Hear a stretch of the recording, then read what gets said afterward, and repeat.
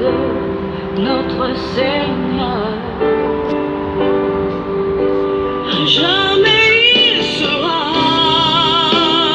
jamais il sera l'agneau sur le trône, l'agneau sur le trône.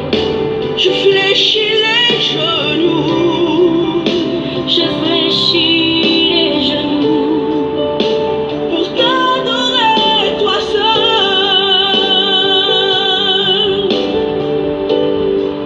Je veux chanter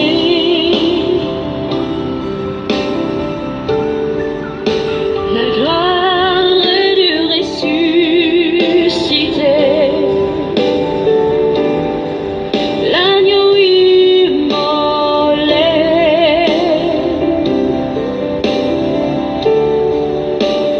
nous a rachetés, mon Dieu. Jamais il sera, jamais il sera, oui, l'agneau sur le trône, l'agneau sur le trône.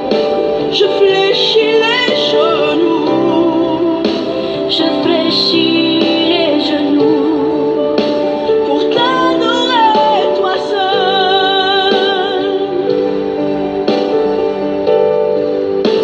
À jamais il sera, à jamais il sera l'agneau sur le trône, l'agneau sur le trône. Je fléchis les genoux, je fléchis les genoux pour t'adorer toi seul.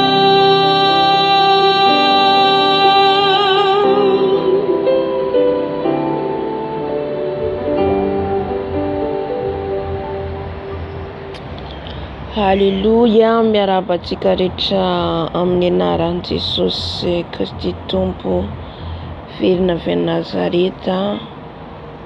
Tratrarantsika ty andro anio ity indray voninahitra ho an'ny Tompony Tompo, mpanjakan'ny mpanjaka, mihetsika voninahitra ny roady roa. Aleluya, aleluya, mihetsika voninahitra ilay Jesositsika. Oh, aleluya ho anao Tompo, aleluya ho anao ilay mipetraka amin'ny seza fiandrianan'ny andehantsika izaotra ny Tompo amin'izao fotoana izao, hanome voninahitra azy fa noho ny aminy mbola matoy izao azy ho anao, matoy izao azy anao toy izao dia mbola noho ny fitiavany,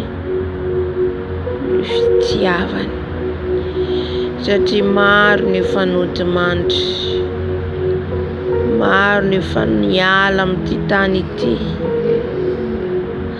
Matoy izao sy ianao mbola velon'aina dia mbola misy raha ilaivan'ny Tompo atsika, ka isaorantsika asany rehetrarehetra zany, asandrato ny feonao isaotra ny Tompo. Andriamanitra tomponay tsara indrindra, misaotra mankalaza anao izay, misaotra midera anao izay, satria tsara ianao sady mpanao ny tsara. Tompo any amin'ny avo indrindra, Tompo mahery, magaga, Andriamanitra ny fiadanana, Andriamanitra izao rehetra izao ianao. Andohalian'ny lohalika rehetra izany no kalazaina ianao, izany no andohaliana eto anatrehanao, fa masina ianao, mangala ny ratsy ianao, masina. Andriamanitra izao rehetra izao, Andriamanitra mampisy ny tsy misy. Oh, aleluya, teraina ianao, kalazaina ianao, mena voninahitra ianao, misandrata Tompo, misandrata Tompo. Haleluya. Amen, amen.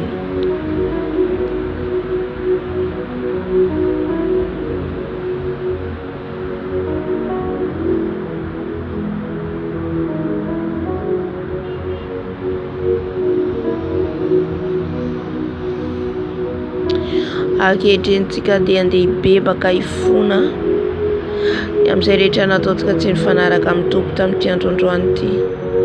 Ianao mahalala, ianao mahafantatra inona ny zavatra nataonao tsy nety.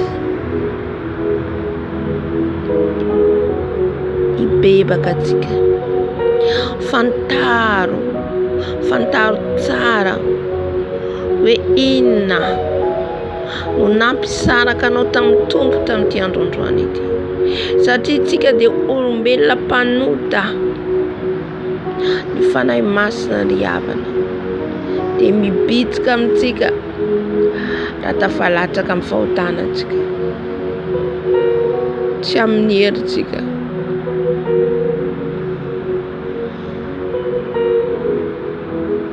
Ka andaontsika hifona andohalika, hifonao amin'i Jesosy izay heloka rehetra vitanao. Vonisa mindra fo aminao.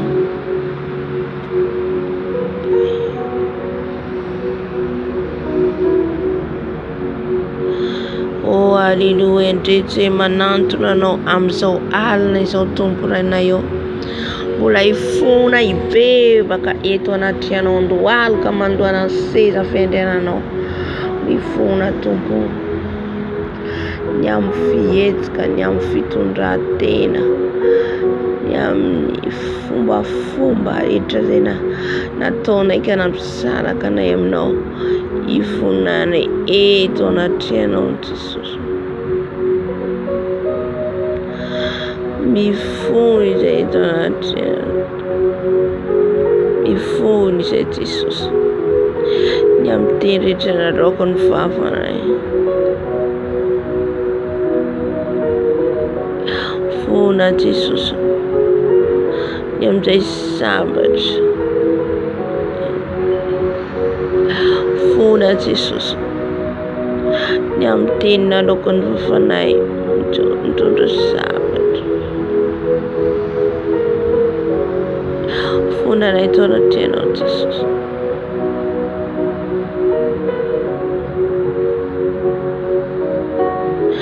Fona Jesosy, fona Tata,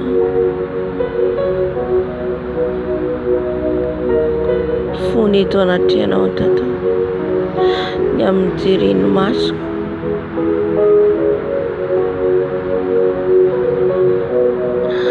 Fona Jesosy, mbola miay amin'izao fiainan'izao zay. Fona Jesosy eo, mbola mitay. Feno vavaka zay.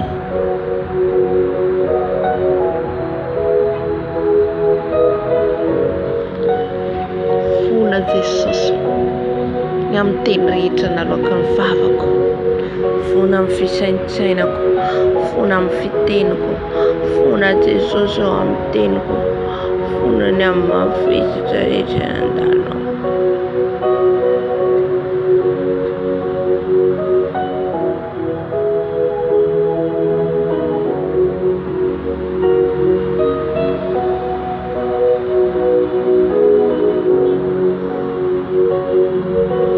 Mbola mifony izay Jesosy, ny amin'ny fieritreretanay. Dia anatin'ny fieritreretanay Jesosy, mieritreritra zavatra maro izay, mieritreritra ny zavatra izay mbola tsy hitanay akory. Midrafonay Jesosy.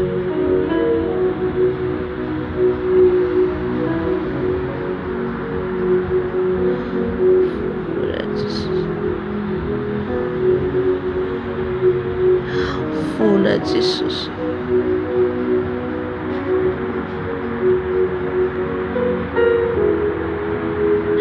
fona Jesosy, ny amin'izay rehetra nijereny masoko. Fona Fona Jesosy kanampisaraka aminao. Fona Tata ny tenenin'ny motro ty. Misy olona mitorovolobelona, misy olona mitory anao, misy olona manome voninahitra anao nefa manohitra ty lelako ty. Fonako eto anatrehanao Jesosy. Ifonako ny fisaintsaina maloto, ifonako ny fo maloto, ifonako fijery maloto, ifona mamindrafo Jesosy. Mamindrafo Jesosy.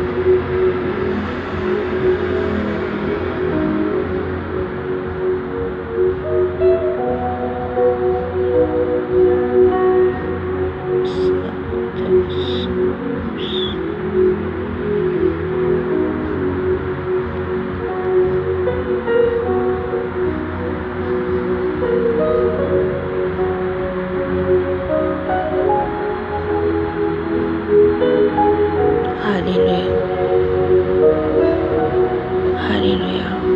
Ifonantsika ho any ankohonantsika ny zanatsika ny ray tapoamintsika. Fona ihany koa tsika ho any fiangonana. Fona ho any tanindrazantsika, ny manodidina antsika ndaotsika rafaka. Ifona ho any hafa. Satria ny tenantsika teo nentsika dia fona koa tsika ho any hafa. Dia toy izay jobom-bola manantona anao mifona mibebaka Jesosy. Andreo ankohonanay, manodidina anay, reo mbola variana amin'izao fiainana izao. Fona Jesosy andreo namanay Jesosy mbola lavitra ireo eto Liban. Jesosy mifona ho an'izy ireny izay. Mamindrafo Jesosy. Fona ihany koa ny fahotana izao tontolo izao. Aiza naiza misy azy. Aiza naiza Jesosy. Mamindrafo Jesosy. Anafaka ny tanora rehetra ianao. Ny tanora mbola miliba amin'izao fiainana izao. Mifona Tata, mifona izany zanakay Jesosy. Mifona any eto anatrehanao. Mamindrafo Jesosy. Mamindrafo Jesosy.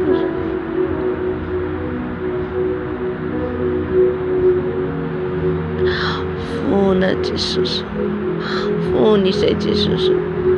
Ny amin'ny fahotana izao tontolo izao. Fona Jesosy. Fona ho an'izao tontolo izao.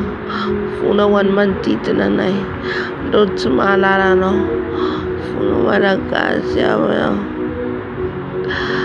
Oh, mamindrafo Tata. Mamindrafo amin'izy ireny Tompo. Dio Jesosy. Mifona Jesosy. Mifona Tata. Mamindrafo ianao. Oh Tompo. Tia amin'ny tanora maro izay mbola voafatotra Jesosy. Mamindrafo Tata. Mamindrafo Jesosy. Mamindrafo ianao. Mamela heloka ianao. Izany ny zanako Jesosy.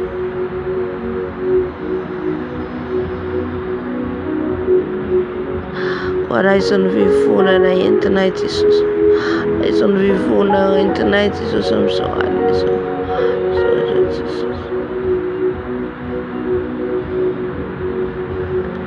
Haleluya. Amin'izao fotoana izao tsika angataka ny rano Jesosy. Ny rano Jesosy anadio anasa tsika. Ny rano Jesosy anadio anasa ny ankohonantsika, ny manodidina antsika, ny firenentsika, ny fiangonana, ny tanindrazantsika. Avazatsika ny rano Jesosy. Haleluya. Jesosy malalo andrehitra mangataka ny rano. Ny rano Jesosy anadio anasanay. Ny rano Jesosy. Ny rano Jesosy. Ny rano Jesosy. Ny rano Jesosy. Diovy amin'ny rano zay, diovy amin'ny rano zay Jesosy. Ny ranao Jesosy manasa, ny ranao Jesosy manadio, ny ranao Jesosy manasa, ny ranao Jesosy manadio. Diovy amin'ny rano zay, diovy amin'ny rano zay Tato, diovy amin'ny rano zay Jesosy. Ny ranao manadio anay, ny ranao manadio anay, ny ranao manadio anay.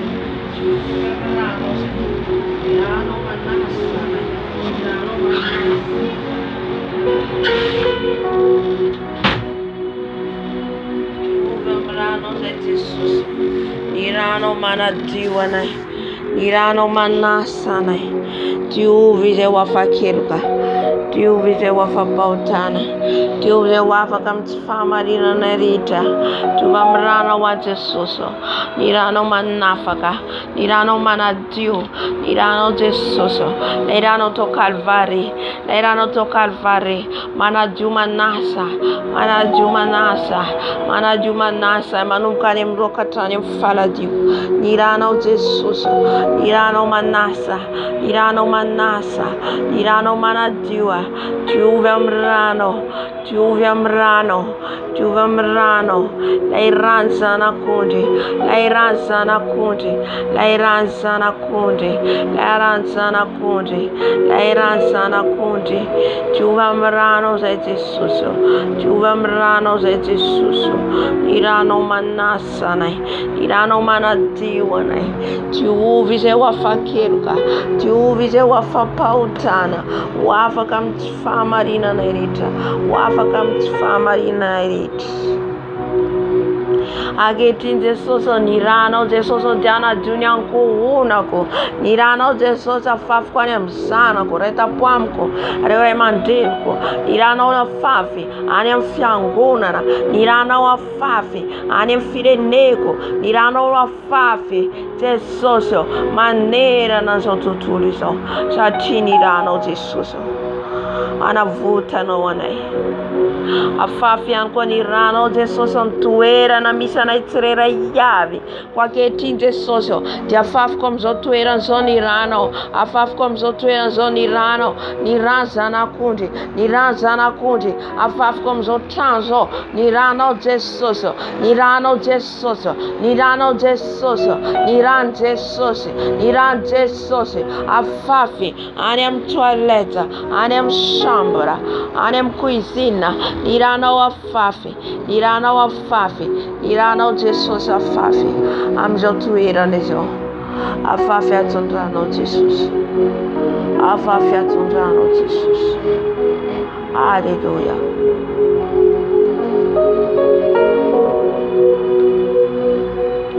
Alleluia. Alleluia. Sotra Jesosy, sotra Tompo. Mankasitraka Tato, mankasitraka ny amin'ny rano, ny amin'ny rano anadio anay, anasa anay. Sotra amin'ny rano Jesosy, sotra amin'ny rano Jesosy. Ankehitriny sotroinay ny rano, sotroko ny rano Jesosy, sotroko ny rano Jesosy. Anadio anasa, manadio manasa ny rano Jesosy, ny rano Jesosy. Manasa ny rano, sotroko ny rano Jesosy, sotroko ny rano Jesosy, sotroko ny rano Jesosy, sotroko ny rano Jesosy. Hitondra fiainana ho ahy, hitondra hery ho ahy. Sotroko ny rano Jesosy, sotroko ny rano Jesosy, sotroko ny rano Jesosy.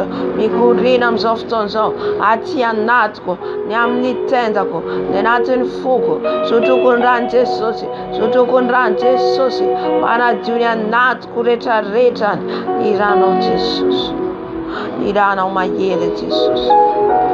Alleluia. Amen, amen, amen, amen. Alleluia. Amin'izao fotoana izao tsika andeha hangataka ny fanahy masina satria efa eto izy manatrika atsika. Hitondrantsika ny fiderana, hitondrantsika ny fiderana sady hangatantsika ny fanahy masina. Alleluia. Anokatra ny fotsika atsika ndray ny herin'ny fanahy masina.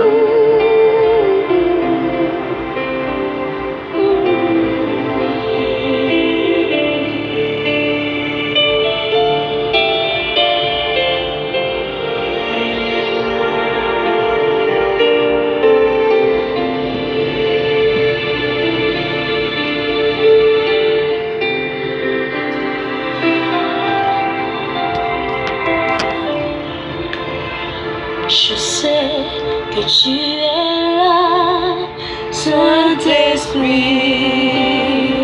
Je sais que tu es là.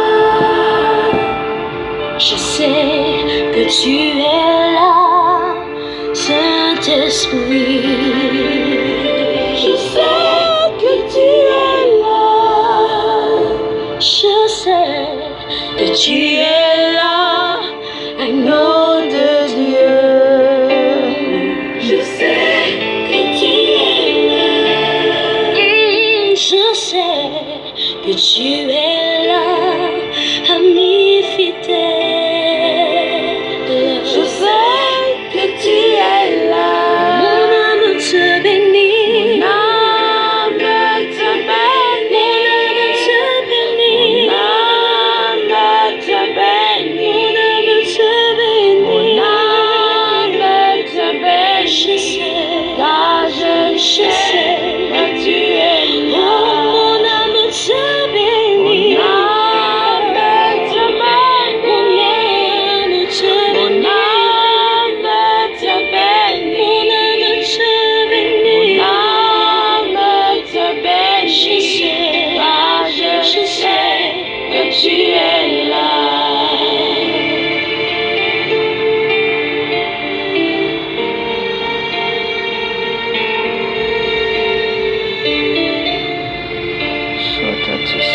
Soja fanai masno ve fayeto no manat kanai. Soja fanai masno fayeto no tar kanai jai. Fanai ni rai, fanai ni rai. Midina nat kanai, midina nat kanai, midina tar kanai. Fanai masno fenuisai, fanai masno afi, fanai masno afi. Alléluia. Agneau de Dieu. Je sais que tu es là. Oh, je sais que tu es Midina fanai yo. là. Midina fanai masno, midina menonai, midina tarkanai, midina menonai, tarkan softo sao, amenonai, fanai masno. Mon âme te bénit. Mon âme te bénit. Fanai masno mabeluanai, fenuise manukam luanai gatane faladinai, fenuise fanai masno.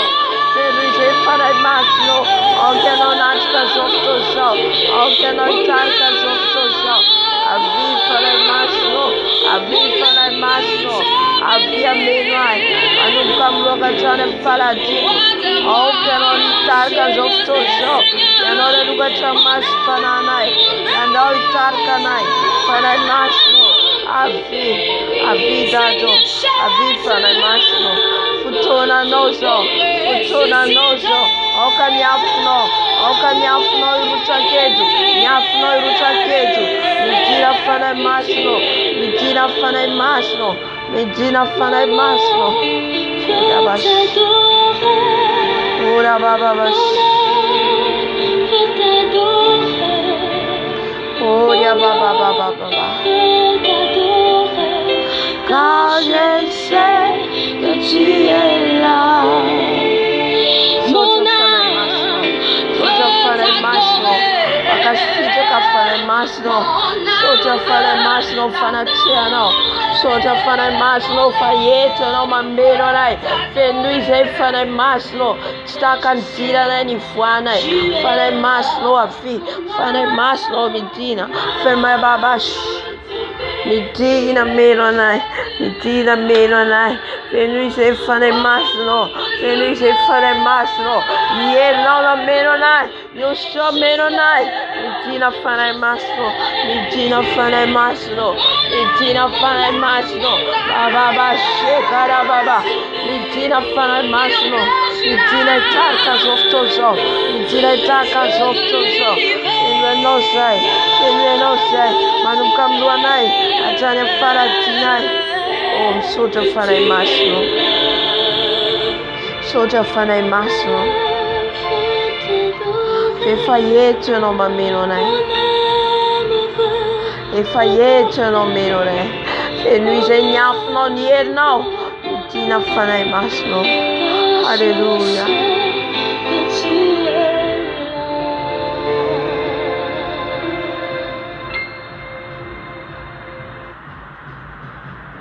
Haleluya.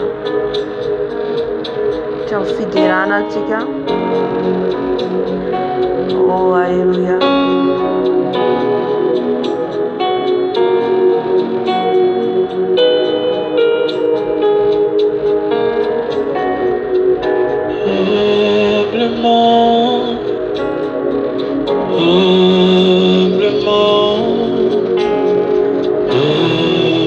Humblement, te dis merci.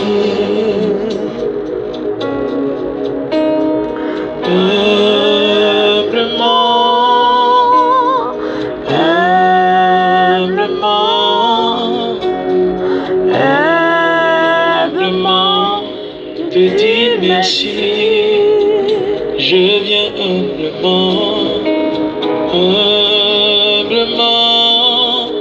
mon Dieu. Jésus, te dis merci.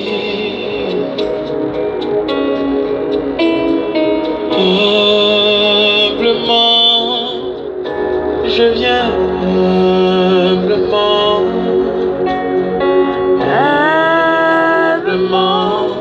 te dis merci.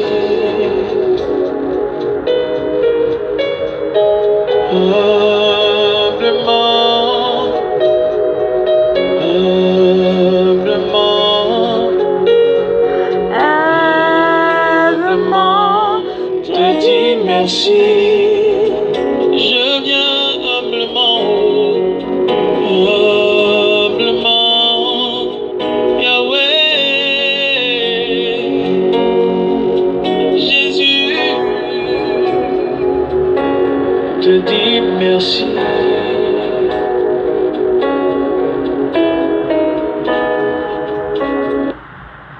Haleluya. Unamfidirana chantika. Haleluya. Merci Seigneur. Merci Seigneur Jésus. Alléluia.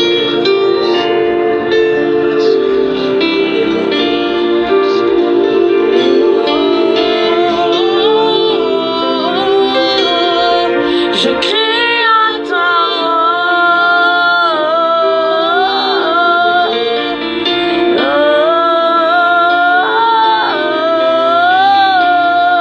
Je crie à toi. Oh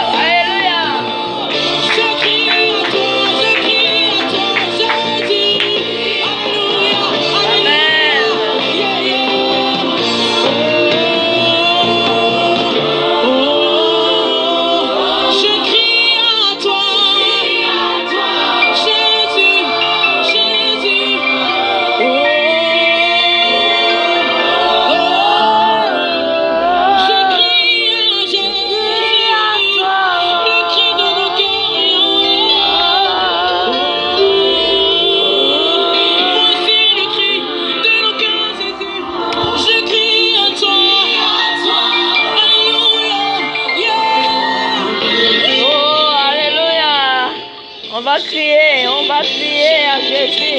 Jésus, qui est au milieu de nous maintenant. Qui est au milieu de nous maintenant. Alléluia. Dans cette réunion, viens papa, qui est au milieu de nous.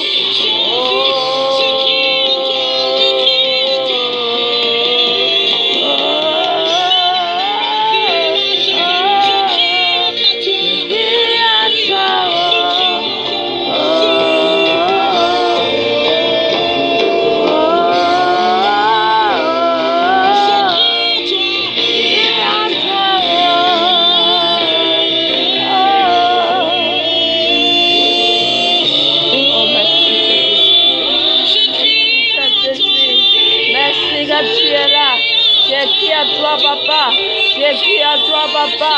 Tu vas au milieu de nous maintenant. Oh Saint-Esprit. Oh, j'écris vers toi, Jésus. J'écris vers toi. Oh, a truc au nom de Jésus. A truc au nom de Jésus. A natka govtozo. A truc au nom de Jésus. A natka govtozo. A natka govtozo. A natka ne. A vide socio. A vide socio. A vide socio. Manatel sonnet. Manatel vous sonnet.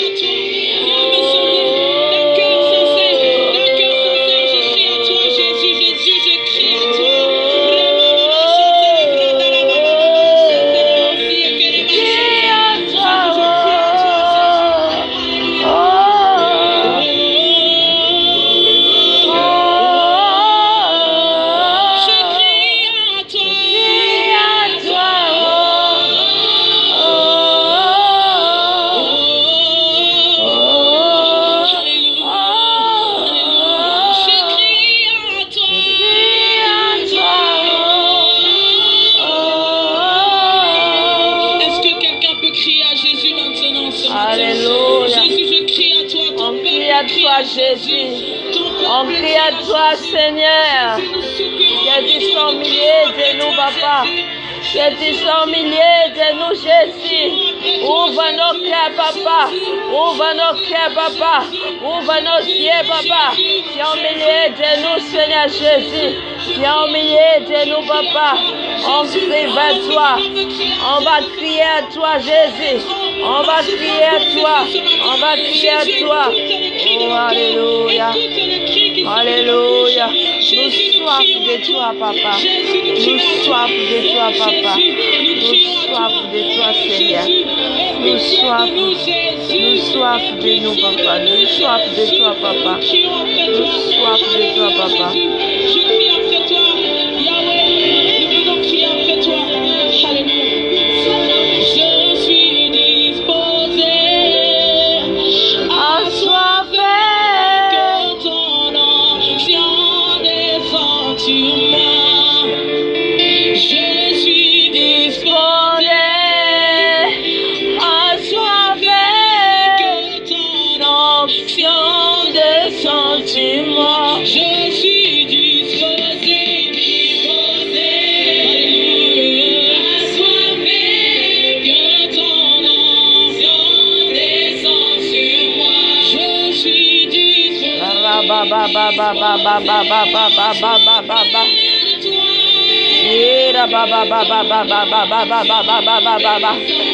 Que ton onction descend, papa. Que ton onction descend. Que ton onction descend. Descend sur moi. Descend sur moi. Que ton onction descend. Que ton onction descend. J'ai soif de toi. Je suis disposé. Alléluia. Assoiffé. Descend sur moi.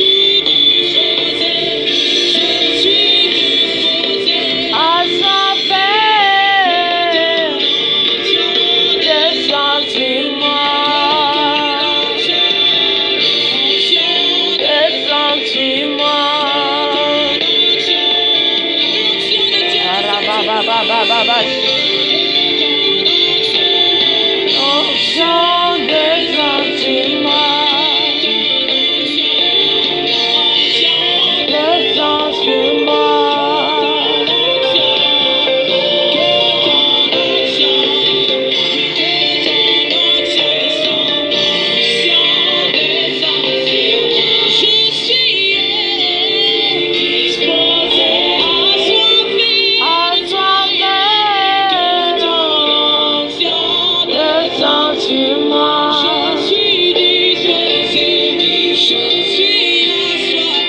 assoiffé de ton onction, descends sur moi.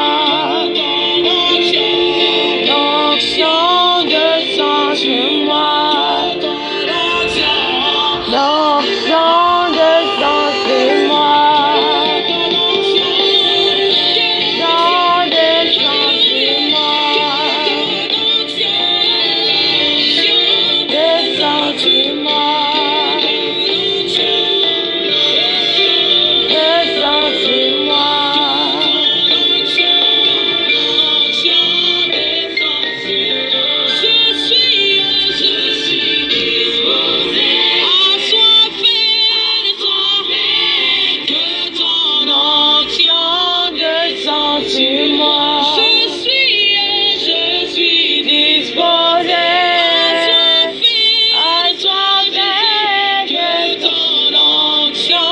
descend sur moi.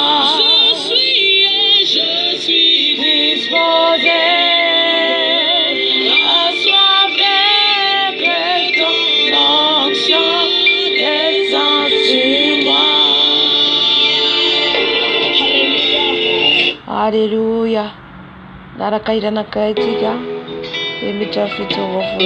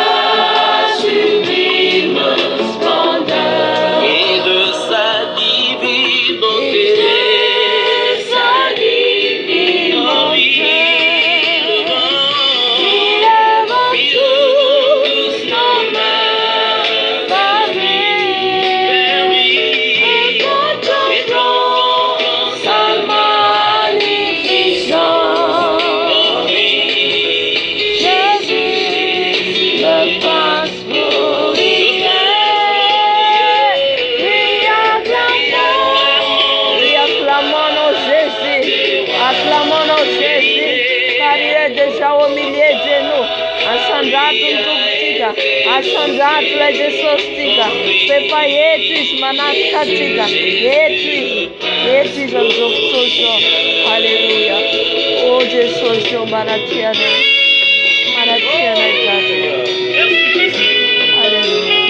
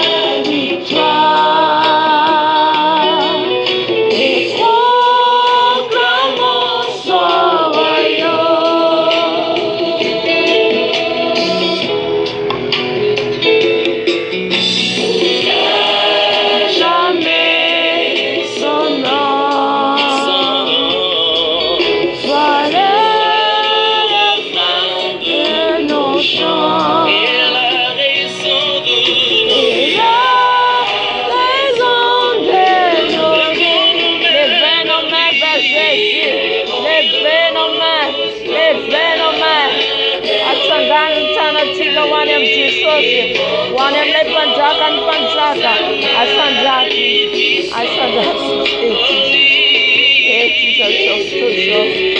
Oh, asada tero Jesus. Asada tero panjaka. Anatka zoro Jesus. Satia nauzere totona ye Jesus. Ufunatye nara noreriani. Manateno Jesus. Manateno dada malado.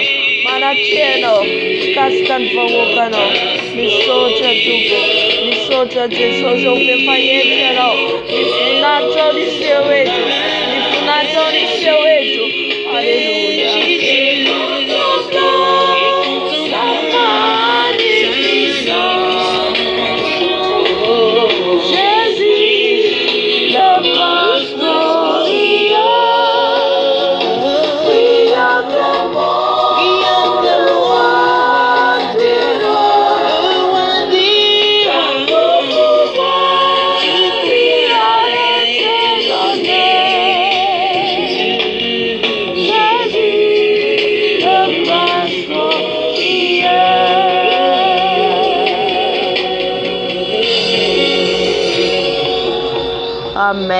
Amen.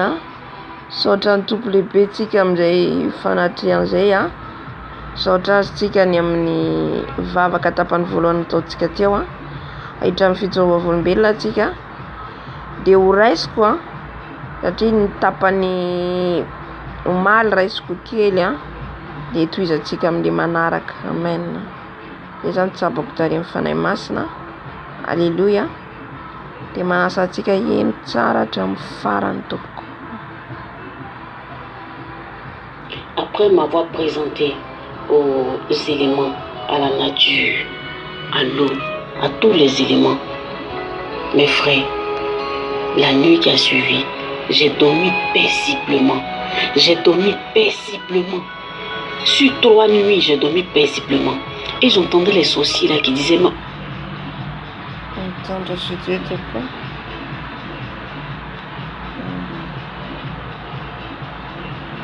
Servir comme vous doit mettre. Shalom à tous. Moi, c'est la sœur Pamela Dali, chantre Pamela Dali. Aujourd'hui, je veux vous témoigner ma deuxième rencontre avec Hachem Adonai, le Seigneur Jésus-Christ, Yeshua Mashiach. Après avoir eu une expérience merveilleuse en 2003, après avoir visité le royaume des cieux en 2003, après avoir fait la connaissance du royaume des cieux en 2003,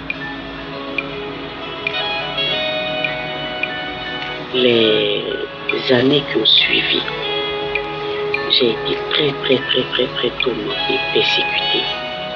Parce que le diable ne voulait pas que je parle de tout ce que j'avais vu.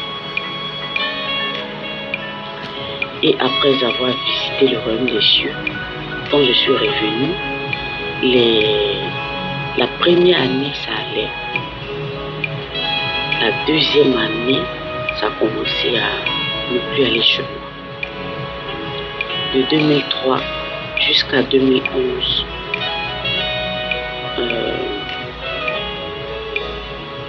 les années qui sont au milieu, là, comment je peux dire, c'est-à-dire à partir de 2005 jusqu'à 2011, vraiment le diable était déchaîné contre moi parce que j'avais vu le royaume des cieux.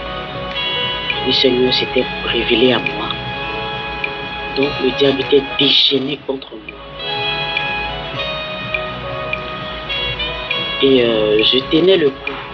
J'arrivais à tenir un peu, mais à un moment donné, je n'avais plus rien. Je n'arrivais plus à manger, je n'arrivais plus à me prendre en charge parce que j'ai perdu mon père. J'avais perdu mon père très jeune. Et ma mère, en ce temps-là, je ne la connaissais pas. Donc c'était vraiment difficile pour moi. Donc, vu que je savais chanter, j'utilisais ma voix pour me faire de l'argent. J'ai commencé à rechanter dans les pianos bars parce que j'avais besoin d'argent. Quelqu'un qui a visité le royaume des cieux en 2003, vous comprenez? En 2005, ma vie a basculé. Le diable était déchaîné contre moi. Et j'ai commencé à chanter dans les pianos bars. Je n'arrivais plus à prendre soin de moi. J'ai commencé à chanter avec les artistes profanes, païens, pour avoir un peu d'argent sur moi. Je faisais tous les styles, reggae, pop, raga, zouk, slow, gospel, néo-soul. Je faisais tous les styles, pourvu que j'ai un peu d'argent pour me prendre en charge, pour me nourrir. Et je chantais aussi à l'église. Mais à l'église, on ne nous donnait pas l'argent. L'église connaissait ma situation et l'église ne faisait rien pour m'aider. L'église connaissait ma situation et l'église ne faisait rien.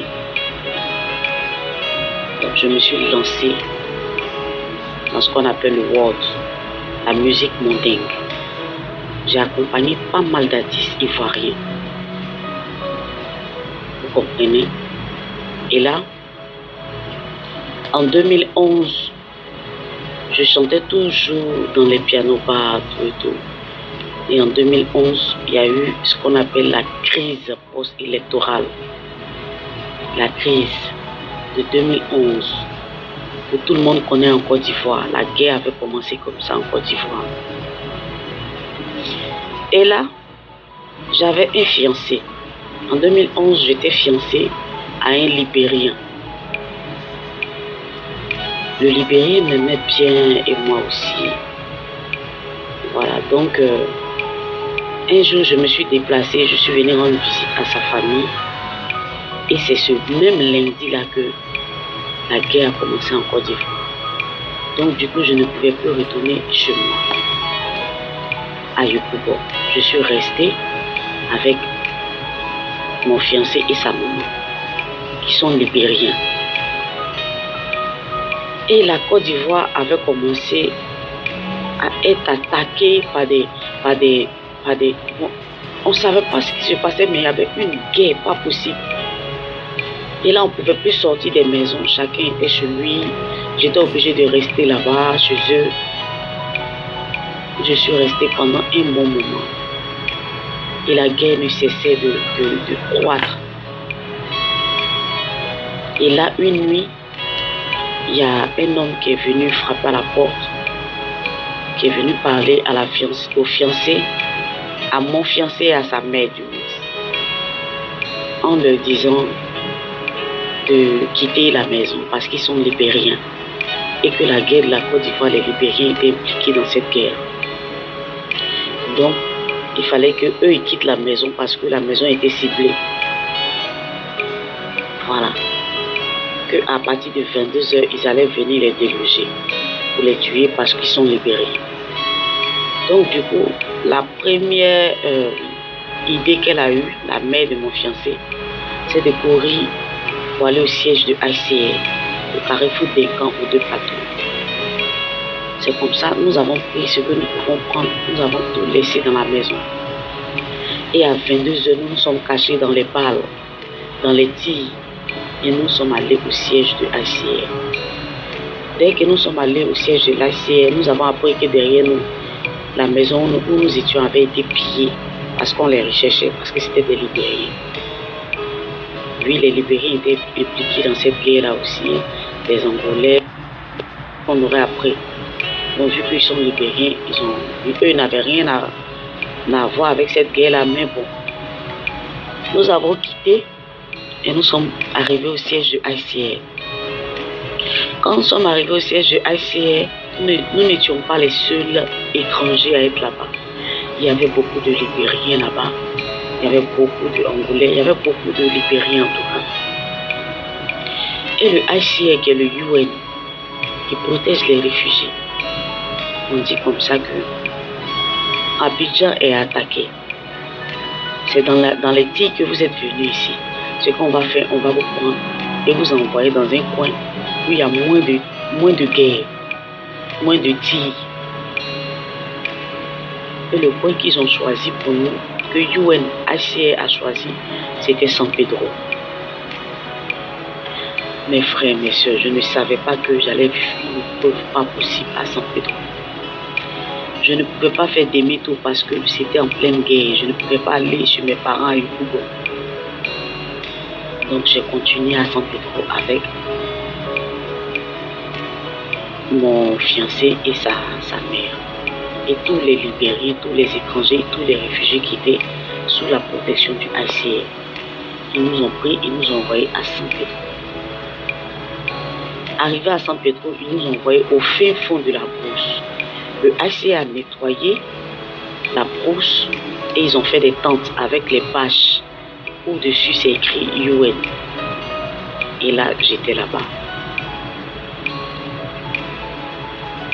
J'étais là-bas, mes frères et sœurs. Sous les tentes. Je ne savais pas que j'allais vivre une épreuve pas possible. Je ne savais pas que j'allais vivre une épreuve vraiment. Et là, j'étais à San Pedro. Ils ont mis les tentes de HCR. Nous étions là-bas.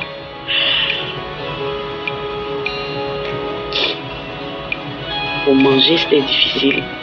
Pour trouver de l'eau à boire, c'était difficile. Dans la condition où nous étions, où HCR nous avait laissé, c'était vraiment difficile. C'était dans la brousse. Et à côté de la brousse, il y avait une eau, une rivière. Je ne sais pas si je vais dire un fleuve ou une rivière ou qui était collé au village des Cromains, parce que San Pedro appartient aux Cromains. Voilà. Comprenez. Donc ils nous ont laissés à San Pedro. Et chaque midi, ils envoyaient de la nourriture. Chaque soir, ils envoyaient de la nourriture. C'était comme ça. À un moment donné, le HCR a tout arrêté. Donc les réfugiés étaient livrés à eux-mêmes. Voilà. Pour se laver, on était obligé de chercher des puits. Pour boire de l'eau, on était obligé d'aller vers la rivière, puiser l'eau et filtrer l'eau et boire. On partait pêcher des poissons, on partait pêcher des crabes, venir manger. Vu que Dieu merci, il y avait une rivière à côté. Je vous parle de ma deuxième rencontre avec Dieu. C'est arrivé dans des moments bizarres, dans des conditions bizarres. Et là, on arrivait à survivre pendant un bon moment. Vu que la crise n'arrêtait pas, ne cessait pas, la guerre ne cessait pas, je ne pouvais pas prendre la route pour venir sur Abidjan et aller voir mes parents qui étaient à Yopougon. Étant à San Pedro, j'ai appris que Yopougon était encerclé. Et ce jour-là, ils ont appelé ce jour-là le lundi noir. Parce que ma maison de Yopougon avait été pillée. Et ma famille avait été vraiment éprouvée dans la crise. Dans cette crise-là, j'ai perdu mes frères, j'ai perdu mes soeurs, mes cousines. Et étant à San Pedro, j'entendais toutes ces nouvelles. Je ne pouvais plus faire marche arrière. Je suis restée à San Pedro.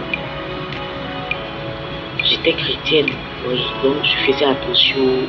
Je priais les nuits, je veillais souvent, je parlais à Dieu. Mais je faisais des choses que le Seigneur n'aimait pas. Je me suis lancée dans la musique mondaine. Pour manger là-bas, j'étais obligée de faire des feats avec des rappeurs mondains. Je faisais des choses au fait que le Seigneur m'avait interdit de faire. Voilà. Je ne me prostituais pas, je ne couchais pas avec les hommes, mais mon talent qu'il m'avait donné là, je mettais ça au service du diable. Et ça, il m'avait dit qu'il n'aimait pas. Mais comme j'étais obligée, je me retrouvais dans une situation bizarre. Je le faisais quand même. Et les Cromains ont su que le HCR nous avait déposé dans leur village, dans leur ville. Le roi, le chef du village Cromain est venu. et il a demandé à faire une réunion avec tous les libérés. J'étais la seule fille ivoirienne parce que le HCR sécurise que les étrangers, au fait, les réfugiés. Vu qu'une Ivoirienne ne peut pas être réfugiée dans son propre pays. Moi, j'ai juste suivi mon fiancé et sa maman. Donc, j'étais la seule Ivoirienne. Donc, quand ils ont fait leur réunion, on m'a écartée. J'étais dans ma tente, je dormais dans ma tente. Parce que là-bas, chacun avait sa tente. Sa petite cabane. Et le chef du village est venu faire une réunion avec eux. Pour leur dire, écoutez bien, le territoire, la place où HCR nous a déposé là, normalement, on ne vit pas là-bas. Et la rivière qu'on voit là, normalement, c'est une rivière sacrée. Pour qu'on puisse rester là, il va falloir qu'entre nous, on donne un sacrifice humain. Un sacrifice humain pour qu'on puisse rester dans cet endroit-là. Vu que moi, j'étais dans ma chambre, je ne savais pas ce qui se passait dans ma tente. Ils ont fini leur réunion, tout et tout. Les libérés ont dit qu'ils vont se concerter et ils allaient faire un retour au roi de San Pedro. Mes frères, après leur réunion, je ne savais pas que leur sacrifice humain là, c'était moi. C'était moi, parce que tous les libériens ne voulaient pas donner leur enfant. Ils ont dit, mais il y a une Ivoirienne au milieu de nous. Elle fait quoi au milieu de nous? C'est elle qu'on va donner en sacrifice à l'eau. C'est elle qu'on va donner en sacrifice à l'eau. Et au milieu des libériens, il y avait pas mal de sorciers. Il y avait pas mal de sorcières. Donc elles se sont engagées dans ce truc-là pour que je puisse payer, que je puisse périr, que je puisse mourir.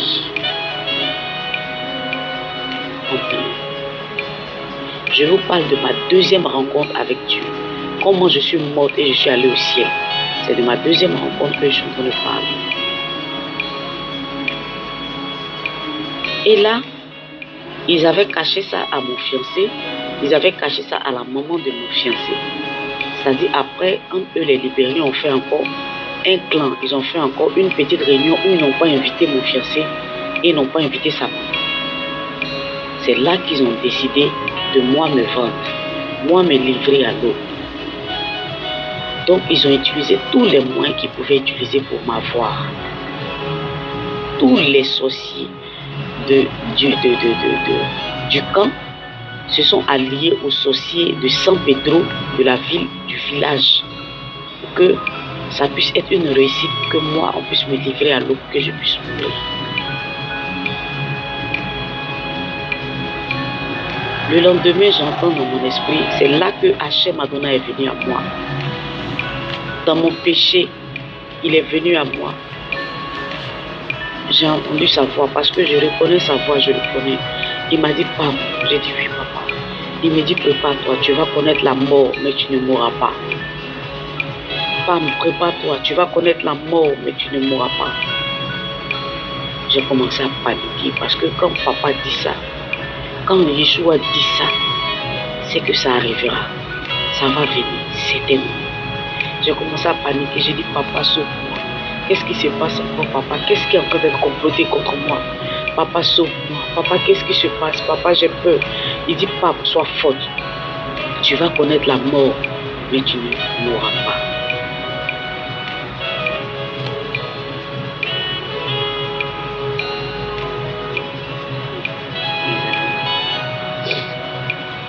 C'était vraiment terrible ce qui m'est arrivé. C'était vraiment difficile à expliquer, mais je vais faire l'effort d'expliquer comment j'ai fait, qu'est-ce qui s'est passé. Et j'ai rencontré Hachem Adonai pour la deuxième.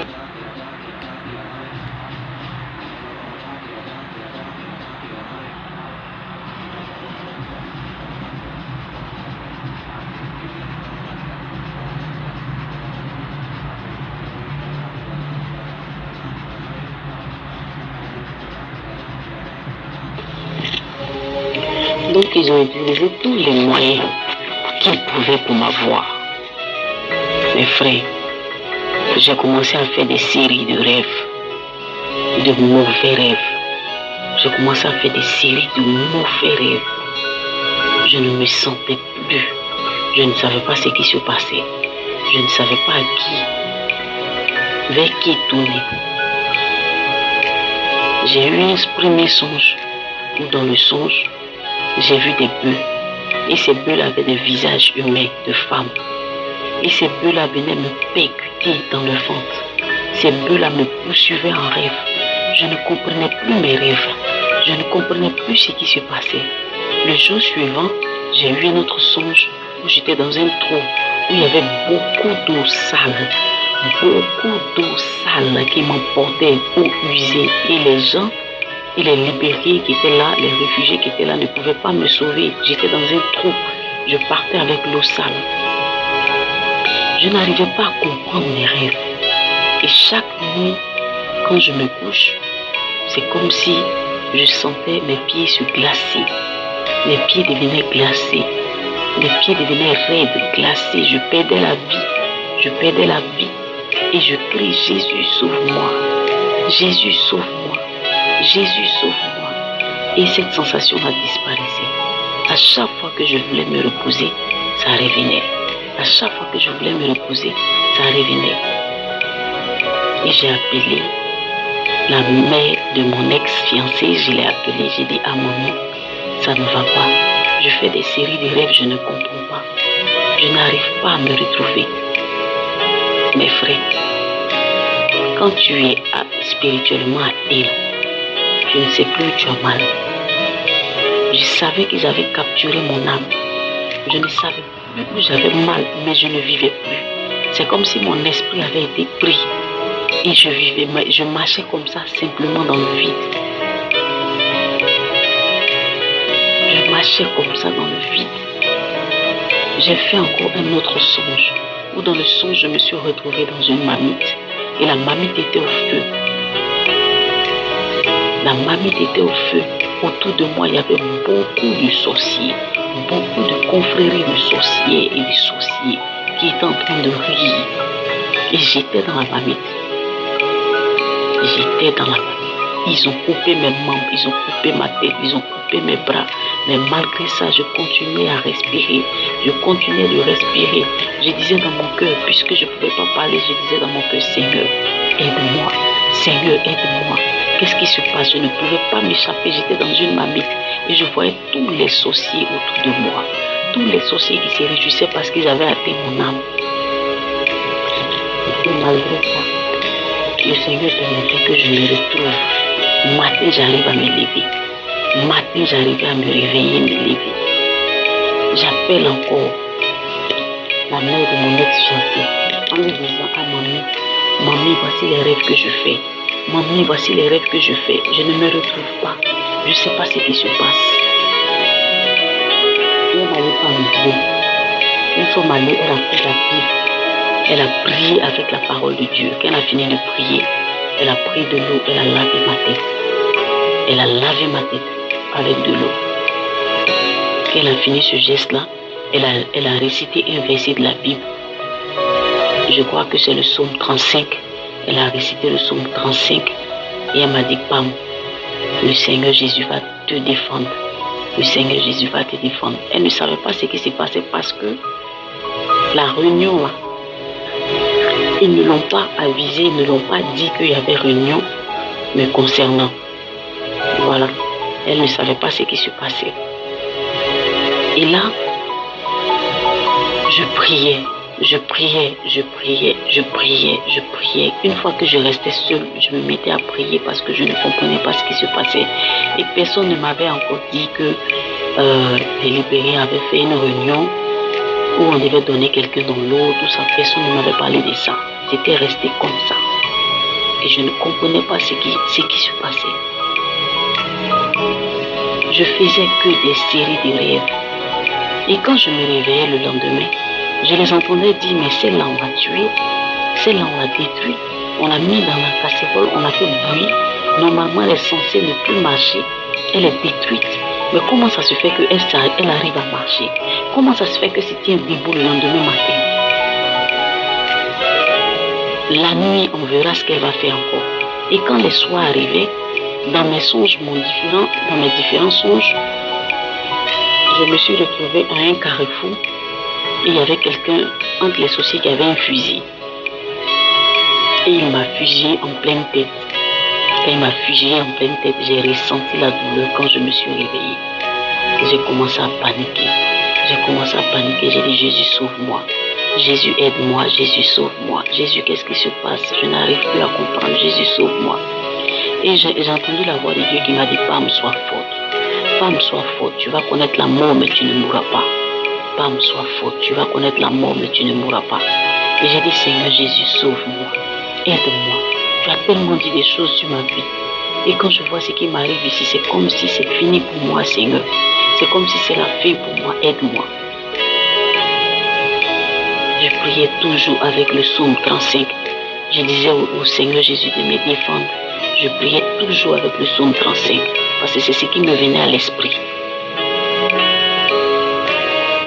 Mes frères, c'était pas facile du tout. Il y a une voix qui dit, Pam, tu as un peu d'argent sur toi. Quitte le territoire. Va à Abidjan. Quitte le territoire, va à Abidjan. C'est vrai qu'il y a la guerre. Mais quitte le territoire, va à Abidjan.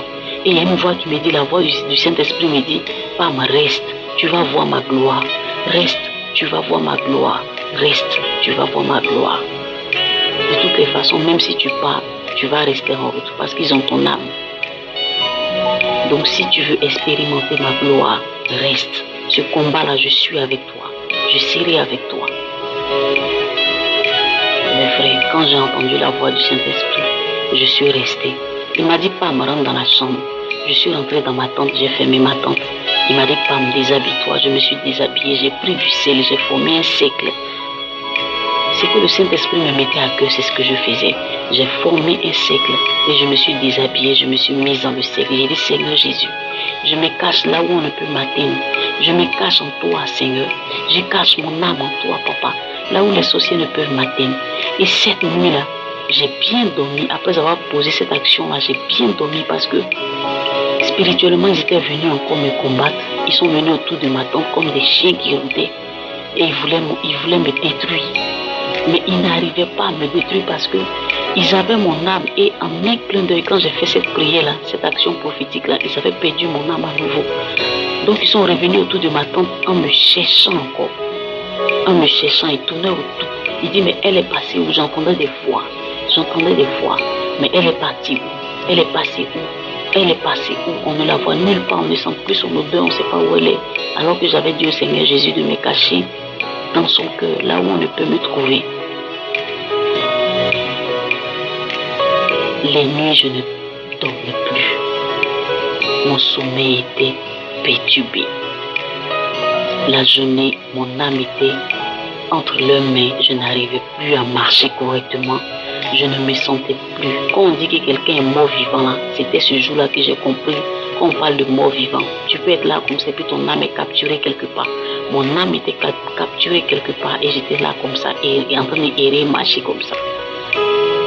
Et je priais, j'ai dit, Seigneur, sauve-moi. Hachem Adonai, sauve-moi. Tu m'as dit que je vais parler de ta part. Tu m'as dit que je vais évangéliser. Tu m'as dit que je vais partir partout dans le monde pour chanter pour toi, Seigneur. Et c'est pas ce que je suis en train de voir. Seigneur, sauve-moi. Hachem, sauve-moi. Seigneur, sauve-moi. Et je priais comme ça. Et je priais comme ça. La nuit suivante, j'ai commencé à sentir un esprit de mort. Un esprit de mort qui était autour de ma tente. L'esprit de mort était autour de ma tente. Et mes pieds ont commencé encore à être glacés. C'est monté à ma cheville, c'est monté à mon genou, c'est monté à ma cuisse, à mes cuisses. Je ne pouvais plus me lever.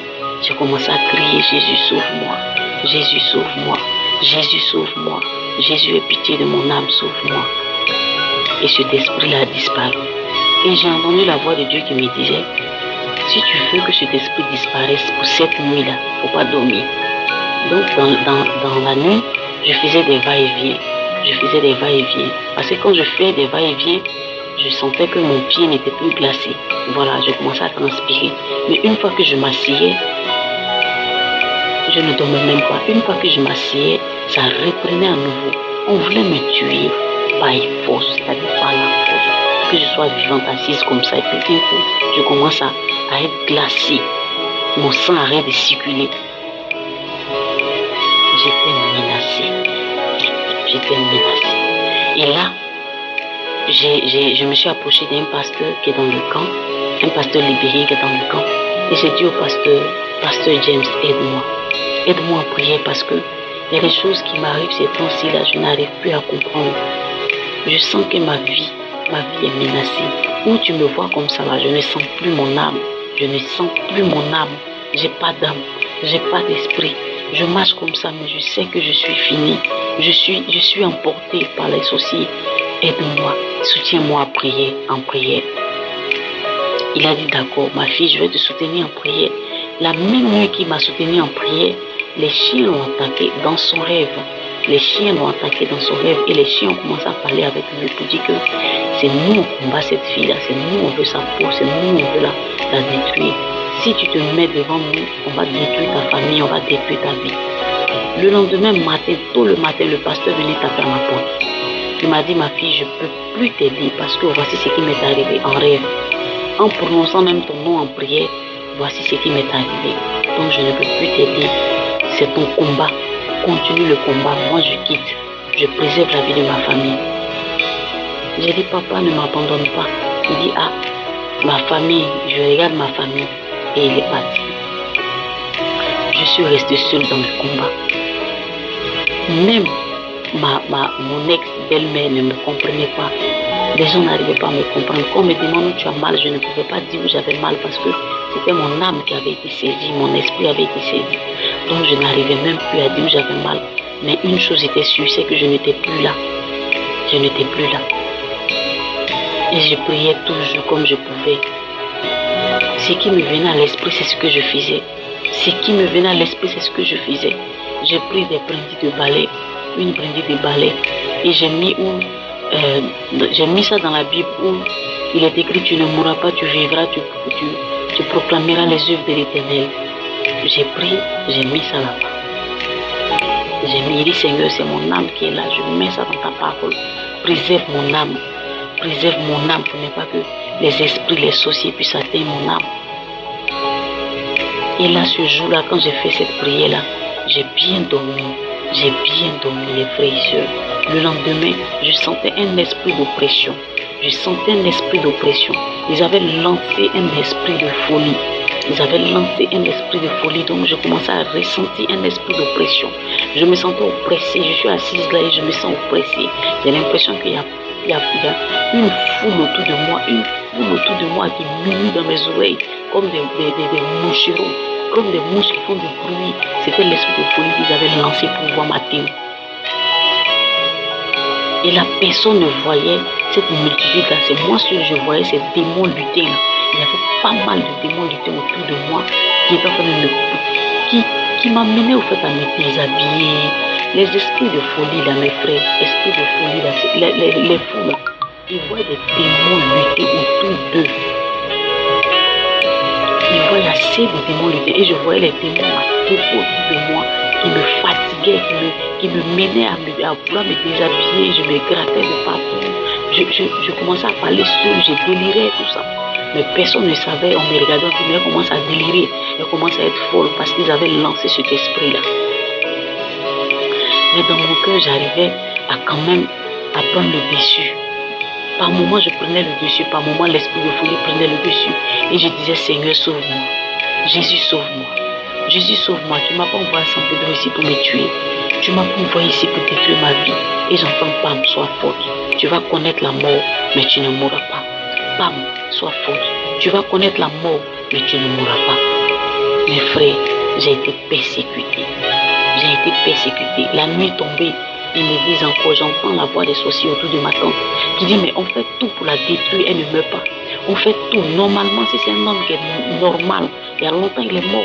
On l'a fait bouillir dans la casserole, elle vit. On a envoyé un esprit de mort, elle vit. On l'a fusillé, elle vit. On a envoyé des bœufs pour la percuter, pour la cogner, elle vit. On a envoyé maintenant l'esprit de folie, mais par moment, elle arrive à prendre le contrôle. Ce qu'on va faire, on va envoyer la foudre pour la foudroyer, pour qu'elle puisse tomber et mourir sur le champ. En plein 17h, mes frères, J'étais en train de marcher dans la rue et la foudre a tombé. La foudre est tombée sur moi dans mon dos. Je suis tombée raide comme morte par terre. Et là, les gens pensaient que j'étais morte. Les gens pensaient que c'était fini. J'ai fait quelques minutes à terre. Et là, je me suis relevée. Quand je me suis relevée, tout le monde était étonné. Moi seul, je savais ce qui se passait. Tout le monde était étonné. Mais la foudre ne peut pas tomber si quelqu'un peut vivre. Mais la foudre est tombée sur moi et je vivais. Et je me suis levée, je me suis assise par terre et dit, Seigneur, sauve ma vie. Hachem Adonai, sauve ma vie. Hachem Adonai, sauve ma vie. Il m'a dit, Pam, tu vas connaître la mort, mais tu ne mourras pas. Pam, tu vas connaître la mort, mais tu ne mourras pas. Je dois fuir ou je dois rester à San Pedro. L'Esprit de Dieu me dit, non, je suis avec toi, ne fuis pas. Je suis avec toi, je vais me glorifier, ne fuis pas. Je suis avec toi. Et j'entends, fuis, va, quitte ici, parce que tu vas périr. Quitte ici, parce que tu vas périr. J'ai décidé en moi-même de faire confiance au Saint-Esprit. Alors je suis resté. Mes frères, mes soeurs, c'était terrible ce qui m'arrivait. C'était terrible, personne n'arrivait à me comprendre. On m'a attaché, on m'envoie à l'hôpital. Les docteurs ont vérifié tout. Les docteurs ont dit, elle n'a qu'à rester à l'hôpital ici. On va faire d'autres examens. Et j'entends clairement la voix du Seigneur me dire, si tu restes ici, ils vont t'achever ici.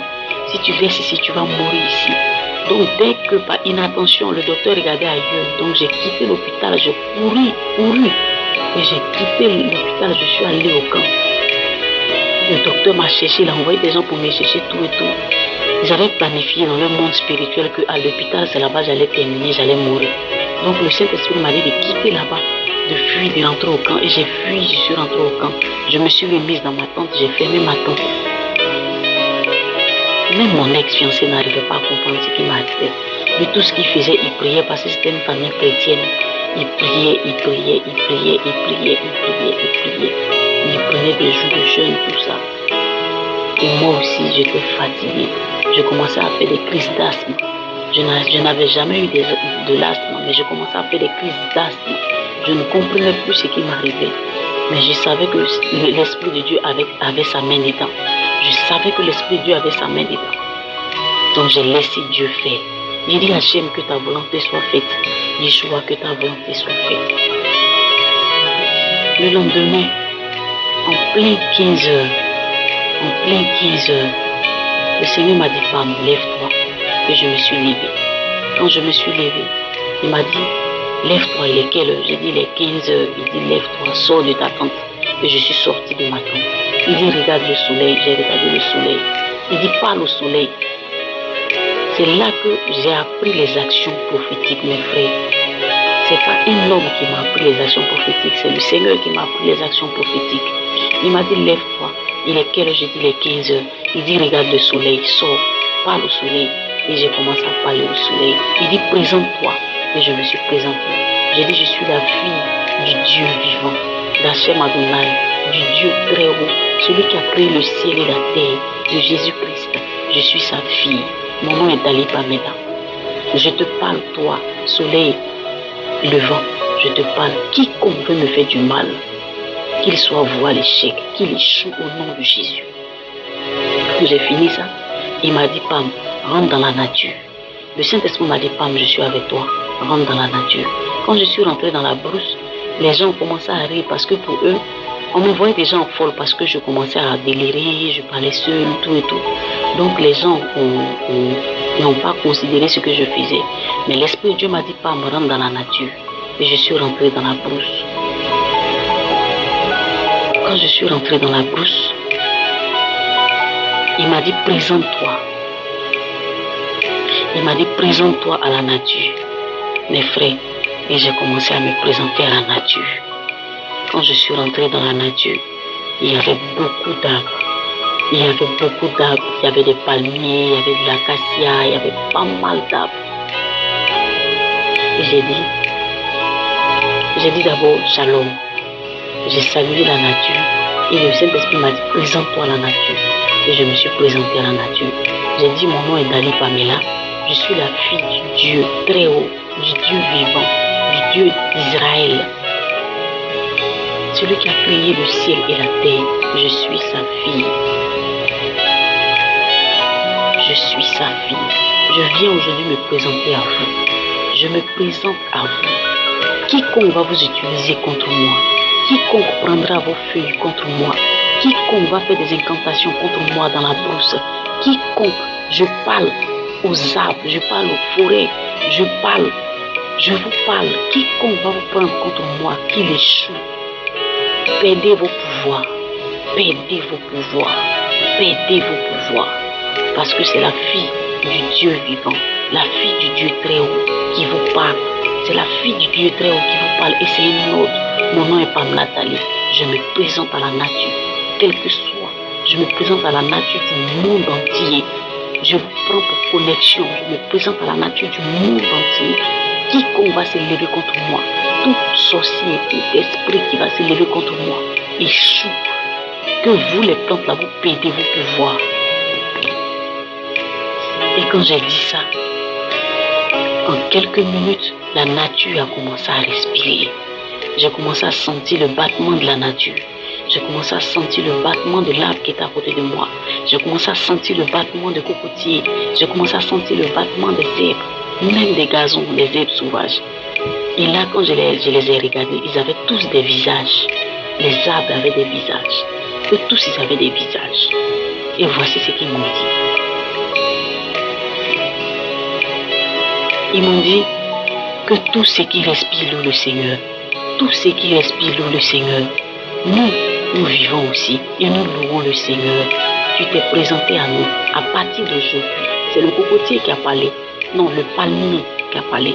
À partir d'aujourd'hui, tous ceux qui vont venir nous prendre, couper de nos feuilles, prononcer ton nom, nous perdons nos pouvoirs maintenant.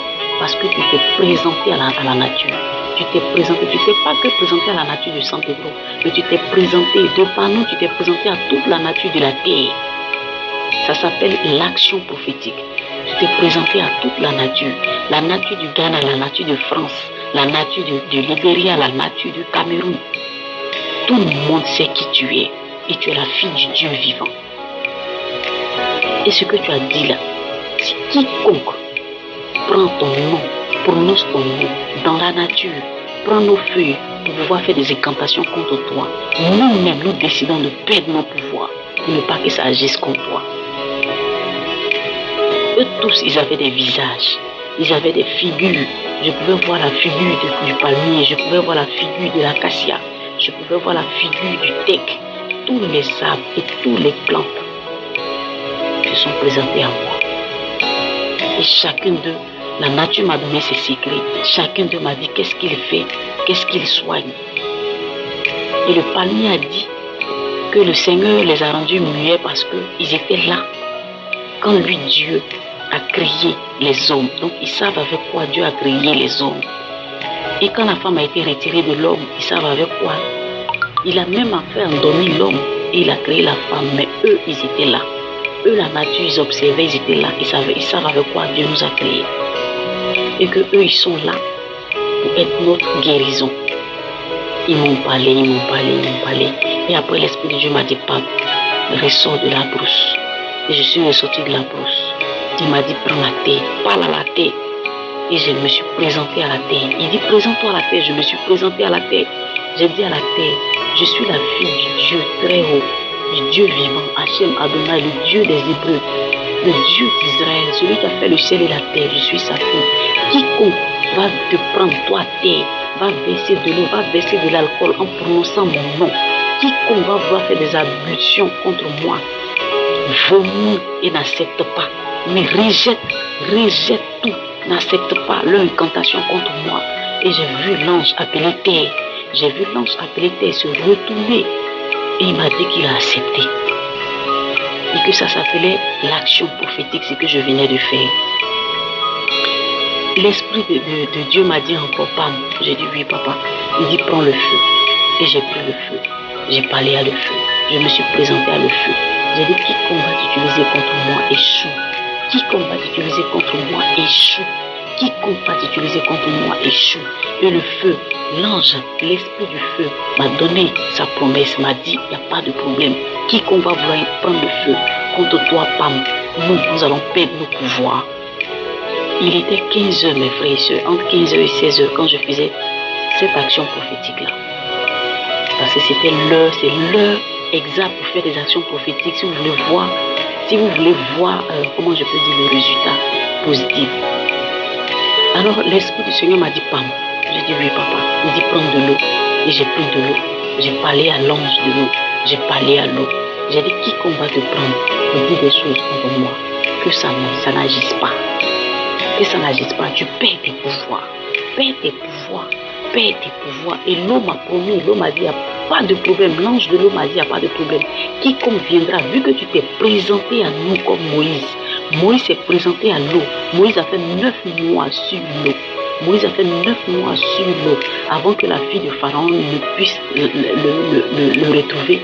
Il a fait 9 mois sur l'eau. Donc l'eau a pris le temps de prendre soin de Moïse. L'eau a pris le temps de connaître Moïse. C'est parce que l'eau se reconnaissait en Moïse que quand Moïse a brandi son bâton pour dire à la mer de se fondre, que la mer s'est fendue. C'est parce que l'eau reconnaissait Moïse. C'est vrai, il y a un Dieu qui est au-dessus. Mais l'eau s'est reconnue en Moïse parce qu'ils ont pris le temps, après avoir enfanté Moïse, après que la mère de Moïse ait enfanté Moïse, Moïse s'est retrouvé sur l'eau. Moïse s'est retrouvé sur l'eau, dans un panier. Et il a fait 9 mois sur l'eau. Donc il a pris le temps de connaître les esprits des eaux. Et les eaux l'ont élevé. Jusqu'à les eaux l'ont emmené dans la maison de la fille de Pharaon. Donc Moïse avait été présenté par l'eau, tout comme Élie qui avait été baptisé par le feu, qui avait été présenté par le feu. Donc ce que je suis en train de faire, c'est des actions prophétiques où je suis en train de me présenter aux éléments. Vous comprenez? Je me suis présenté à l'air. Hachem m'a dit, Pam, présente-toi à l'air. Je me suis présenté à l'air. J'ai dit à la nature, à l'air. J'ai dit, quiconque va parler, quiconque va parler, je suis la fille, mon nom est Pamela Dali, je suis la fille du Dieu vivant, du Dieu très haut. Quiconque va parler dans l'air, toi l'air, ne permets pas que ça arrive à l'existence. Ne permets pas. C'est vrai qu'on dit une parole qui est lâchée là. Elle ne revient à la personne tant qu'elle est accomplie ses effets. Mais toi l'air, c'est toi qui permets. Toi le temps, c'est toi qui permets. Toi l'air, c'est toi qui permets. Que cette parole-là puisse avoir comment je peux une importance puisse se réaliser. Alors je t'en supplie. Toi l'air, ne permets pas. C'est que tout ce qu'ils vont dire dans l'air contre nous, que ça n'agisse pas au nom de Jésus. Que ça n'agisse pas au nom de Jésus. Et je commence à faire cette action sous l'ordre et sous l'ordre du Saint-Esprit. Parce que c'est lui qui me disait comment je dois prier tout ça. C'était ma première fois de faire des actions prophétiques. Après avoir fait ces actions prophétiques-là, ce jour-là, j'ai visé tant. Parce que tous les anges étaient d'accord avec moi. Je m'étais présenté par l'esprit. Je m'étais présenté aux esprits. Donc tous les anges étaient d'accord. Ils étaient prêts à prendre ma défense. L'ange de l'eau, l'ange de la forêt, l'ange de l'air, l'ange du feu, l'ange de la terre. En tout cas, tous ces éléments étaient prêts à combattre avec moi.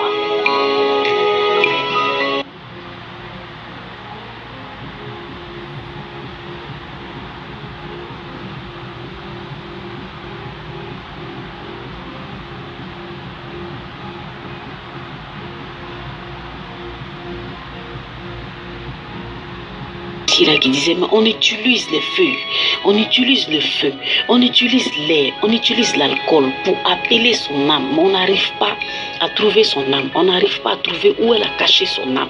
On fait tout, mais on n'arrive pas à l'atteindre. Qu'est-ce qui se passe? Cette femme-là, est-ce qu'elle est humaine? On n'arrive pas à l'atteindre. Qui est avec elle? Qui la soutient dans le secret? Qui est avec elle? Alors que la nature s'était mise de mon côté, les eaux s'étaient mises de mon côté, l'air s'était mis de mon côté, le feu s'était mis de mon côté et la terre s'était mise de mon côté pour ce combat-là. Donc tout ce qu'ils invoquaient n'arrivait pas à m'atteindre. Quand ils invoquaient la terre refusait de répondre là où j'étais. Quand ils invoquaient la nature refusait de dire là où j'étais. Quand ils invoquaient l'air ne répondait plus. Donc du coup tous ces anges-là étaient de mon côté. Et j'ai entendu la voix de Dieu. Après 3 jours, c'est-à-dire sur 3 jours, j'ai bien dormi. Après 3 jours, j'ai entendu la voix de Dieu, la voix de Hachem Adonai venir à moi encore, me dit, Pam, prépare-toi, tu vas connaître la mort, mais tu ne mourras pas. Et je lui ai dit, papa, c'est ta volonté? Est-ce que c'est ta volonté? Est-ce que c'est ta volonté? Il dit, Pam, c'est ma volonté. Tu vas connaître la mort, mais tu ne mourras pas. Mes frères, j'ai dit, papa, que ta volonté soit faite. Si c'est ta volonté, que ta volonté soit faite. Mes frères, le jour qui a suivi, ils ont encore saisi mon âme. C'est comme si l'Éternel les avait livré mon âme.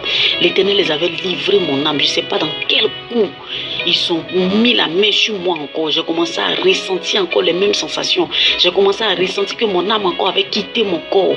J'étais vide. J'ai fléchi genoux dans la maison, j'ai commencé à prier le psaume 35. J'ai commencé à prier le psaume 35. J'ai dit, Seigneur, aide-moi. Jésus, aide-moi. Jésus, aide-moi. Que ta volonté soit faite.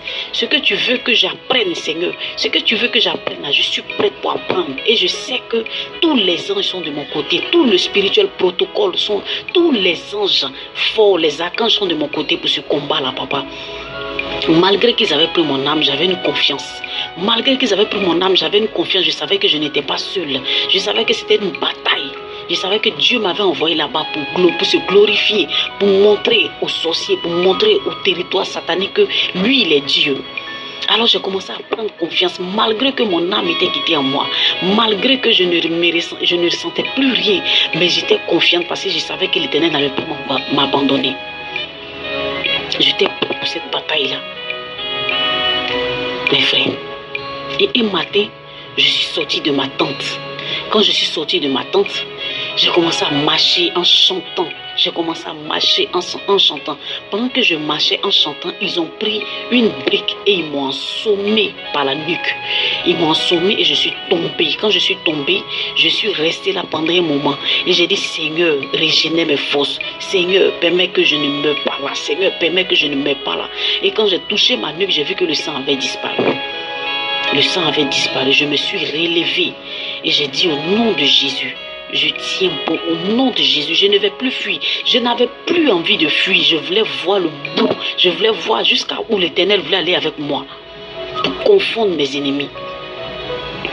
Et là, je prenais toujours le psaume 35. J'ai bossé le psaume 35 par cœur. Je récitais le psaume 35 par cœur. Je récitais le psaume 35 par cœur.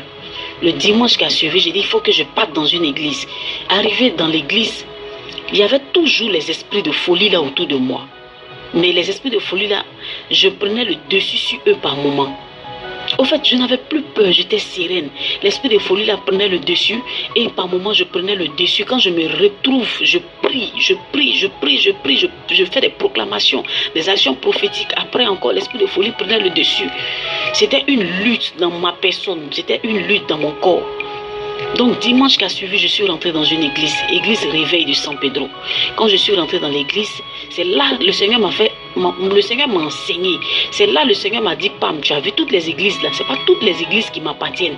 Quand je suis rentrée dans l'église de San Pedro, les démons là sont rentrés avec moi dans l'église de San Pedro, ils ont fait le culte avec moi. J'ai dit, mais c'est pas possible. Moi qui rentre à l'église pour avoir la paix, ne serait-ce que pour un moment. Mais c'est pas possible. Les démons étaient autour de moi jusqu'à ce que le culte finisse et que je saute. Et le Saint-Esprit m'a dit, tu vois, cette église n'est pas de moi. Cette église n'est pas de moi. J'ai cherché un pasteur qui pouvait m'aider. J'ai cherché un pasteur qui allait s'associer avec moi. Parce que tous ceux qui combattaient pour moi étaient invisibles. Oui, la nature était avec moi, l'eau était avec moi, le feu, l'air, tout le monde était avec moi, mais ils étaient invisibles. J'ai cherché quelqu'un de visible. Alors j'ai trouvé une église nigérienne. Je me promenais dans San Pedro pour trouver les églises. Comment les pasteurs allaient m'aider. J'ai trouvé une église nigérienne. Je suis rentrée dans l'église. L'esprit de folie est rentré dans l'église. J'ai dit, mais attends. Quand je suis rentrée dans l'église, l'esprit de folie était avec moi. L'esprit de folie a fait culte. Donc, du coup, je commençais à me taper, me gratter, me taper, me gratter. Et tout le monde regardait le geste que je faisais. Tout le monde regardait le geste. Ils ont vu que je n'étais pas normale. Je n'étais pas normale, j'étais oppressée. Mais c'est parce que j'étais oppressée que je rentre dans l'église. Mais j'ai vu que c'était une fausse église. Et le Saint-Esprit me disait toujours à l'oreille, tu as vu, cette église encore n'est pas de moi. C'était une église anglicane. Et je suis ressortie de là. J'ai dit, papa, qu'est-ce que tu veux m'enseigner au juste? J'ai confiance en toi, donc je n'irai pas. Je ne bougerai pas d'ici. Je ne vais pas fuir San Pedro. Non, non, non, non, non. Ce que tu veux faire avec moi, là, je suis prête. J'ai commencé à avoir confiance en moi. Malgré que tous San Pedro, tous les sorciers de San Pedro se sont alliés avec les libériens. Eux tous se sont alliés pour pouvoir prendre mon âme. Parce qu'ils ont tout fait, ils ne pouvaient pas. Donc les libériens ont appelé renforts. Ils ont appelé des renforts. C'est comme ça, tous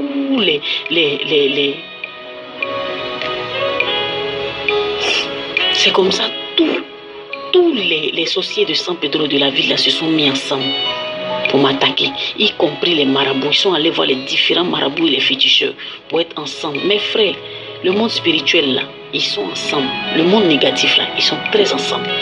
Ils sont ensemble. Faut pas dire que sorcier t'attaque, donc tu vas aller voir féticheur pour révéler ton sorcier. Et tous ils travaillent ensemble. Je ne dormais plus les nuits. Les nuits là, j'ai décidé de veiller les nuits. Je lisais la parole de Dieu. Je lisais la parole de Dieu. Je les entendais rôder autour de moi. Les sorciers rôdaient autour de moi. J'entendais les bruits des chiens, comme s'ils veulent déchirer ma tente. Mais je prie, j'ai dit, Seigneur, je ne mourrai pas. J'ai commencé à lire le psaume 23. J'ai commencé à lire le psaume 23. J'ai lu le psaume 23. Je commence à bosser les différents psaumes par cœur. Et là, ils ont pris peur. Ils ont dit, mais qu'est-ce qu'on va faire? On n'arrive pas à tuer cette fille-là. On ne peut pas. On ne peut pas la tuer. On ne peut pas la tuer. Nous aussi, on ne peut pas prendre nos enfants. On ne peut pas donner nos enfants à l'eau. L'eau, là, on peut pas donner notre enfant à l'eau. Là. Donc, c'est elle ou rien. C'est elle ou rien. Faisons des efforts. Trouvons des moyens pour la tuer. Trouvons les moyens pour la tuer. Trouvons les moyens pour la tuer. En plein 16 heures, ils ont tiré encore dans mon dos, mais ça c'était spirituel. C'est moi celui qui voyais la balle rentrer dans mon dos. Quand ils ont tiré, c'est moi celui qui sentais. J'étais avec mes camarades, mais c'est moi celui qui a pris la balle. Et j'ai dit qu'ils ont tiré. Mon âme est devenue faible. Moi-même, je suis devenue faible. Je suis tombée par terre. J'ai dit, Seigneur, aide-moi. Hachem, aide-moi. Yeshua, aide-moi. Je me suis relevée, je me suis assise encore. Et j'ai pris le temps de respirer.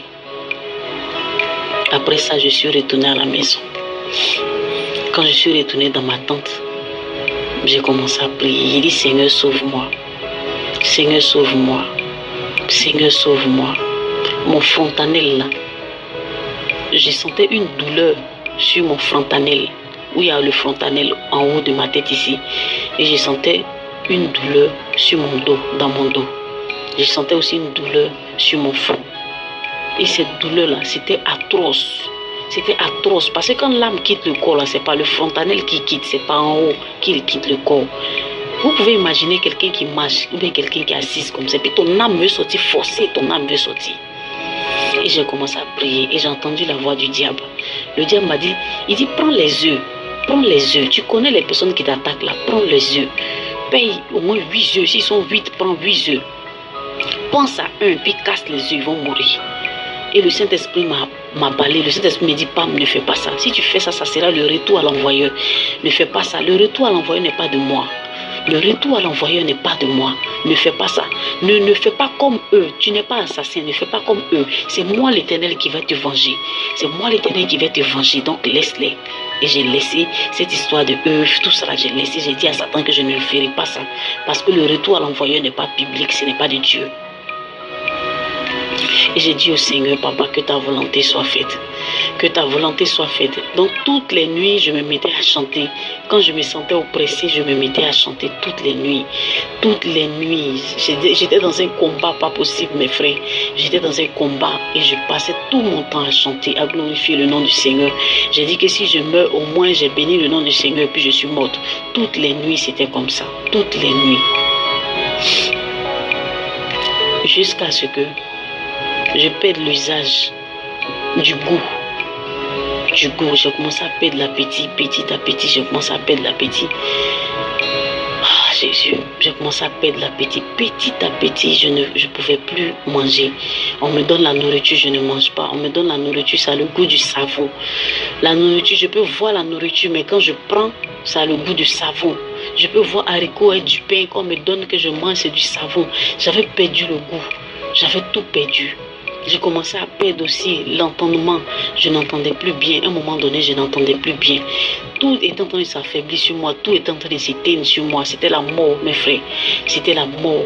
J'ai tout fait. J'ai lutté. Mais c'était la mort, mes frères. J'ai perdu l'usage de l'entendement. Et j'avais aussi perdu l'usage de la voix et du goût. Seulement que je voyais. Et j'ai commencé à m'affaiblir. Jusqu'au 18 juillet 2011. Je me suis affaibli, je me suis écroulé par terre. Et j'ai dit aux gens de m'attraper. Et à 22h, ils m'ont attrapé. J'ai dit, soulevez-moi. Et j'ai entendu l'Esprit de Dieu qui disait, Pam, ne reste pas au camp cette nuit-là. Ne reste pas au camp. Va en ville. En dehors du camp, il y a un Yacouba qui a construit sa maison. Un Ivoirien Yacouba qui a construit sa maison en dehors du camp. Je veux que tu partes chez lui là-bas. Et là, j'ai dit à mon ex-belle-mère et à son fils, j'ai dit, soulevez-moi, amenez-moi chez le monsieur Yacouba là, amenez-moi dans sa maison. Le Seigneur m'a dit de ne pas rester au camp parce que je vais rendre l'âme. Le Seigneur m'a dit de ne pas rester au camp. Il ne faudrait pas que ça se passe au camp. Et là, ils m'ont soulevé. Je n'arrivais plus à manger. J'ai fait 3 mois sans manger. Donc, imaginez comment j'étais devenue faible. J'ai manifesté pendant 3 mois la folie. Donc, du coup, pour m'attraper, même pour m'asseoir, pour qu'on puisse me donner à manger, je n'avais pas le temps de tout ça. J'étais oppressée. Quelqu'un qui est oppressé n'a pas le temps pour manger. Donc, du coup, j'avais dépéri, j'avais perdu la force et ça agit sur moi. Et ils m'ont pris l'usage de la parole, ils m'ont pris l'usage de l'entendement. Et tout ce que je mangeais, je ne ressentais plus rien, mes frères. Et à 22h, un mercredi, le 18 juillet, j'ai dit à mon ex-belle-mère de me soulever avec quelqu'un, avec son fils et avec d'autres personnes parce que j'étais à terre. Je ne pouvais plus marcher. On me soulevait pour faire tout. Et là, ils m'ont soulevé, ils m'ont envoyé dans la maison du Yacouba. Le monsieur n'était pas là, c'est sa fille que je connaissais bien. Sa fille a dit, mais qu'est-ce que Pamela a? Qu'est-ce que ma camarade a? Pamela est en train de mourir, qu'est-ce qu'elle a? Et là, ils m'ont soulevé, ils m'ont envoyé dans leur salon. Et c'est dans leur salon que on m'a fait coucher par terre. On m'a fait coucher par terre au salon parce que je n'avais plus de force. Et j'ai fait signe que je voulais aller aux toilettes. Et on m'a soulevé encore, m'envoyé dans les toilettes. Quand on m'a envoyé dans les toilettes, on m'a fait asseoir dans les toilettes. Ma camarade me tenait dans les toilettes parce que je n'avais plus de force. Et j'ai vu maintenant l'esprit de moi apparaître dans les toilettes, me dit, si tu finis de faire ta selle, il faut savoir que je suis là pour prendre ton dernier souffle. Je suis là pour prendre ton dernier souffle. Et j'ai dit à ma camarade, est-ce que tu le vois? Est-ce que tu le vois? Elle dit, Pam, tu parles de quoi? Tu parles de qui? J'ai dit, non, il est là. L'esprit de moi arrêté dans la douche, c'est moi qui l'attends. Il veut que je finisse ma selle pour qu'il puisse me prendre pour partir. Est-ce que tu le vois? Elle dit, non, Pam, je ne vois rien. Pam, n'aie pas peur. Et ma camarade a commencé à prier dans les toilettes. Elle a commencé à prier. Vu que moi, je ne pouvais plus parler, je faisais des signes pour qu'elle puisse savoir de quoi il s'agissait. Et Dieu merci, elle comprenait tout. Et là, elle a commencé à prier pour moi. Et effectivement, quand je suis allée à la selle, quand j'ai fini de pisser, tout ça, je me suis sentie très faible. J'avais perdu carrément, c'est-à-dire mon esprit était parti. Et là, je suis tombée dans la douche. Quand je suis tombée dans la douche, elle a crié au secours. Et les gens sont venus me soulever de la douche. Ils m'ont étalé encore au salon. Mes frères.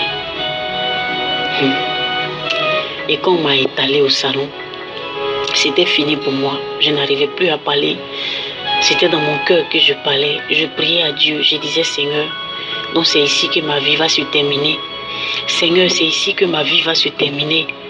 Hachem Adonai, c'est ici que ma vie va se terminer. Seigneur, s'il te plaît, souviens-toi de moi et souviens-toi de toutes les promesses que tu m'as faites. Tu m'as dit que j'allais parler de toi au monde entier. Tu m'as dit que j'allais chanter de ta part, Seigneur. J'allais évangéliser, Seigneur. Tu m'as dit beaucoup de choses, Papa. Je te demande pardon pour mon péché, Père. Je te demande pardon parce que je ne t'ai pas écouté, Papa. Je te demande pardon parce que je suis rentrée dans la musique mondaine, papa. J'ai commencé à chanter la musique mondaine. J'ai travaillé avec les artistes païens, Seigneur. Je te demande pardon, papa. Je ne t'ai pas écouté. Et là, maintenant, ça a ouvert une porte et l'ennemi est rentré, Seigneur.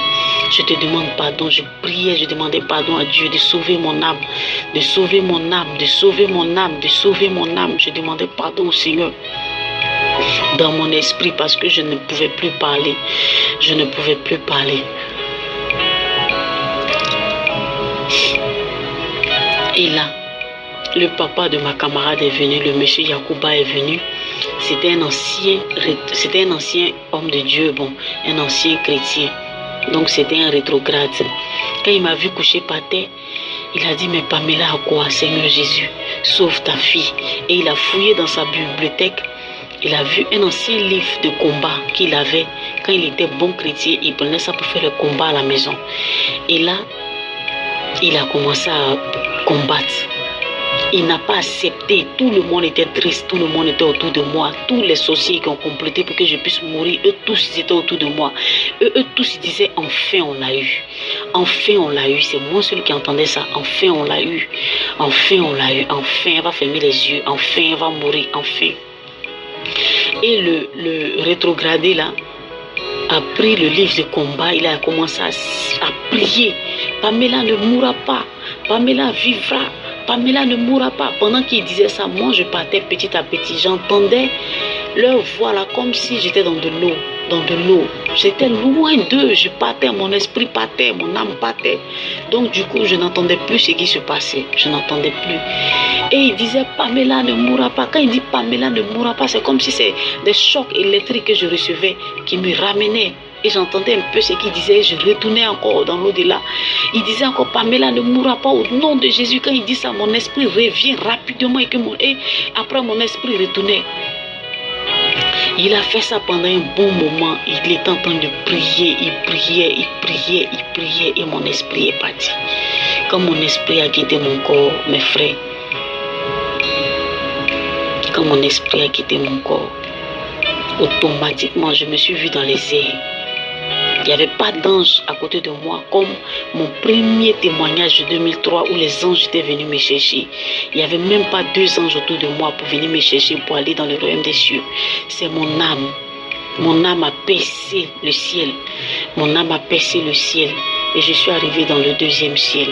Quand je suis arrivée dans le 2e ciel, il y avait des nuages sombres qui venaient m'empêcher pour ne pas que je sois sauvée. Des nuages sombres sont venus sur ma route pour que je puisse rester, pour ne pas que je sois sauvée. Je voulais aller à tous les coups, je voulais aller, vu que je connaissais la route. Je connaissais la route 2003, la voie que j'ai empruntée, c'est la même voie. Je priais dans mon cœur pour retrouver cette voie-là, pour aller chez l'Éternel. C'est lui seul qui pouvait sauver mon âme. Il fallait que je parte parler à Dieu. Il fallait que je parte parler à Hachem Adonai. Et là, les esprits, les démons ont su ça. Ils ont su que je voulais passer. Ils ont su que je voulais passer. Donc, du coup, ils ont commencé à fermer la route. Ils m'ont fermé la route. J'ai commencé à crier le nom de Hachem Adonai. J'ai commencé à crier de toutes mes forces le nom de Hachem Adonai. J'ai crié le nom de Yeshua Mashiach. Et pendant que je criais le nom de Yeshua Mashiach, dans mon ancien témoignage de 2003, je vous ai dit, le 2e niveau, le 2e ciel là, il faut forcément se transformer en des boules de feu pour percer le 2e ciel pour entrer dans le 3e ciel. Et là, quand j'ai commencé à crier, mon âme a commencé à pleurer, mon âme a commencé à prier, mon âme a commencé à prier, mon âme a commencé à prier, crier le nom de Yeshua Mashiach, le nom de Yeshua Mashiach. Et un coup, je me suis transformé en boule de feu. Pendant ce temps, mon corps était sur la terre. Les sorciers criaient victoire. Les sorciers criaient victoire. Le monde ténébreux criait victoire. Tous ceux qui voulaient ma pète, ma ruine, criaient victoire. Et là, moi, j'étais dans le 2e ciel en train de combattre pour passer. Et quand j'ai crié le nom de Yeshua Mashiach, je me suis transformé en de boule de feu, une boule de feu. Et du coup, les démons ne pouvaient plus me résister parce que le feu...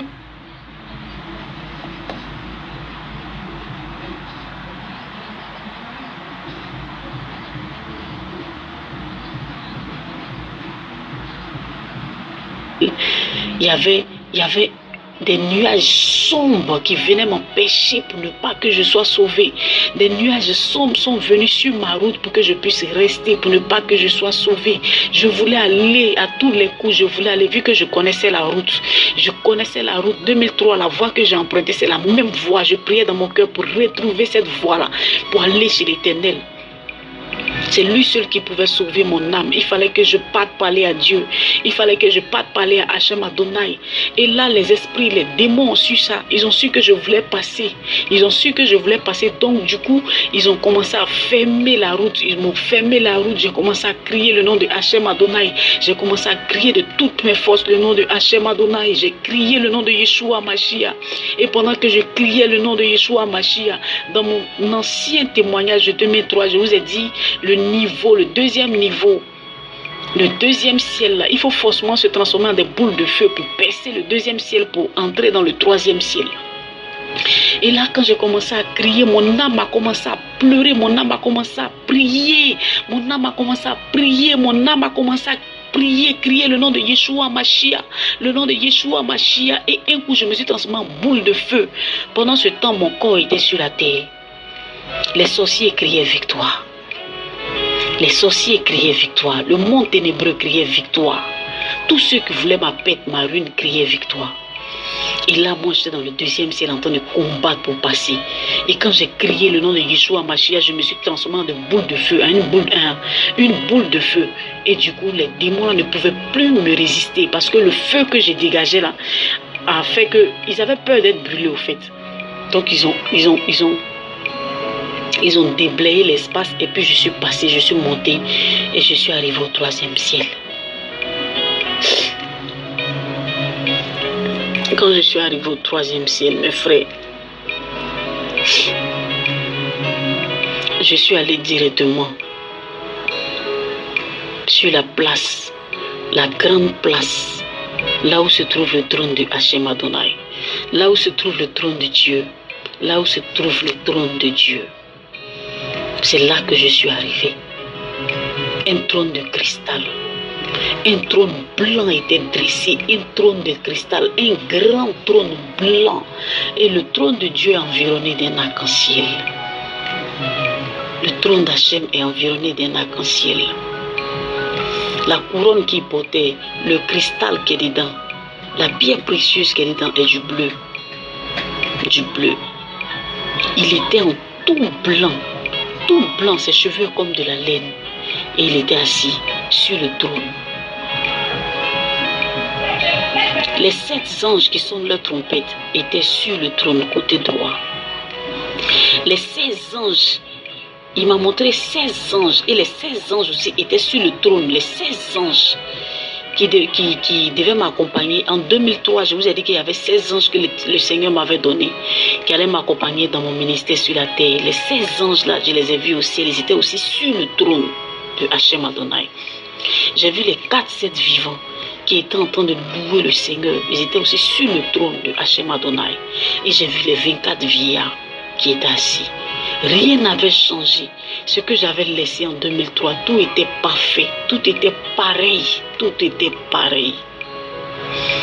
Et là, j'étais devant le trône. J'étais devant le trône, mes frères. J'étais devant le trône. Ce que j'ai remarqué, il y avait un silence dans le ciel. Il y avait un silence total dans le ciel. Un silence total dans le ciel. Et j'étais là, j'ai dit, mais pourquoi le ciel n'est pas content? Pourquoi le ciel n'est pas content? Je me posais des questions. Et j'étais seul devant le trône. Dieu était calme. Il était assis sur le trône. Les anges étaient calmes. Les anges même qui avaient pour l'habitude de sonner leur trompette, ils ont enlevé leur trompette sur leur bouche. Ils étaient calmes. Les 16 anges étaient calmes. Les 4 êtres vivants étaient calmes. Les 24 anciens étaient calmes. Le ciel était calme. Un silence total. Je ne comprenais pas ce qui s'est passé. Et j'ai commencé à voir les anges qui disaient, c'est Pam. Et d'autres anges disent, non, c'est Papa. D'autres anges disent si, c'est Pam, regardez-la bien, c'est Pam. Et d'autres disent non, c'est pas Pam. Tous les anges qui étaient sur le trône, d'autres disent oui, c'est Pam, d'autres disent non, c'est pas Pam. C'est pas Pam. Les anges disaient c'est Pam, d'autres anges disaient non, c'est pas Pam. Et Dieu sur son trône, et Seigneur Jésus-Christ, Dieu sur son trône a dit non, c'est pas Pam. C'est pas ma Pam, c'est pas Pam. C'est pas Pam. Il y a d'autres anges qui disent papa, c'est Pam, c'est ta fille Pam qui est là. Il a dit attendez. Et Hachem Adonai s'est levé sur son trône. Il s'est levé sur son trône. Mes frères, il est descendu. Il est descendu. Et il est venu vers moi. Quand il est venu vers moi, il a fixé ma poitrine. Il a fixé mon cœur. Il a fixé mon cœur pendant un bon moment. Et il a dit effectivement, c'est Pam. C'est Pam. Mes frères, Dieu sonde les cœurs. Dieu, il sonde les cœurs. Le péché fait que souvent, l'Éternel ne nous reconnaît pas. Mes frères, le péché nous éloigne de Dieu. Le péché, la désobéissance nous éloigne de Dieu. La désobéissance peut faire que Dieu va te dire, arrière de moi, je ne t'ai point connu. Comment celui qui m'avait reconnu en 2003, celui qui m'avait honné, celui qui m'avait glorifié en 2003, aujourd'hui, en 2011, me regarde et il dit c'est pas Pam. J'ai senti une tristesse en moi. Le ciel était calme. Et il a dit Pam. J'ai dit oui papa. Il dit où sont les vêtements que je t'ai donnés? Où sont les vêtements que je t'ai donnés en 2003? J'ai dit aux anges de te faire monter ici. Et tu es monté ici. Pam, je t'ai donné une couronne de 12 pierres précieuses. Pam, je t'ai donné une robe de princesse. Pam, je t'avais donné une épée. Pam, je t'avais donné des sandales de princesse. Pam, j'avais une pierre précieuse sur le front et une autre pierre précieuse sur ta main droite. Pam, tu avais une ceinture brodée que je t'avais donnée. Pam, je t'ai fait asseoir ici sur un trône. Je t'ai fait asseoir, je t'ai montré ta maison, ton palais royal, ton château. Pam. Où sont tous ceux que je t'ai donné, Pam? Où est l'accoutrement que je t'avais donné, l'habillement que je t'avais donné? Où ça est? Où ça est? Pam, pourquoi tu es nu, Pam? Pam, pourquoi tu es nu? Quand il a dit pourquoi tu es nu, je me suis regardé, mes frères. Mes frères, quand je me suis regardé, j'étais nu. J'avais tout perdu. Tout perdu, mes frères, j'avais tout perdu. Tout ce que le Seigneur m'avait donné en 2003, j'avais tout perdu, tout, y compris la couronne. La Bible dit sois fidèle jusqu'à la mort, tu auras la couronne de vie. Moi, j'avais abandonné le Seigneur. J'avais tout perdu, sa parole, même la vie de prière, j'avais tout perdu. J'étais nu. Je ne savais même pas que j'étais nue. Je ne savais même pas que j'avais perdu tout ça. Quand il m'a dit pourquoi tu es nue, et puis je me suis regardée, c'est là j'ai vu que j'étais nue. J'ai commencé à cacher ma partie intime, j'ai commencé à cacher mes seins et tout ça. Et il y avait un silence dans le ciel. Les anges étaient désolés, les anges étaient tristes, attristés. Tout le monde était calme dans le ciel. Il me dit Pam, regarde à ta gauche. Quand j'ai regardé à ma gauche, j'ai vu un monde virtuel s'ouvrir. Et quand j'ai regardé dans le monde virtuel, j'ai vu que c'était l'enfer. J'ai vu l'enfer. Mes frères, le péché là, ça nous rend nus. En enfer là, il n'y a pas quelqu'un qui est habillé là-bas. En enfer là, tout le monde est nu. Et j'étais nu. J'étais nu. Je vois un monde virtuel qui s'est ouvert un coup comme ça, un monde virtuel. Je ne sais pas si vous avez regardé Starking Gate, la porte des étoiles. Ça veut dire qu'il y a un monde qui s'est ouvert un coup comme ça à ma gauche. Et il m'a dit, regarde, que vois-tu? Et je voyais des graissements des dents, je voyais les gens qui se lamentaient en enfer. Et j'ai vu des démons géants qui étaient prêts pour venir me chercher, pour m'emmener en enfer, parce que j'étais nu. Et Hachem Adonai m'a dit, réponds-moi. Si tu m'as bien répondu, tu seras sauvé. Sinon que la porte que tu vois virtuelle là, c'est ouvert à cause de toi. Les démons sont prêts pour prendre ton âme. Parce que tu as échoué. Tu as échoué. Avec tout ce que je t'ai donné en 2003. Avec tout ce que je t'ai montré en 2003. Avec tout ce que je t'avais donné comme habillement, accoutrement, comme pouvoir. Tu as échoué. Mes frères, tout ce que je pouvais dire, je ne pouvais même pas me justifier. Je n'arrivais pas à me justifier. Je n'arrivais pas à me justifier. Tout ce que je disais, j'ai dit, Seigneur, donne-moi une seconde chance. Yeshua, donne-moi une seconde chance. Si tu m'as donné une seconde chance, que je me réveille sur la terre. Si tu me donnes une seconde chance que je me réveille sur la terre, papa, je vais doubler d'efforts. Je vais ressusciter les morts en ton nom. Je vais guérir les malades en ton nom. Je vais prier pour les boiteux. Je vais faire beaucoup de choses pour toi. J'irai dans les carrefours, les places publiques pour parler de toi, Seigneur. Je vais faire beaucoup de choses en ton nom. Si tu me donnes une seconde chance pour que je puisse me racheter sur la terre, Seigneur. Quand j'ai commencé à parler, le trône du jugement s'est transformé en trône de la grâce. Le trône du jugement s'est transformé en trône de la grâce. Et je disais, Seigneur, si tu me donnes une dernière chance, je vais me racheter sur la terre. Je vais parler de toi. Je vais ressusciter les morts. Si les gens boivent des breuvages mortels, je vais les guérir en ton nom. En ton nom, je vais faire des miracles. Je vais opérer. Je vais t'envoyer beaucoup d'âmes, Seigneur. Si tu me donnes une seconde chance, je vais t'envoyer beaucoup d'âmes. Et l'atmosphère du ciel a commencé à se détendre.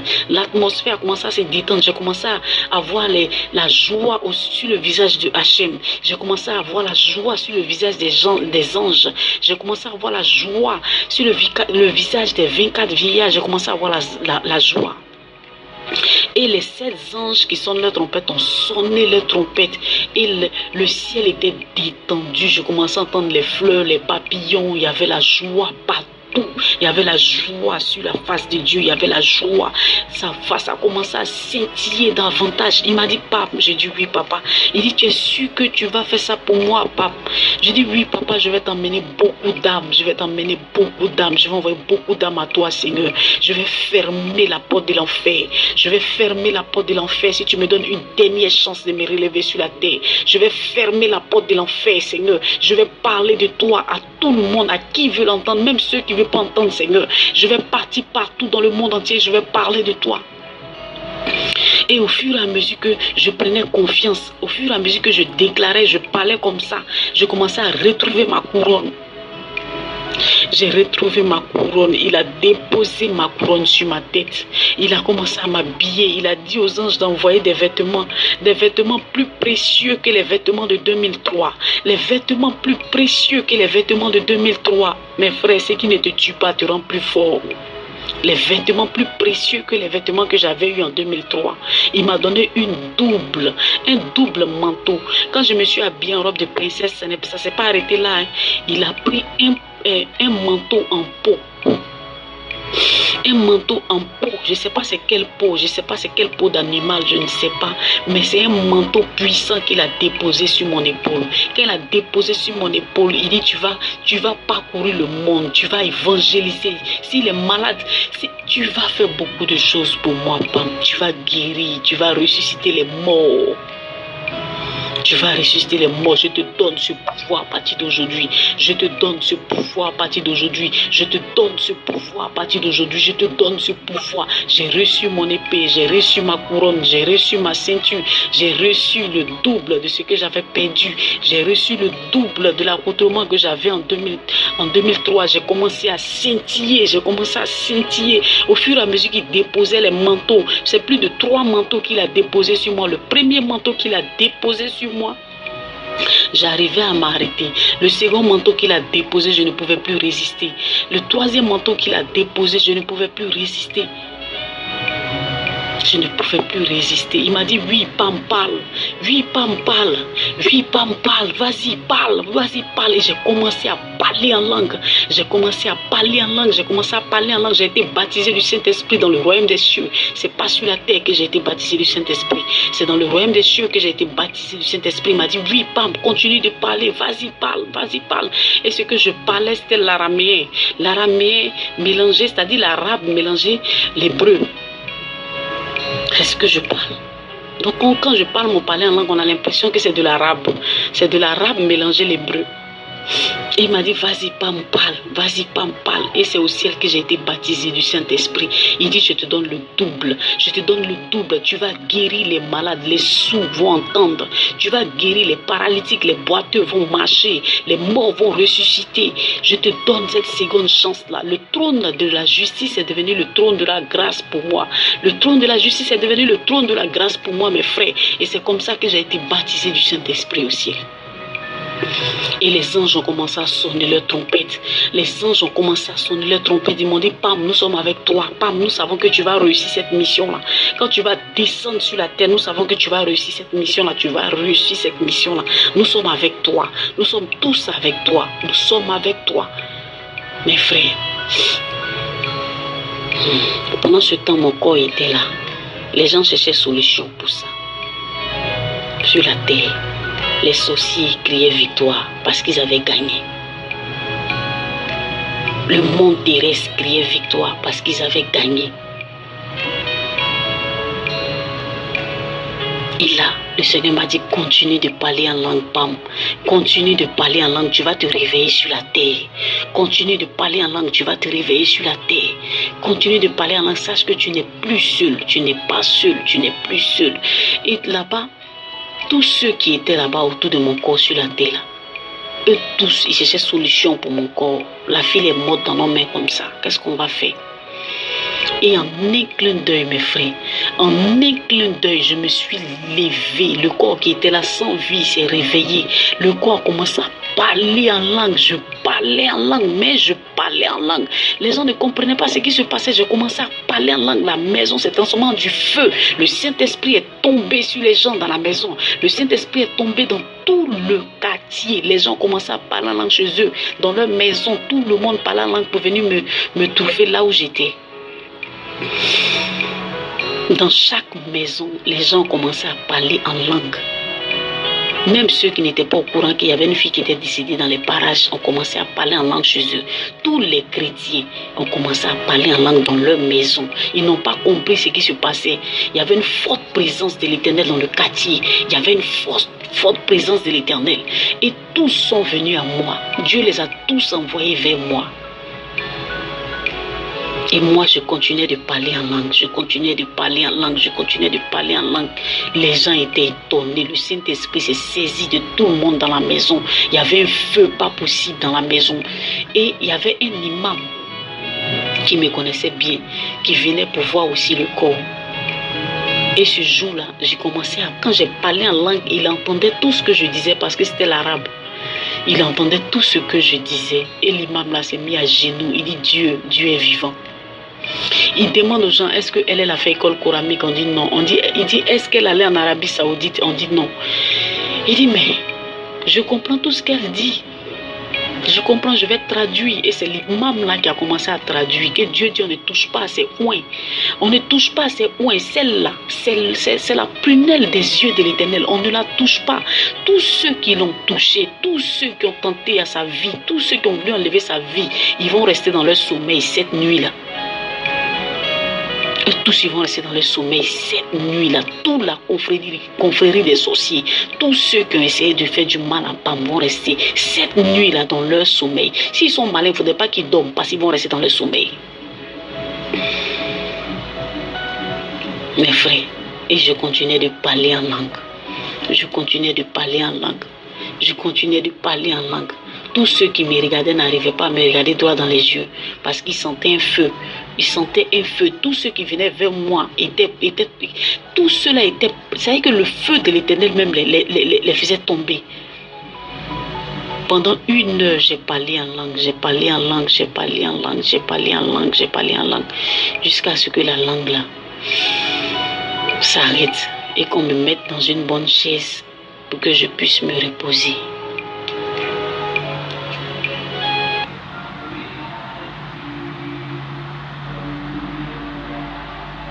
C'est là qui disait, mais on utilise les...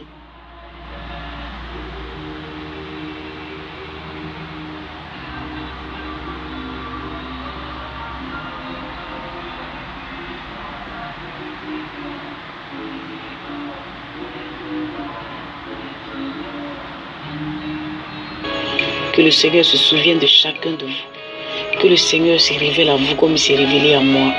Et qu'il fasse même... Mes frères, j'ai commencé à récupérer petit à petit. Petit à petit. J'étais adossée dans la chaise jusqu'au petit matin. Et tout ce que j'avais dit dans mon parler en langue, c'est réalisé. Tous ceux qui ont tenté à ma vie, tous ceux qui ont voulu me voir mourir, tous ceux qui ont comploté contre moi, toutes ces personnes-là sont restées dans le sommeil.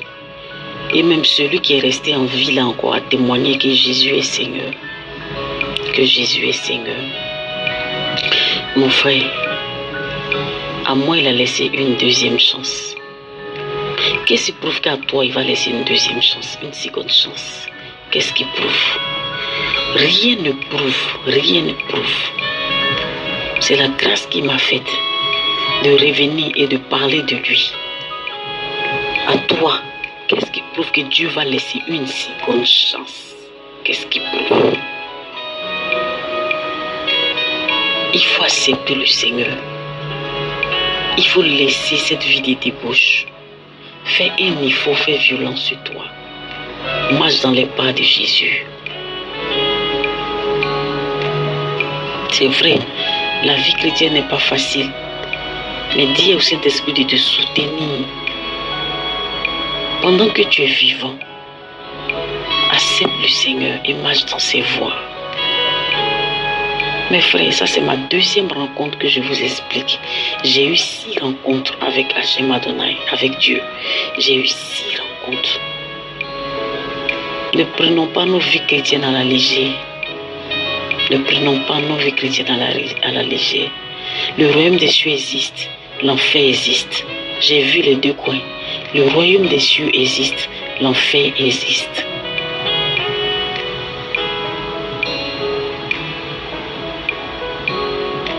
Et je sais que c'est une seconde chance que l'Éternel m'a donnée. Donc je ne joue pas avec ça. Je ne joue pas avec ça. Je ne veux même pas jouer. Pendant que les autres plaisantent sur Facebook, moi, je ne peux pas plaisanter sur Facebook. Pendant que les gens plaisantent sur YouTube, moi, je ne peux pas plaisanter sur YouTube. Je suis venu pour raconter les œuvres de l'Éternel. Je suis là pour raconter les œuvres de l'Éternel. C'est un engagement que j'ai pris devant Dieu, devant la face d'Hachem Adonai, de redescendre, de ne pas m'amuser, d'évangéliser pour lui, de parler de lui, de prier pour les malades, de guérir, de ressusciter les morts. Et c'est ce que je suis en train de faire aujourd'hui. Que mon témoignage soit une leçon pour beaucoup d'entre nous.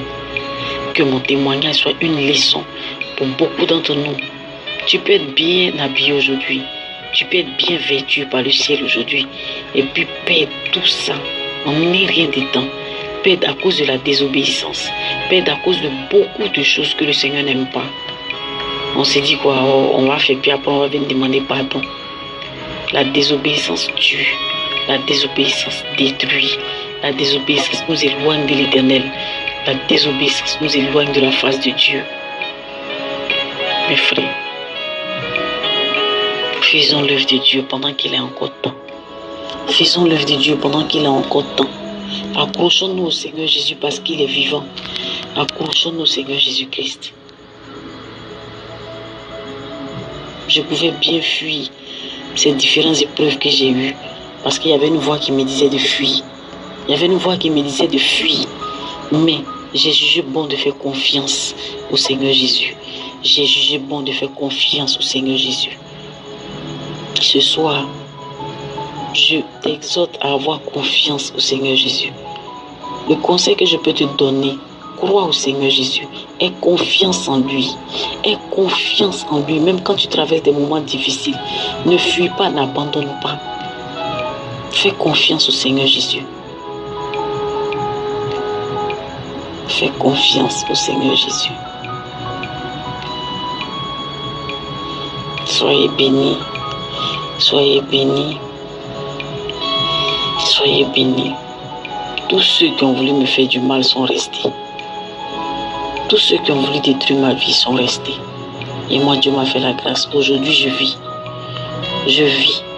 Quand je me rappelle du 18 juillet, chaque 18 juillet, mercredi 18 juillet, chaque 18 juillet, c'est un anniversaire pour moi.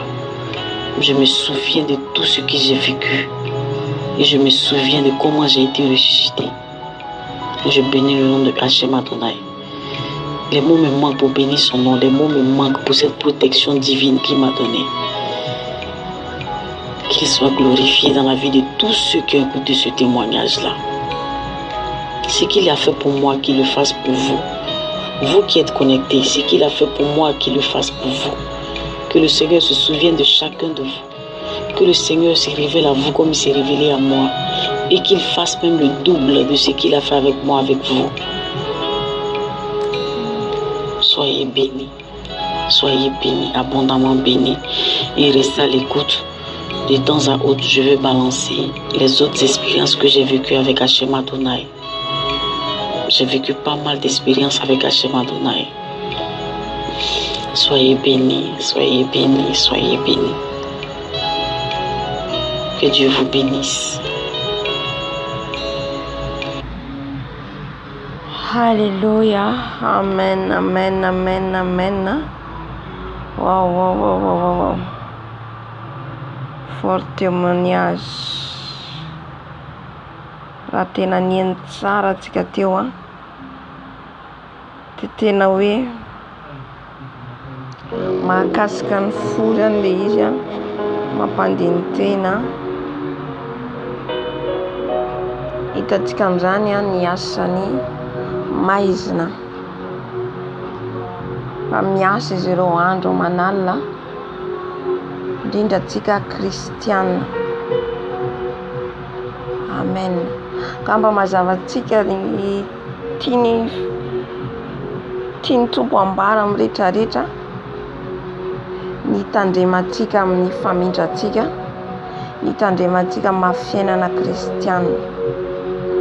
Voalohany indrindra alohan'ny hitondrantsika ny vavaka sy fitarian'ny fanahy masina antsika eto a, hifona antsika aloha. Satria izay ny henoko taky ny fanahy masina amintsika. Hibebaka antsika. Raha antsika mandeha amin'ny lalana mbola mifangaroaro. Satria ny tompontsika tsy miaroaro amin'izao tontolo izao. Fa avalin'Andriamanitra hoy izy ny fisakaizana amin'izao tontolo izao. Ka andohalika antsika hibebaka manoloana ny seza fiandrianan'ny Tompo a, hibebaka hifona antsika mba hamindra fo amintsika ny Tompo.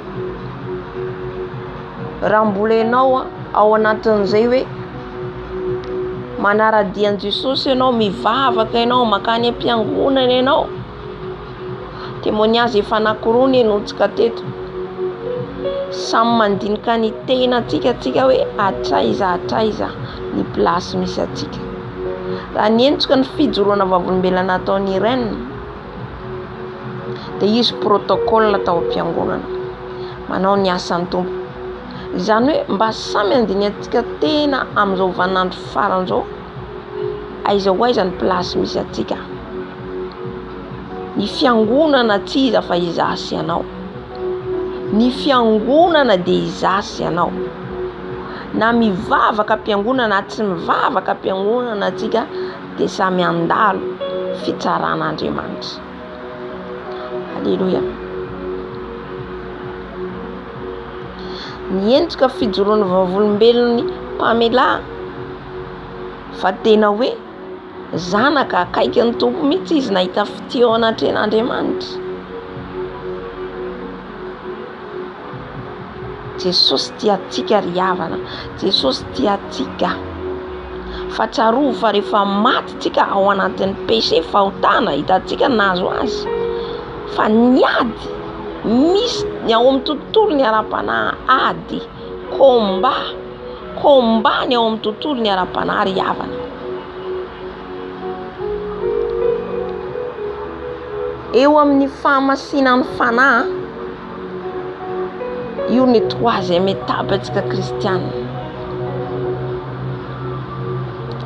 Fahamasinana ivelany mora ane zany fa tsika ny tsy mandray angamba.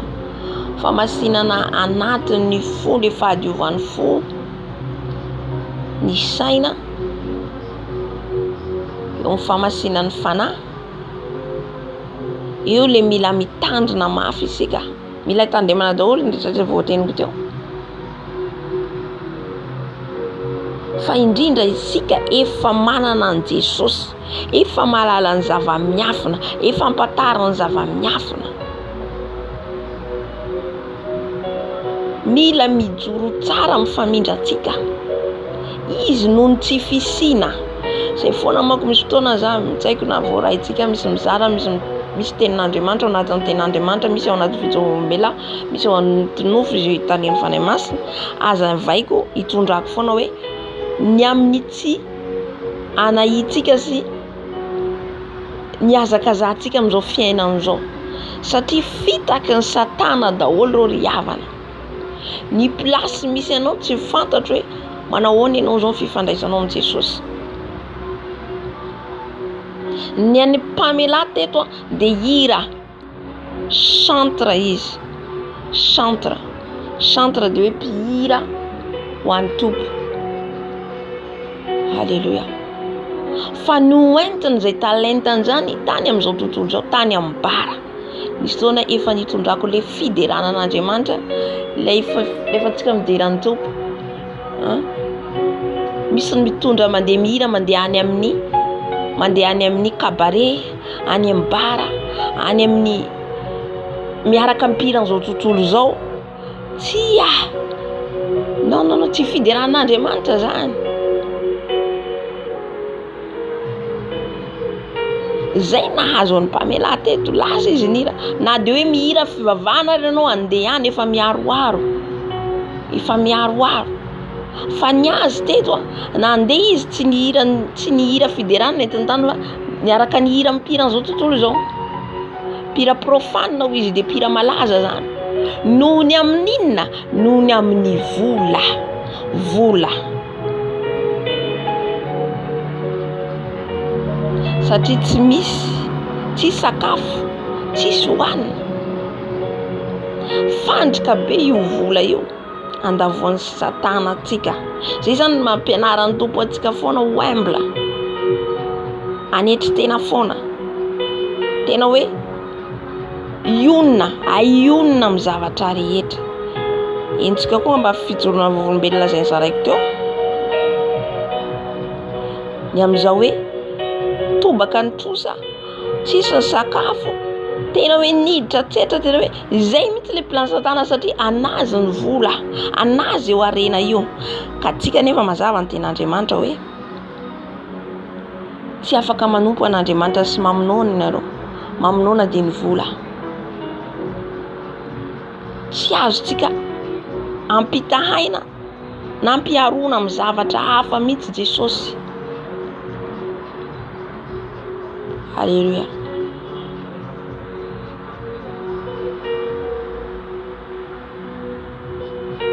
De hitantsika zany izy teto hoe nandeha nihira, ny fahaizana izy manan-talenta mitendry piano sady mihira mahay feo. Lasa nandintiny amin'izao tontolo zao. Tsy nataotsika, tsy nomeny Jesosy hoany mitsy io, fa natao hiderana azy, hanomezana voninahitra azy.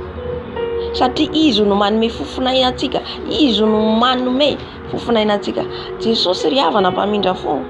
Ny Satana tsy miblagy zany Satana.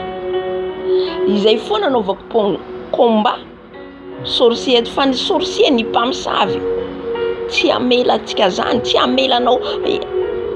Ianao matoritory fa kristianina, azony moramora ianao, azony moramora ianao. Halleluja.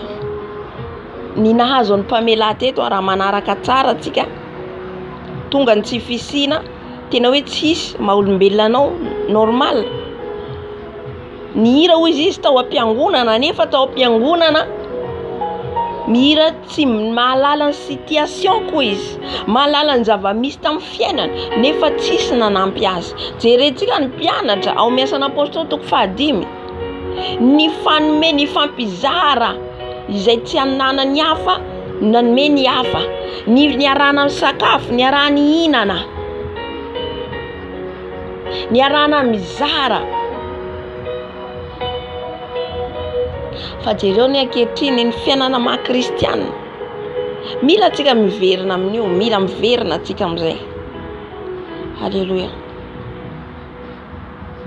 Fa ny zara ny hira tao am-piangonana izy, fa tsy misy mba nahalala hoe ty tsapanay ny situation misy ianao. Zay ny fanazavana io.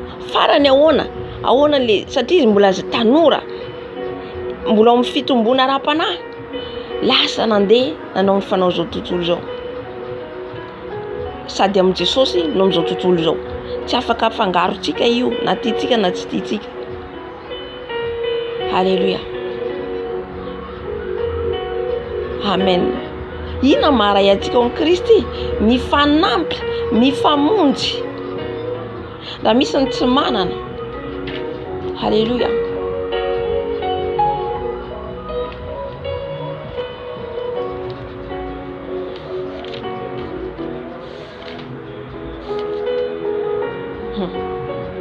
Tsika rehefa nanolo tena ho an'i Jesosy Kristy tompo sy mpamonjy amin'ny fiainantsika, tsisy blague tsony, tsisy blague tsony hoe tomboka ilany ary amin'izao tontolo zao tomboka ilany aty amin'i Jesosy.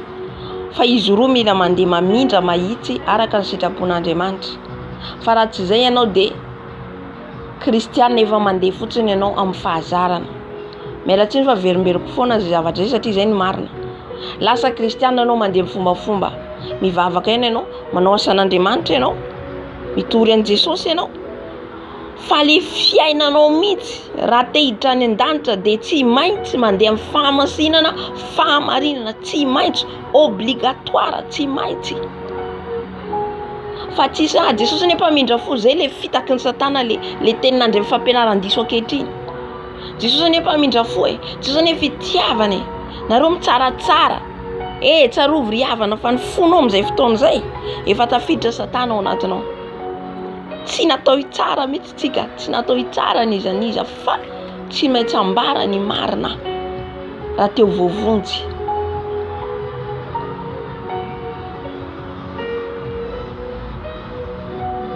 Mampianatra antsika zany Jesosy mba tena hoe ho fiangonana ifankaty, iray fo, iray saina. Raha misy ny tsy manana, misy ny raha avavinao sahirana, aza mijery ny momba azy, na inona ny misy azy, na inona ny problème, na inona fandehana tsy anjaranao zay fa manome anao, manampy azy.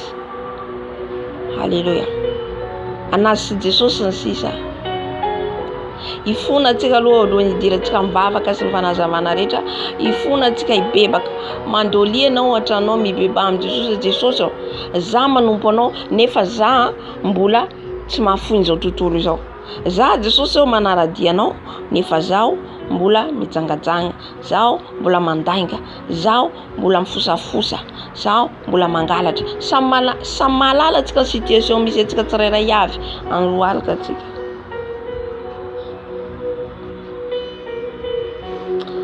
Jesosy malalo, indreto izay manantona anao mifona mibebaka eto anatrehanao a Jesosy malalo. Raha mbola misy Jesosy ny amin'ny toetrako Jesosy, tsy ho fanaraka amin'ny sitraponao Jesosy, meo seconde chance izay. Mamindra fo aminay Jesosy, mamindra fo amin'ny zanakao rehetra. Fony eto anatrehanao Jesosy, fony eto anatrehanao Dada malalo. Ny amin'ny famindrako, raha mbola mifangaroaro amin'izao tontolo izao, ny amin'ny fiteniko, ny amin'ny fijeriko. Manompo anao nefa Jesosy mbola ao anatiny tsy fitiavana. Manompo anao nefa mbola ao anatiny fiatsaram-belatsia. Manompo anao nefa mbola ao anatiny ilainga. Mifona Jesosy, mifona Dada malalo. Jesosy, vonjeo ny fanako, vonjeo ny fanako. Mamindrafo Jesosy, mamindrafo Jesosy. Ore abasera. Fona zay Jesosy, fona zay Dada malalo. Mbola mitsaratsara, mbola ao anatin'izany satria tsisy fahotana kely na lehibe ao aminao, fa fahotana rehefa tsy mifanaraka amin'ny sitraponao. Mifona izay Jesosy, mifona izay Dada. Mamindrafo amin'ny zanako rehetra maneran-tany Dada. Mamindrafo Jesosy, Tompo arovy izay tsy tafalatsaka amin'ny fandriky ny devoly. Arovy izay Dada malalo. Diovy izay sasao izay Jesosy. Mba ho ny sitraponao no tanteranay, mba ho ny sitraponao ny ataonay Jesosy malalo. Fa tsy ny sitraponay tsony. Halleluja. Mamelany elokay Dada. Mamelany elokay Dada. Mamelany elokay Jesosy. Jesosy. Manatona anao zay mifona Jesosy. Fa tsy ho kristiana fombafomba, fa tsy ho kristiana andeha amin'ny fahazarana. Tsy ampifangaro anao amin'izao tontolo izao. Tsy izay indray no madidy ianao, tsy izay indray no madidy ny fiainanay, fa ianao Jesosy. Koa mifona izay raha ao anatin'izany. Mifona Dada malalo. Amindrafo Jesosy. Alléluia. Alléluia. Amen. Amen.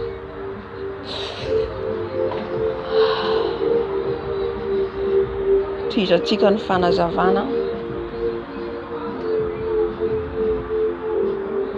Dia hitatsika omaly efa nazavaiko tao tamin'ilay témoignage faefatra teo fa nezahako mihitsy zany ny raisiko avy amin'ny voalohany hatramin'ny farany. Zay nalavandiza nezahako zany zaraiko voalova zay tariny Tompo azavatsika sy tondratsika ny vavaka zay tiany fanahy masina ho antsika sy azava amintsika ny tontolo ny ara-panahy. Ny tontolo ny ara-panahy havana zavatra hitatsika maso. Aza mandeha ara-nofo. Aza mandeha ara-nofo. Kristiana tokony andeha ara-panahy fa tsy andeha ara-nofo tsony. Io zavatra hitatsika maso reo dia fandrika Satana reo. Fandrika.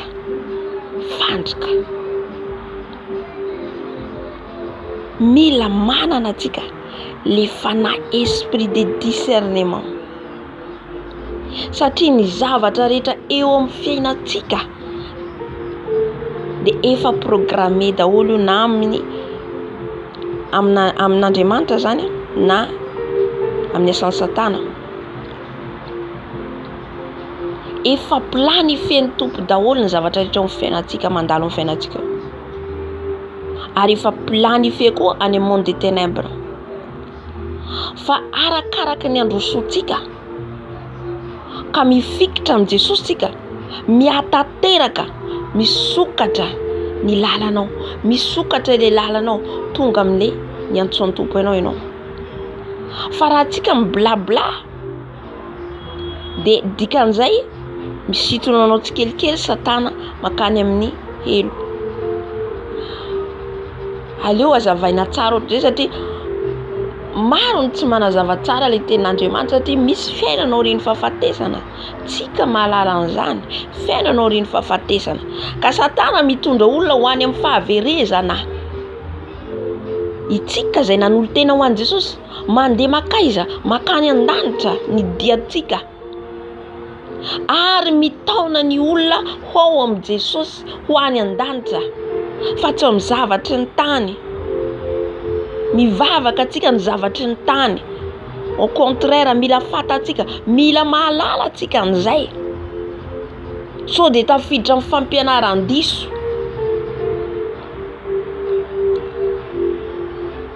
Fa raha vao ny fampianarantsika mibaze ny zavatry ny tany, tsarova mandeha lalakafa zay amin'izay fotoana izay. Fa mila mitoro ny zavatry ny lanitra atsika hidirantsika any an-danitra, hidiran'olona any an-danitra.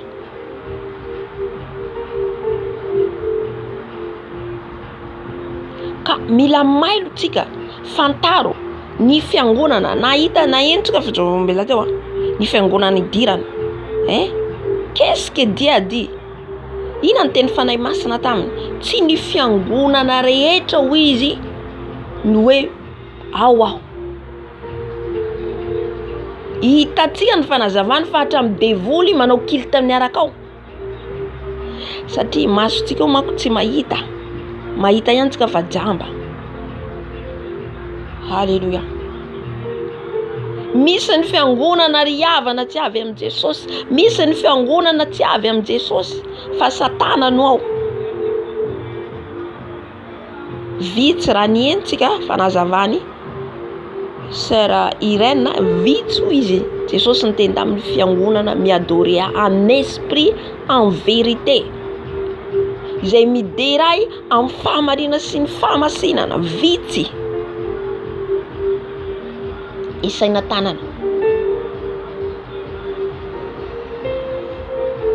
Fa ny fiangonan'ny Satana be dia be, maro. Zay tianao andehanana afaka miditra ianao. Fa ianao manana fanahiny manavaka, esprit discernement fantatrao fa tsy avy amin'ny Jesosy io fiangonana io. Halleluja.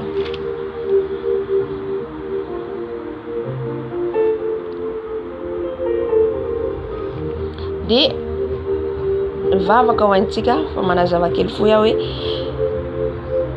ny fiancény zany nakany amin'ny rafozany izy efa nazavaiko teo maly ihany koa zay, de nisy ady tany Ivoirien atany Côte d'Ivoire sy Libérien, de nisy fisarana zany tao. De izy anefa tafajanona tany amin'ny rafozany. Tafajanona tany amin'ny rafozany izy. Tonga niady tsy afaka tsony zany de ho any amin'ny fianakaviany. De entsika koa na iny vaovao izy hoe maty ny fianakaviany, maty ny ankohonany. Adikako kely zany le izy satria mety misy tsy mahazo amin'ny teny français, de tsy maintsy manazava. De zay vao miditra mivavaka. Ary azotsika fianarana avy ao amin'le fijorovavolombelona zay omeny. Fianarana lesona raisitsika avy ao. Lesona ary ahafantarantsika ny famindrantsika. Hoe mandeha marina ve za zany sa mandeha amin'ny lalana makaiza. So de mandeha ihany tsika mitondra baiboly fa mandeha makany amin'ny elo. Na mihira ihany tsika Jesosy fa lalana makany amin'ny fahaverezana. Fa ny lalantsika mila makany amin'ny fiainana mandrakizay riavana.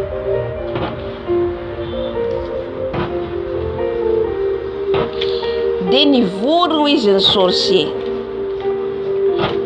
Tsy adalako ny tompo ny fanahy masina manome eto foana combat spirituel, combat amin'ny sorcier. Ny olona mahalala ny tontolo ny ara-panahy riavana tsy matory. Izaniza isakana azy amin'ny vavaka. Non, tsy sasakana.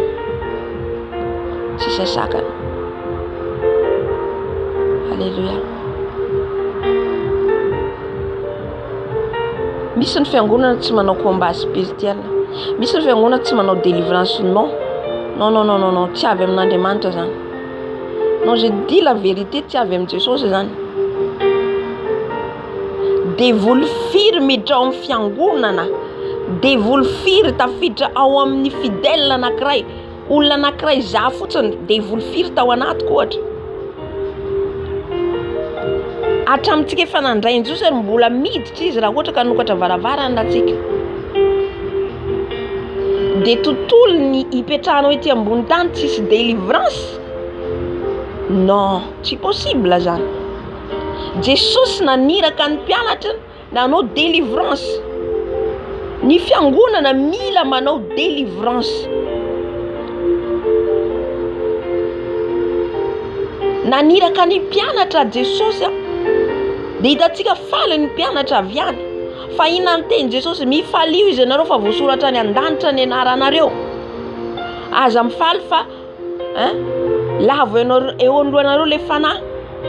Fa le anarantsika voasoratra ny an-danitra satria tsika tsy matory, mitolona, manao combat spirituel, tsy hoe za mahery, tsy izay. Fa le fanahin'Andriamanitra tsika manao combat spirituel any amin'ny monde de ténèbres, any amin'ny tontolon'ny asany maizina tsika manao combat tsy afaka miasa izy ireo satria miasa tompo mandefa ny anjeliny mandefa ny afiny de misakana le asa ataon'izy ireo. Izay mahatonga ny anarantsika voasoratra any an-danitra. Amen. Satria asa ho an'ny tompo nataontsika fa tsy ho an'ny tenatsika. Misy ohatra marary eo hoentsika amin'i Jesosy tolomantsika mbavaka. Iny combat ataonao iny tsy hoe anao fa mba hamonjena le fanany le raha vavinao raha ny anadanao eo zay voafatra ny fanany ihany.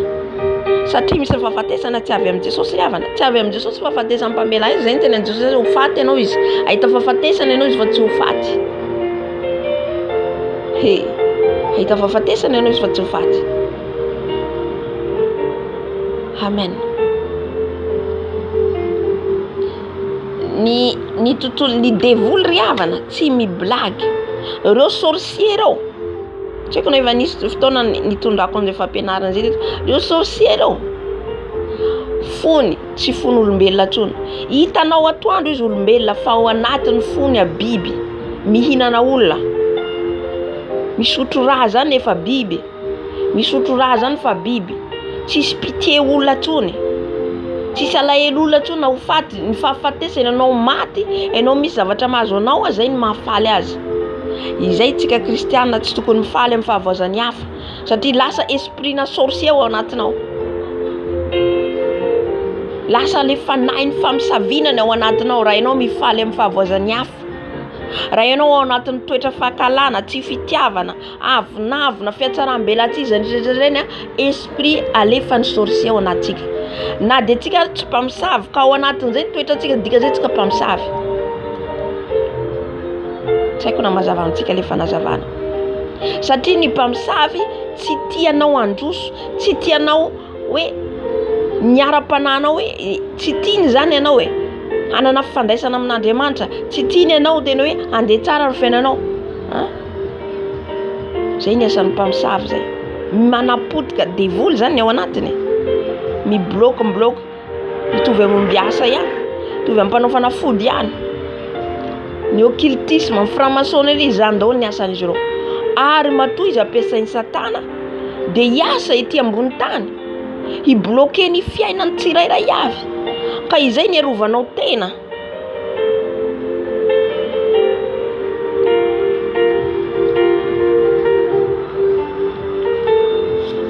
Eto hitondrako azy de ho izy nisy fivoriana nataon'izy ireo zany satria le rano izy le rivière zareo zany mila sacrifice. Tsika tsy vetrehitra any Afrika ihany misy anio fa any amin'ny tanindrazantsika Madagasikara misy be de be. So de vetrehitra tsika any Afrika ihany. Fa le fijorovam-bela avy any de zay hoe raisitsika ile izy fa mitovy amin'ny firenetsika ihany koa. Be de be ny rano any amintsika manao sacrifice olona. Misy manao sacrifice isan-taona. Eto le rano mila sacrifice tsy iza fa le devoliny rano. Devoliny rano fantany hoe mpamela de olon'Andriamanitra. Fantany Satana zany, fantany monde de ténèbres zany. Ka hitany efa nisy lalana sokafany tao de iny lalana avoazany afany amono azy. Ka nentiny tany amin'le toerana tsy manana izaniza, tsy nisy izaniza izy tany ry havana. Tsika tsy manana iza fa Jesosy tsika io mahery ny olombelona ry havana tsy mahavoavonjy ny fanahintsika. Nidirana amin'ny lanitra ianao sy Jesosy zay mahatonga hoe lalana izy famarinana famasinana. Dikan'izay Jesosy no lalana andehanantsika any an-danitra, tsy miankina amin'ny namanao, tsy miankina amin'ny pastera, tsy miankina amin'ny izaniza miverina foana zay zavatra averiko foana. Satria zay no marina. Ao anatiny ianao tapidalakale izy no mamonjy anao Jesosy. Hitatsika nanazava izy fa nandeha nitady vonjy tany amin'ny pastera. Fa ino nataon'ny pastera? Ny fianakaviany natao voalohany. Non, je protège izy ma famille. Satria le devoly tonga niteny amin'ny sorcier tonga taminy amin'ny nofo hoe raha ianao mamonjy an'io olona io dia ny anankonanao ny vononay. Raha ianao manana an Jesosy ry havana tsy natahotra an'izany safe ao anatin'ny complot koa le pastera zany mazava.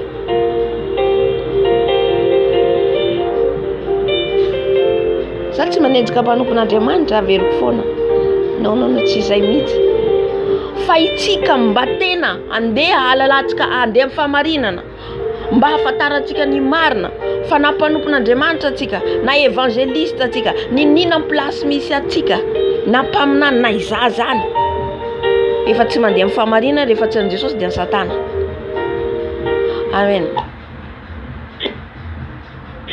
Halleluja. Ka hitatsika zany ny zavatra niseho hitatsika ny zavatra niseho fa le pastera ina ny teny hoe ianao manova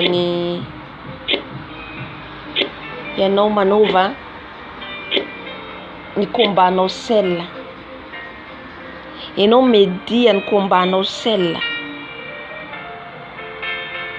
fa zao tsy afaka fa ny tompo hiaraka aminao. Non, tsika samy kristiana tsy manao an'izany. Misy namanao raha vavinao KO total la velanao ve izy, tsy azontsika tao mamela azy, tsy azontsika tao nao miaraka faty aminy ary. Amen. Tsy fitiavana zany. Ny ankonana zany lehibe noho ny amin'ny raha ny ten'Andriamanitra dia milaza hoe Jesosy ny teny hoe tonga ny rainy reny hitady azy. Ina ny teny Jesosy manoloana ireo mpianatra ireo, ireo izy no anabaviko rahalako, reo ny rahalanao hiakatra any an-danitra. Tsy ololo foana hitatsika ny plasy misy amin'ny pastera iny amin'izay fotoana zay tsika maka an'ilay zavatra voaraintsika teo tsy naka an'le any mpamela hozanana izy eto zany. Amen. Kanefa iny ankohonanao voalohany indrindra, voalohany ankohonantsika dia le mpiara-manompo amintsika, mpirahavavy amintsika andeha ho any an-danitra. Le pastera tsy andeha any an-danitra zany, non tsy andeha any an-danitra zany, tsy rainao, tsy rahavavinao andeha hiakatrana ho any an-danitra satria dia efa hita normal hoe ao anatin'ny faible le olona nefa avelanao. Ina nazo an'ilay Samaritana sy le mpanorandalàna nandalana hita an'ilay lehilahy novonoiny jiolahy ohatra nataon'i Jesosy, nandalo fotsiny any mpanorandalàna nefa mpivavaka. Nandalo fotsiny any. Iza namonjy an'ilay Samaritana tsy mahalala an'i Jesosy, tsy mahalala an'iny. Tsy blaga ny fiainantsika kristiana. Niady irery izy, niady irery izy fa Jesosy nantsoiny foana, nantsoiny Jesosy vonjeo Jesosy, vonjeo Jesosy. Isak'alina izy nanofy ratsy, isak'ariva izy nanofy ratsy, ny nofy ratsy avy amin'i Jesosy, nofy ratsy avy amin'i Jesosy. Dikan'izay rehefa misy nofy ratsy mitsangana ianao manaova combat, fa niady izy eto no combat. Ny teny izy tamin'ny rafozana tamin'ny ex-copain hoe mitsangana andao hivavy, niaraka mivavaka izy namaky izy ireo ny Salamo 5:30 nenty izy ireo nivavaka. Izany no tokony ataontsika rehefa ao anatin'le ataky nahazo azy eto ataky. Zany hoe le monde de ténèbres zany le fanahy ny famisavina, ny marabo, reo ny ray sainy izy ireo zany dia aka le fanahiny, zany hoe izy velonao mihitsy zany tonga dia hoe esoriny ny fanahiny. Eritrereto fotsiny hoe olo ohatra zao tonga dia hoe kapainao fotsiny amin'izao, izy velonao ohatra zao tonga dia atsatoanao any tsy tataka an'izay zany, tonga dia hoe sotomina ny amana izy velona. Tsy halan'ireny mort vivant reny izy za, tsy halan'ireny mort vivant. Zany hoe velona ihany izy fa ny fanahiny efa maty zany izy, efa maty. Izay mihitsy reny mihitsy ny fiasan'ny Satana. Dia hitantsika koa point anankiray koa ny teneny tany amin'ny hôpitaly. Nandeha tany amin'ny hôpitaly izy, fa ina ny teny fanahy masina teny Jesosy. miala ato izy anao fa ato amin'ny hôpitaly izy ny amonoany zareo anao raha ato ianao. Havana izy partout partout. Izay mahatonga antsika mila manontany foana an Jesosy. Ny hôpitaly jerentsika io tena fiasan'ny Satana be dia be, tena mahita hoe tena miasa izy amin'ny hôpitaly. Ary reny ny azakazan'olona fa lasa hoe ataon'olona hoe mahavovonjy. Ny tsy mahalala zany tiako ambara eto fa ny avonjy ny fanahintsika dia Jesosy irery ihany. Fahitantsika izy ny azakazaka avy any amin'ny hôpitaly dia fataon'olona adala. Izay mihitsy ny traiten'olona ny olonantsika ne. Marina fa tsy salama izy eto. Fa raha tsy ataon'olona adala antsika dia tsy kristianina marina. Fa ny olona dia manao antsika adala. Dia hitantsika ihany koa izy teto ny teny ihany koa izy nomeny tompo nanana fahefana izy ny teny amin'ny zavaboary, ny hazo, ny rano, ny afo, ny tany, ny masoandro. Satria ireo rehetrarehetra ireo havana ampiasain'ny Satana, ampiasain'izy ireo any amin'ny tontolon'izy ireo zany ampiasainy ireo i-contre antsika. Fa rehefa antsika mijoro miteny manoloana ny seza fiandrianan'ny ray miteny hoe zanaka ao a Jesosy, fa mila fantatry ny Jesosy kosa nefa ianao fa tena zanany marina, amin'izay vao efikasy. Satria izy niteny hoe parole prophétique izy nampianarin'ny tompo azy. Satria mila miteny tsika, mila miteny. Satria nomena hery sy fahefana zasy ianao. Itsika nataona narafany foronina Damasy Eva ny fahefana nomena antsika. Andidy sy anapaka amin'ny zavaboary rehetra. Izay ny antony nampitenenan'ny tompo an'ny mpamela teo. Hoe teneno reo, teneno satria nanantsika fahefana. Fa izay zavatra zay alain'ny Satana. Satria tsika efa nanota maloto le tontolo misy antsika dia lasa Satana ndray no maka an'ireo zavatra ireo ampiasainy contre antsika. Na ny zavatra ny anatin'ny rano, itsika natao nana fahefana amin'io. Fa noho ny fahotana tafiditra dia lasa Satana nanjaka, lasa maloto ny tontolo misy antsika. Hitantsika izy ny teny, namaly ny zavaboary, namaly ny hazo, namaly ndao fa izahay miaraka aminao. Dia gaga ireo sorcereux fa izy io no tsy ataontsika ny rehetrarehetra, no tapatapahantsika izy nataontsika anatina marmita, anaty vilany. Hitantsika ireo nofo ireo manambara ny zavatra rehetra iainantsika. Tsika tsy tokony ianao blagy amin'ny nofontsika. Mahavery antsika koa raha ohatra ka tsika mahazo nofo tsy miconcentre amin'ny nofo meny tompo antsika io, mahavery. Satria ny tombo efa miteny amintsika fa nefa antsika tsy mitandrina.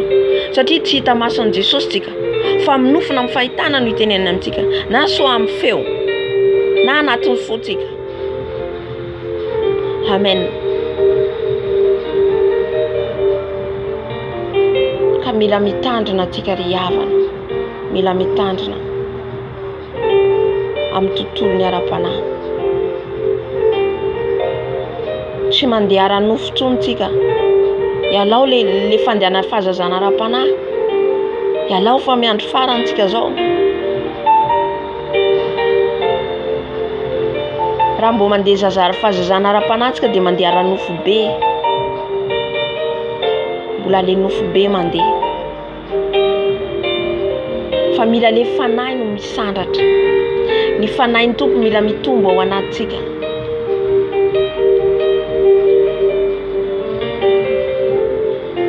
Gaga izy ireo satria ny herin'Andriamanitra atao aminy. Ary ny teny tompo asehoko izy ny voninahitro manoloana an'ireo mpamosavy ireo, asehoko amin'ny alalanao. Mety asehon'ny tompo amin'ny alalanao ihany koa ny voninahitriny raha mijoro tsara ianao, raha mifikitra amin'ny Jesosy ianao. Aza matahotra ny zavatra misy, aza matahotra ny zavatra misy eo amin'ny fiainanao io. Mijoroa. Amen. Fizahan-toetra lalovanao, épreuve ny lalovan'ny mpamela io. Épreuve io. Tsy moramora ny lalana lalovantsika. Ny épreuve fizaham-toetra lalovantsika tsy maintsy mandalo an'izany izao sy anao. Épreuve mety afo.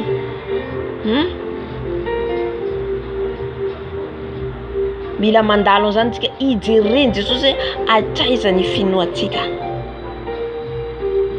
Amen. Dia ao anatin'ilay fizaham-toetra lalovantsika le devoly miditra koa.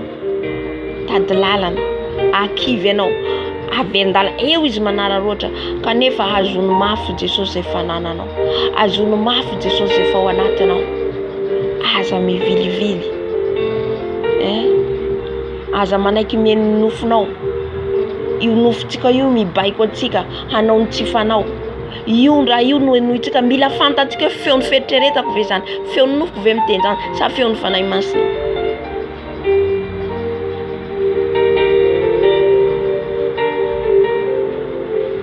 Dia hitantsika hita hoe lancen'izy ireo lancen'izy ireo voalohany indrindra izy ireo anataony amin'ny marmity dia avy eo ny lanceny vato angamba sa inona le teneneo foudre io. Dia nianjera izy dia efa niolana hoe maty nefa tsy maty izy. Dia nisy rà nefa ny tompona mahafany rà efa niantso an Jesosy izy. Ataoko bangotokana le izy. Avy eo koa ina koa nofo nahita alika izy. Alika manodidina an'le tranony akan'le fanahany. Manofa alika zany tsy tsara. Esprit de sorcellerie zany. Mbola zareo ihany. Saka alika.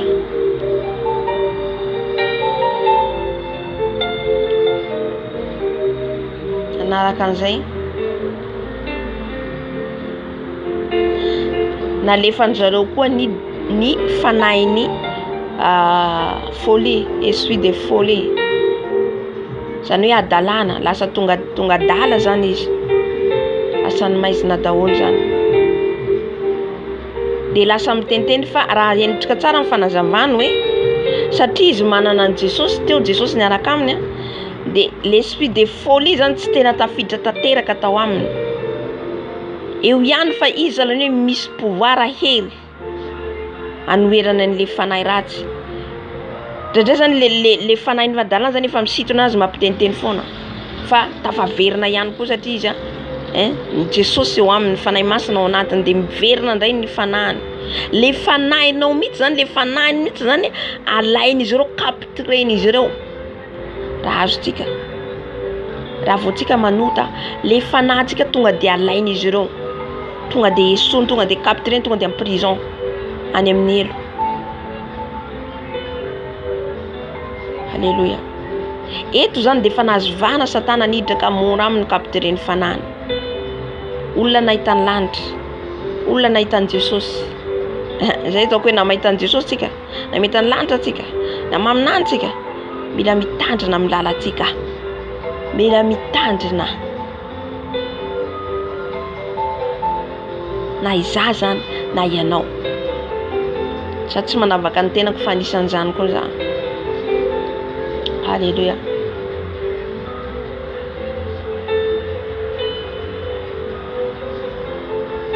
Dia hitantsika izy zany rehefa lasa zany hoe lasa dala izy dia efa omezan'olona dia nanomboka efa saran'ireny delira reny. Dia nanofy ihany koa misy olona mitifitra bala azy. Rehefa fanahintsika amin'ny Jesosy tsy matory ny fanahy. Ny fanahy mahita ny tontolony ara-panahy. Nisy nitifitra azy dia eo amin'ny lamosiny dia tsapany tena maharary. Tena efikasy io, riavana. Raha voantsika tsy manana an Jesosy zay, raha vao io zavatra nofo ratsy azontsika tsy mitsangana antsika manoatra dia tanteraka.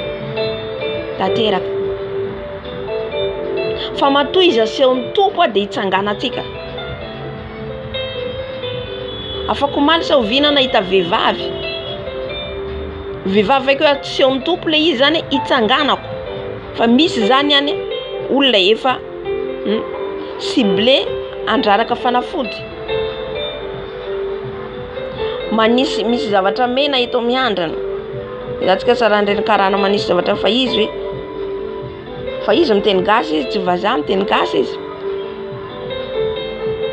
Dia nanantona anazy dia miresaka.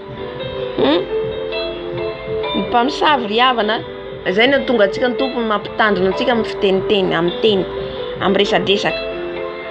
Satria lasa tafiditra amin'izay tsika. Fa mila mahafeno lelantsika tsika. Jakoba 2:1.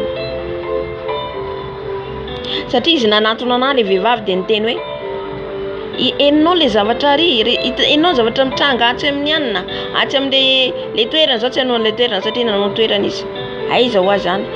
Zao ny resaka ao, zao ny resaka ao.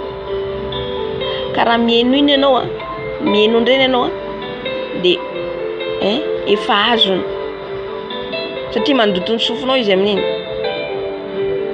Dia manisy an'le resaka ny zavatra tokony ho azontsika, le resaka alefan'iny mampiditra an'izy ao anatinao izy, ampidina anatin'ny fonao, ampidina anatin'ny fisainanao. Dia iny lasa iny zany saintsainao, iny lasa ny saintsainao dia mandoto anao. Dia lasa nandeha aloha, tsy niaraka aminy zany fa nandeha aloha. Izy avy ato aoriana ny olona mpanao ratsy tsy maintsy izy foana mitatidresaka aloha. Izy avy ato aoriana mandraraka fanafody.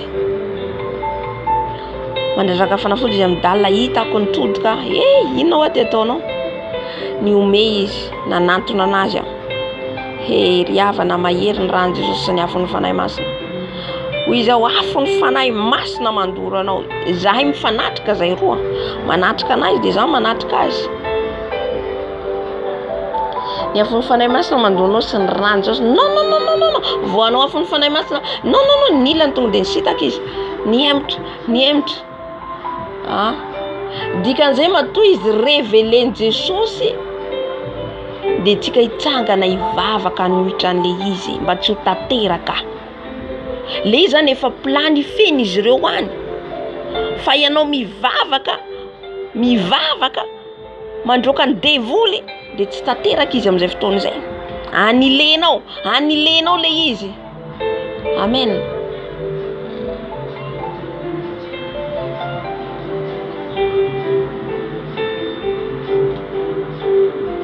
Alléluia.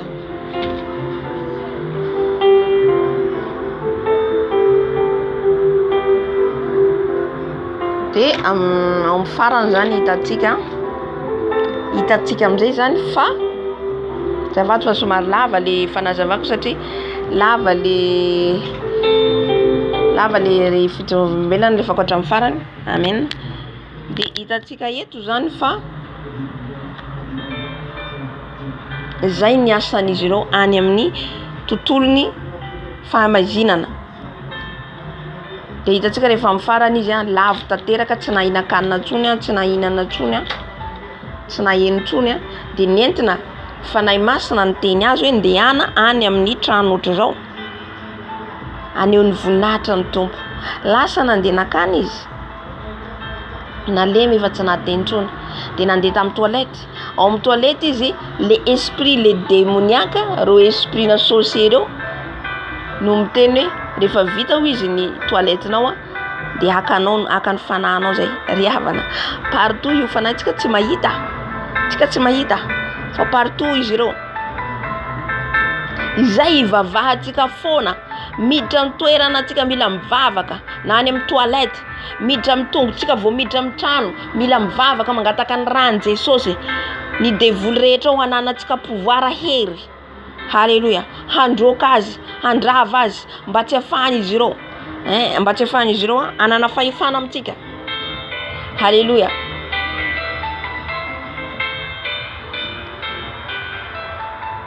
Ny ray saina izy rehetra hatramin'ny ombiasa, ny ray saina hamono azy. Olona anankiray hitantsika hoe tena hoe fifaliana zareo mahazo fanahy anankiray zany, hamono fanahy anankiray zava-dehibe. Izay mahazava-dehibe eo anatrehan'Andriamanitra ny fanahy anankiray ihany koa. Mitondra olona anankiray amin'ny Jesosy tsika zava-dehibe zany. Satria izy maty ny solo voinantsika. Tena zava-dehibe eo anatrehan'ny tompo. Everitsika tsy malahelo Jesosy tsika ho any amin'ny elo. Tomany izy malahelo. Izay no editsika vatra eo anatrehany mandrakariva mba haritra foana atsika andeha araka sitrapolo mba nalabaraka ny Satana. Fanome voninahitra ny tompontsika. Amen. De rehefa hitantsika amin'izay izy niala ny ainy de tonga le ancien pasteur araka ny azavainy teo naka boky le fanaovana combat spirituel le ady amin'ny tontolo ara-panahy de niala ny fanany de izy nivavaka hoe Pamela ne mort pas de ny rehetrarehetra mitondra anazy nandeha any amin'ny trano mpamosavy daholo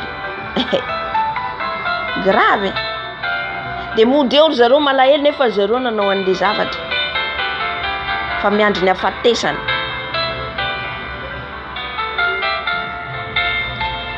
Ka zay mahatonga hoe tsika tsy mila faly amin'ny fahavoazan'ny hafa satria anisantsika zany efa ao anatin' zareo ihany koa raha vao zay ny toetrantsika na hoe mikendra hitantsika zany raha zao fa hitantsika hazo azy rehefa avy eo tsy azontsika atao zany tsy anjanontsony tsy mahazo miteny anjanontsontsika hitantsika na ahoana io rehefa avy eo ahoana ny hitantsika azy lasa manozona zay tsy amin'izay fotoan'izay tsika. Rehefa nialo izy ny fanainy de lasa izy niakatra première ciel, deuxième ciel. Première ciel aloha lasa izy afaka nandeha. Eo amin'ny deuxième ciel riava niditra amin'ny troisième ciel misy blocage eo. Eo le misakana ny vavaka ny kristianina.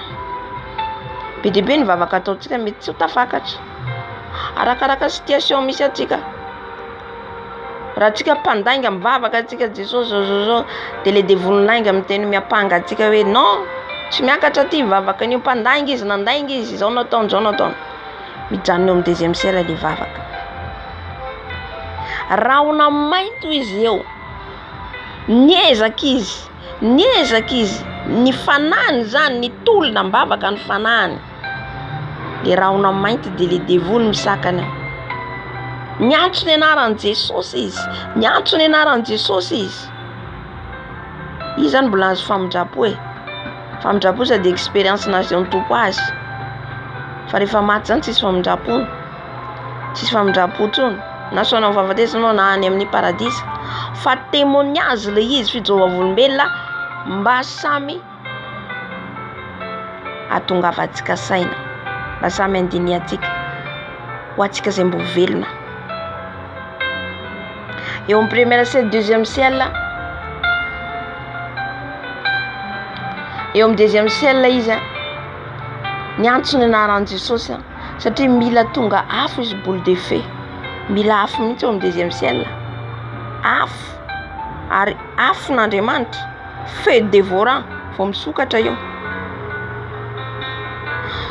tonga boule de feu izy niala tamin'ny voalohany le première témoignage ninontsika de ny anjely nitondra azy satria le anjely efa tsy teo tsony raha nalefa ny Jesosy tety ambony tany izy misy anjely 16 ange riavana tsika mpanompon'Andriamanitra eo misy anjely miaro atsika, misy anjely manodidina atsika. Fais attention amin'ny anjely manodidina atsika satria ny anjely tsy miblagy, ny anjely tsy mahazaka ny zavatra tsy masina. Ny tompo mamindra fo amintsika Jesosy,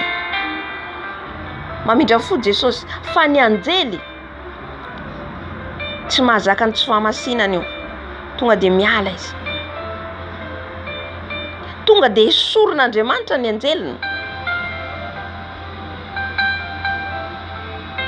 Le anjely 9 niaraka taminy satria izy teny misora an'Andriamanitra niala tonga de niakatra any an-danitra. Ianao tavela zay mahatonga antsika tsy mahatsapa fanahy masina miala le anjely satria tsika nanota maina amizay tsika rehefa avy eo satria le anjely miaro atsika manodidina atsika eo.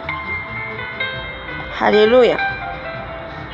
Tsisy anjely tsony niaraka aminy, izy niadiny ainy tonga afo izy tsy zakan'le devoly tsony. Zany hoe témoignage izy ho fatatsika hoe le afo tsy zakan'ny devoly, ny afo n'Andriamanitra, ny afo ny fanahy masina ny sitako satria matahotra mai izy ireo de tafiditra any amin'ny troisième ciel izy. Halleluja. Rehefa any amin'ny 3e ciel tonga eo amin'ny seza fiandrianany ray. Nangina total ny eo an-danitra. Tonga amin'ny trône jugement izy, fitsarana. Efa tonga amin'ny fitsarana ny tompo. Tsy mahalala hoe tsisy hoe famindrapo fa le rano Jesosy, le trône de la grâce, de le rano Jesosy mbola mikorina. Io mbola mindramy fony Jesosy amintsika. Ary kely sisa ry havana, kely sisa de tapitra ny andron'ny fahasoavana. Ipetraka amin'ny fitsarana ny tompo tsara izao tontolo izao. Aiza misy atsika. Tonga izy manoloana seza fiandrianana. Ny anjely maloka, ny 24 viany maloka, 4 êtres vivants maloka. Ny tareny izy ireo zany maloka daholo, nanginana eo an-danitra ao, tsisy faliana satria hoana nanota izy. Ary niota tsy tafiditra ao an-danitra ao. Maloka daholo. Ny teniny anjely pam io. Ansasanteny tsy izy io. Pam io, non tsy izy io. Tsisy afantarana azy tsony satria efa mitanjaka izy. Mitanjaka ao anatren'Andriamanitra tsika raha vao manota. Ny tompo Andriamanitra Jesosy nidina avy any amin'ny sezany. Nidina hoy izy nijery ny fony. Halleluja. Tenin'Andriamanitra io marina io Bible ry havana. Tsika raha vao miala amin'io Baiboly io, zay mahatonga antsika mila manao pratika ny tenin'Andriamanitra tsika. Fa raha ohatra tsika malala n'io tenin'Andriamanitra io, tsy manao pratika, zava-poana ny fahaizantsika an'io. Fa le fahaizanao ny Baiboly tsara, fa ampiharo amin'ny fiainanao. Andriamanitra ho izy mandinika ny fo sy ny voa. Ny fo no alalany Jesosy atsika tsirairay. Fantany Jesosy ny fona ho any amin'izao fotoana izao. Fantany foko aty amin'izao fotoana izao manao ahoana.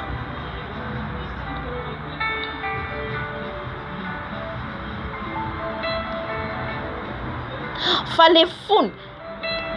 le fony jereny Jesosy eo nalalany hoe pam izy. De nanazava izy hoe tsy alalany tompo atsika mihitsy ny fahotana. Isaia 59.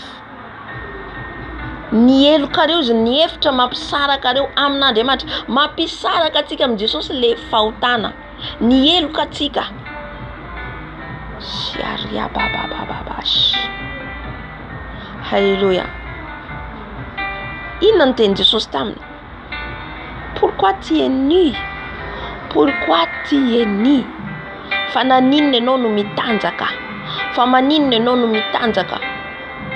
Ny antony ianao tsika fijarovam-belona dia andiniantsika tena havana. Ny antony ianao tsika azy dia aizantsika mamindra. Na zana ianao. Tsy tonga ho azy eto, na tonga zaraina fotsiny, fa ny aizantsika, ny famindrantsika, ijerentsika matotonga dia tiany tompo anamboarana ny fiainantsika, dia ny mbola velona atsika. Fa ny maty tsy afaka anao ninina tsony. Fa naninona ianao mitanjaka hoy Jesosy?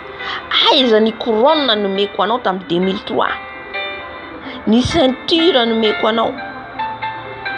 Ny robe nomeko anao? Ny 12 pierres nomeko anao? Be dia be ny zavatra nomeny tompo azy. Napetrako tamin'ny seza royal hoy izy anao, seza mampanjaka ianao izy, reine, mpanjaka vavy. Ny trano nomeko anao izy, ny château nomeko anao, ny anjely 120 nomeko anao. Aiza izy amin'izao? Ny sabatra nomeko anao, ny hery nomeko anao. Aiza izy amin'izao? Aiza? Fa nahoana izy ireo niala? Le Satana mihitsy nanala azy. Nentiny tany amin'ny bara izy ny hira ho an'izao tontolo izao. Ry havana, tsy mifangaroaro ny tompo. Ny tanterako izy ianao, mitanjaka tsisy tavelana ny ray. Eo izy nijery, vao nijery vatana izy mitanjaka atsika raha vao manota. Raha vao tsika manofy mitanjaka dikan'izay tsika nanota. Fais attention raha vao mitanjaka ianao manofy. Fais attention. Ny any amin'ny helo no mitanjaka. Raha vao anao manofy mitanjaka, mandeha amin'ny Jesosy malakilaky mifona. tany Jesosy. Zay le zana takona nono ny patete pardon sy ny amboniny. De nanoro azy ny tompo. Nanoro azy ny tompo jereo izy, jery izy any amin'ny gaucheny, c'est le monde des ténèbres. Any amin'ny elo mitanjaka ny olona rehetra any. Ao ny mijaly hitany tomany.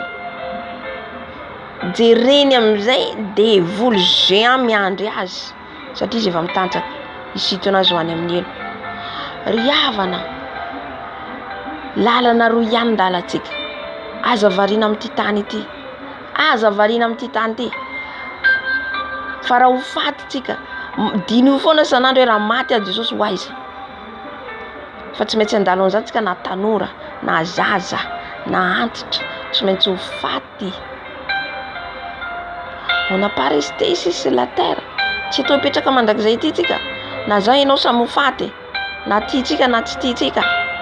Ka anatin'izay fahafatesana matoa misy ny maty manodidina atsika, dikan'izay dinio koa fa ho tonga amin'izany koa tsika. Halleluja. Dinio ho aiza ianao rian'ny fahafatesana chaque jour, isan'andro mandinika zay tsika. Raha tonga Jesosy ho tafakatra avy aho, raha maty aho ho aiza aho. Fa any miely ry havana, may nandalo 5 secondes an'izany aho fa may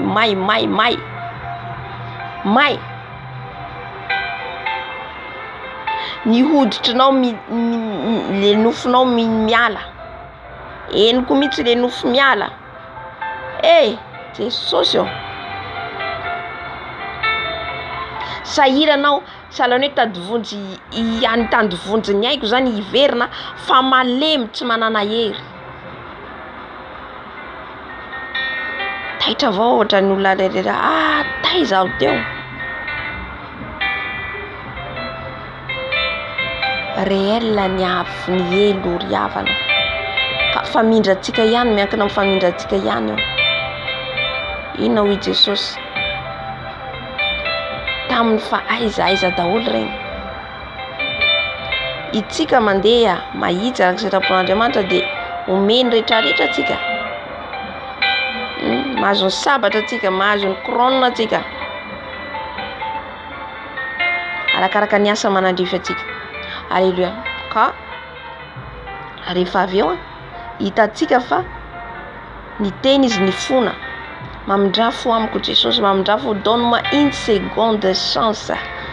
Mangata amin'ny tompo ianao, raha mbola ao anatin'ny fanaon'izao tontolo zao ianao, mifonama ianao ny volombelona io, amboaro ny fiainanao, amboaro fa tsika dieny mbola velona tsika afaka manamboatra ny fiainantsika. Fa rehefa miala amin'ity tany ity tsika, tsisy tsony famindrapo. Ny mpamela tsy mety tsy ho fiainanao mety tsy hitovy. Fa izy nahazo famindrapo, fa nenao tsy fantatsika, nenahy tsy fantatra. Halleluja. Ka eo ny tompo i mpamela azafady mpamela ny teny hoe za Jesosy mifony eto anatrianao, fa manomboka zao aho anao ny asanao, avereno ny fanako fa hitsanga anao, anao ny asanao, anompo anao, andeha anasitrana marary, ampitsangana ny maty, hitona ny olona aminao, ibloky ny lalan'ny olona ho any amin'ny elo. Zany no tokony ataontsika zany. Zany no tokony hitsangana atsika zany. Manao mahafaly an Jesosy vao ny tenany ninona nitany le endrika niova ny endrika rehetra maloko atao an-danitra. Mila miteny tsika Jesosy eo. Manomboka zao aho tsy andevo ny fahotana tsony. Manomboka zao aho tsy andevozy ny ota itsony. Manomboka zao aho andeha amin'ny fahamarinanao. Mitenena toero ny devoly de andositra atsika izy. Non papa, maintenant je vais faire ton œuvre. Hanao ny asanao, andeha hitory anao, hanambara ny hatsaranao. Faly ny anjely, faly ny 24 VR, faly rehetra ataon-danitra eo amin'ny trône tonga de trône de la grâce, ny famindrabo no ny teny zay nataonao, fifanekena ataonao amin'ny Jesosy io tsy hoe teneninao fotsiny nefa tsy ho tanterahinao, fa teneninao de tanterahinao, ny teny izy tena marina fa ho vitanao zany hoy Jesosy. Ry havana Jesosy any miresaka amintsika izy, eo anilantsika izy, tsika mila miteny. Oui, pam, izy parle. Alléluia. Teny aminao koa Jesosy androany, mitenena amin'ny Jesosy ianao, na ianao rery ao an-trano mitenena, mandolia, mitenena Jesosy ao, ty aho, anompo anao manomboka zao, anaraka anao manomboka zao Jesosy ao, tsy ho any amin'ny elo tsony ny lalako, satria na antsika ity araka manota antsika ny lalantsika efa makany amin'ny fahaverezana. Vonjeo ny fanahinao dia mbola velona ry havana, vonjeo ny fanahinao.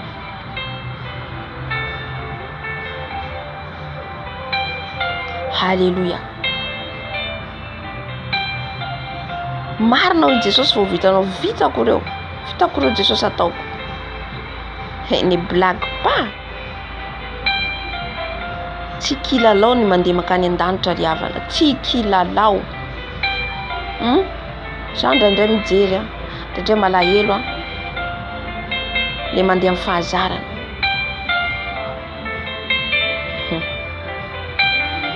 Mandeha fombafomba efa fahazarana fotsiny. Halleluja. Nomeny Jesosy lasa niverina izy le akanjoko, ny 12 pierre zay nimenazy, ny ceinture, ny ino ma zany, ny feo kibo ma zany ceinture, ny fahamarina, ny fenon'ny tompo zany izy, niverina ndray mandeha, ny tafy ndray izy, nitondra sabatra izy, ny rehetrarehetra no fenoiny Jesosy, tsy vitan'le teo aloha ihany fa nosiany double, triple. Halleluja. Double onction. Cherchez zany tadiavintsika zanak'Andriamanitra. Premièrement le royaume des cieux, ny fanjakany lanitra voalohany indrindra, ataovy zay atafiditranao an-danitra, afao baraka lay Satana. Halleluja. Izany no ilayntsika hitombo ny ara-panahintsika, hitombo ny fifandraisantsika amin'ny Jesosy. Double onction, aza manaiky ry havana, aza manaiky levileven'ny Satana, fitahin'ny Satana, aza manaiky. Mody ho fatany hoe enao manao mivavaka fotsiny anao 5 minutes efa vita, ne mivavaka 5 minutes efa vita. Non, tia. Toero. Za hoe mahavita mivavaka adiny ray. Toero nofo. Za hoe mahavita mivavaka adiny roa, fa izay nandresenao azy, miala tsikelikely io Satana mandositra. Aza manaraka ny sitraponao eo, ny nofonao eo. Fa ny sitrapon'ny tomponao rao. Avelao Jesosy anjaka amin'ny fiainanao, fa nandro farantsika zao farany. Ny fanahy masina efa mirotsaka, andro ny fanahy masina tsika zao, dia ny misy ny fotoana misokatra ny lanitra ry havana. Katsao Jesosy. Halleluja. Tsy ho an'ny mpamina rehetra, tsy ho an'ny mpamina ihany zany zavatra zany. Tsy natokana ho an'ny mpanompon'Andriamanitra ihany ny onction sy ny ositra. Tsy natokana ho arery, tsy natokana amin'ny olona rery, fa andro ny fahasoavana antsika zao mandray mahazo ny fanahy masina antsika rehetra. Raha mitady azy, raha tena mikatsaka azy amin'ny fotsika tokoa. Fa inan'taony Jesosy tena marina zany, eny izy, feno ny hery izy. Nazo batisa ny afo ny fanahy masina, satria tsy zaka le afo ny fanahy masina ne. Jesosy manao batisa an'io, efa nazavaiko teto zay. Ny afo ny fanahy masina, Jesosy no manao batisa ny afo ny fanahy masina. Ka fais attention, mitandrema antsika, batisa ny parler en langue zay teneninao avy amin'iza.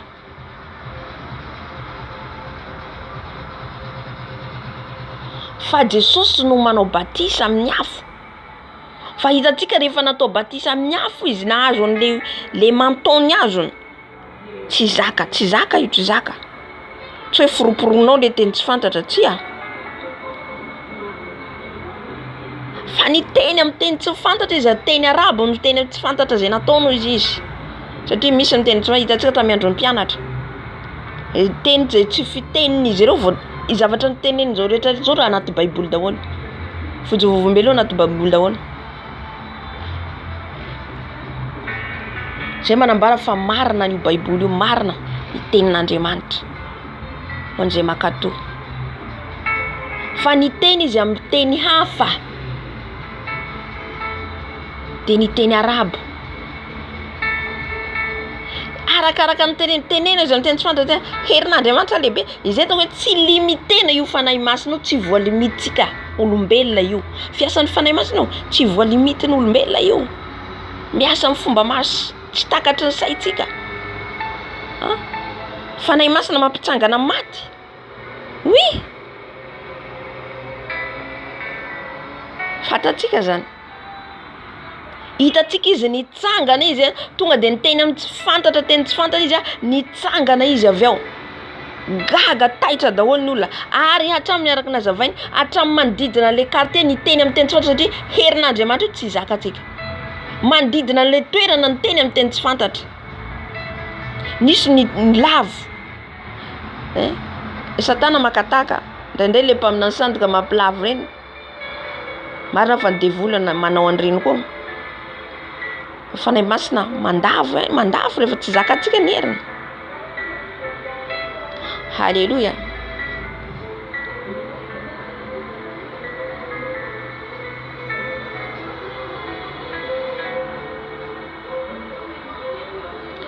Amen, amen, amen. Fa ny devoly tsaroa fa pakatahako foana. Fa Jesosy ny tompony rehetrarehetra. Itsangana izy tao niteny amin'ny teny tsy fantatra, gaga ny olona. Ny sorcier mpamosavy izay nanodidina azy rehetrarehetra gaga. Izay nikikika hoe victoire, victoire. Ao amin'ny Jesosy irery ihany misy victoire ry havana.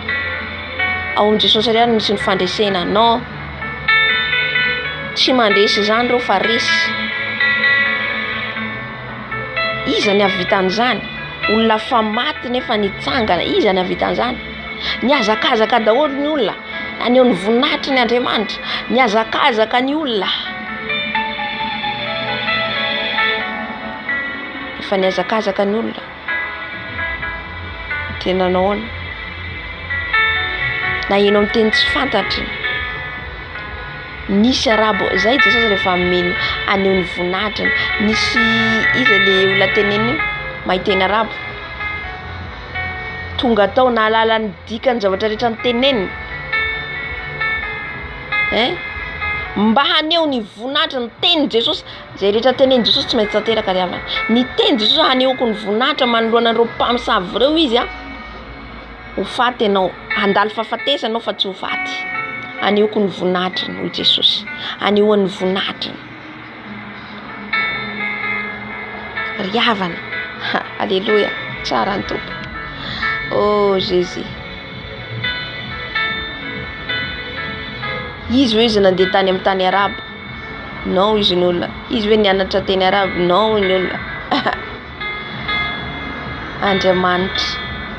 Mahery Andriamanitra. Tsy zay toko zao tsika tsy tokony voarebirebin'ny Satana. Non, tsy voarebirebiny io tsika.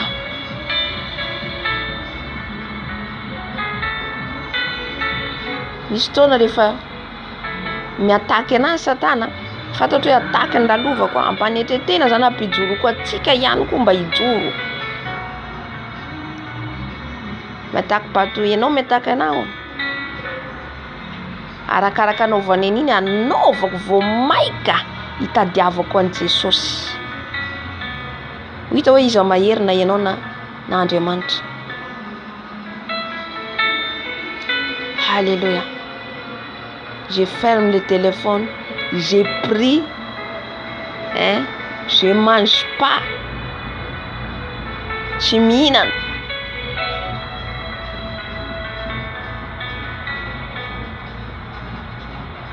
Fa mahazo hery rehefa avy eo mandositra izy. Amen.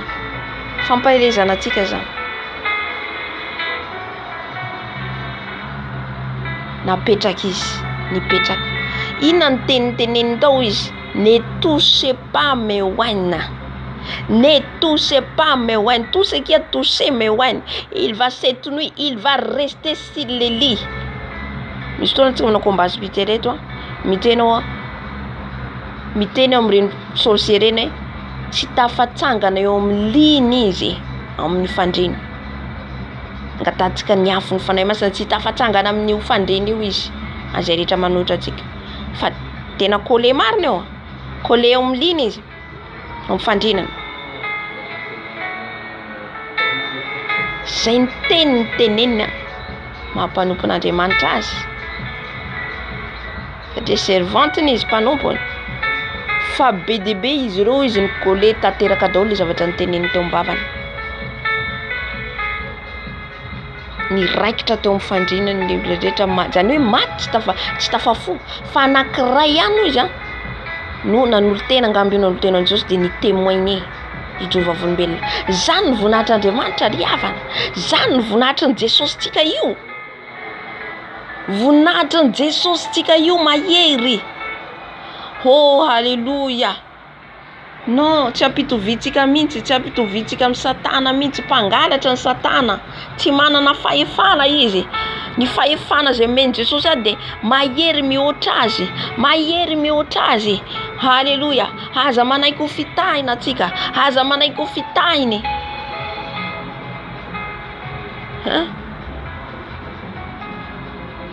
Izy fotoana za tena hoe tsy tafavavaka fa tena hoe j'ai dit que ils ont envoyé mandefa izy ireo ny flèche ny torimaso. Matory. Hina mazona matory. Non, arakaraka toriko averiko, ataoko foana. Rehefa ianao misisika. Jesosy manampy anao. Fanahy masina manampy anao. Aza ketraka, aza kivy. Raha tsika mora kivy ny fahakiviana tsy avy amin'ny Jesosy. Dia tsy andresy mihitsy tsika raha mora kivy. Fa mila vehivavy combattant, lehilahy combattant. Zay ny ahitantsika ny voninahitran'Andriamanitra. Vehivavy mahery, lehilahy mahery. Mijoroa. Alléluia. Amen. Kamba atsika ny fanazavana rehetra tao hitantsika mivavaka combat spirituel amin'izao fotoana izao. Fa alohan'izay tsika hangataka ny afo ny fanahy masina, satria ny afo ny fanahy masina no manampy atsika. Ny afo ny fanahy masina no ahafahantsika mandresy andreo ny herin'i Jesosy araka ny rehetrarehetra voalaza atsika teo. Amen. Hivavaka atsika angatao ny fanahy masina amin'izao fotoana izao. Mitsangana ianao mivavaha mangatao ny fanahy masina. Angatao ny herin'ny fanahy masina. Aza mipetraka, aza mandohalika, lasa matory. Mitsangana. Halleluja. Fanahy masina. Midina fanahy masina anatrika anay. Midina fanahy masina meno anay. Fenoy izay fanahy masina. Fenoy ny herinao izay fanahy masina anatrika an'izao fotoana izao. Fenoy ny herinao izay fanahy masina. Afatoany aminao izay. Afatoany aminao izay fanahy masina. Afatoany aminao izay fanahy masina. Afatoany aminao izay fanahy masina. Midina fanahy maherin'Andriamanitra. Midina fanahy maherin'Andriamanitra. Midina meno anay. Fenoy ny herin'Andriamanitra. Fenoy ny herin'Andriamanitra ny tenanao. Fenoy ny herin'Andriamanitra ny afo ny fanahy masina meno anao. Ny afo ny fanahy masina meno anao. Ariabashekariababa. Fanahy masina midina meno anay. Fanahy masina midina meno anay. Fenoy anao izay fanahy masina. Fenoy anao izay fanahy masina. Fenoy ny herinao izay fanahy masina. Milanao izay fanahy masina. Milanao izay fanahy masina. Fanahy masina midina. Fanahy masina midina. Fanahy masina manatre anatrika an'izao fotoana izao. Ameno anay. Ameno anay. Ameno anay. Ameno ny banga rehetra. Ameno anay ny afonao hidinedy. Fenoy ny afo ny fanahy masina. Ny fisainanao, ny fieritreretanao, ny fonao. fan beba katikati yao angatao nyafony fanay masina amvatanao manontolo. Embrassez les feuilles de Saint-Esprit. Embrasse-moi ton feu Saint-Esprit. Embrasse-moi ton feu Saint-Esprit. Embrasse-moi de ma tête à mes pieds. Embrasse-moi Saint-Esprit. Embrasse-moi Saint-Esprit. Embrasse-moi Saint-Esprit. Koriaba shekaria baba baba. Koriaba shira baba baba baba. Fanay masno. Fais-nous Isaïe. Fais-nous nierno. Fais-nous nierno. Fais-nous nierno. Fais-nous nierno. Fanay masno mitina. Mitina meronai. Mitina meronai. Mitina meronai. Mitina italkanai. Fais-nous Isaïe fanay masno. Fais-nous une fanatiano. Fais-nous une fanatiano. Mira no Isaïe fanay masno. Amen on eno softonso. Amen on sotueranso. Nyaf no antidna sotueranso. Nyaf no antidna sotueranso. Nyaf no fanay masno. Fais-nous nyaf fanay no masna sotueranso. Antu nyaf fanay masna mentrano. Antu nyaf fanay masna mentrano. Mitina fanay masno. Mitina meronai. Mitina meronai. Fanay masno. Avima meronai. Avima menuanai. Avima menuanai. Oyabash, Karababo, Karabash. Orababo, Sharababa. Yerababa, Sharababo. And I must know Medina. But I must know Mamenua. But I must know Mamenua. But I must know Fenus and Trela Yave. Fenunier now. Fenunus Chow. Medina Zotuela So. Okay, on a Natka. Okay, on a Natka. Oyabaste Karababa Shirarara. Oyabas Karababa. Medina Fanai Masno. Medina Meronai. Medina Itarkanai. Oh, que ton fait descend ici, Saint-Esprit. Que ton fait descend. Que ton fait descend. Que ton fait descend. Descend au feu. Descend au feu. Descend au feu. Descend au feu. Descend au feu. Descend au feu. Le feu de Saint-Esprit. Le feu de Saint-Esprit. Le feu de Saint-Esprit. Le feu de Saint-Esprit. Descend. Descend. Descend le feu. Le feu. Le feu. Le feu. Le feu. Yafno fanay masno. Keraba. Orabas. Orababa. Orabas. Kerabas. Orababa. Arababa. Fanay masno mitina. Fanay masno mitina. Mitina fanay masno. Mitina menonai. Enisa fanay masno. Baba.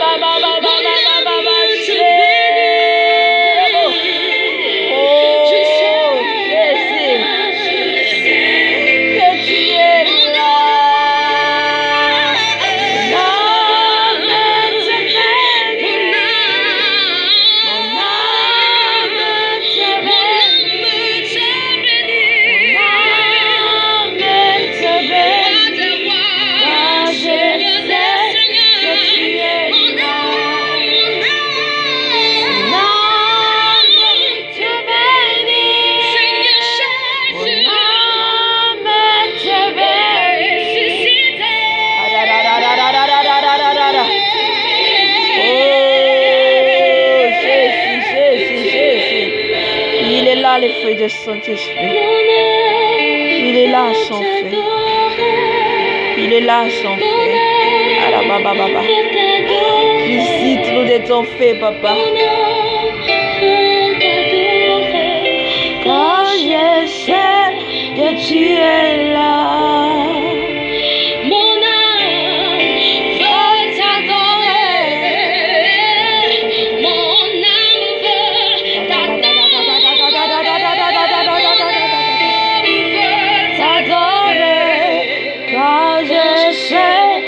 Tu es là,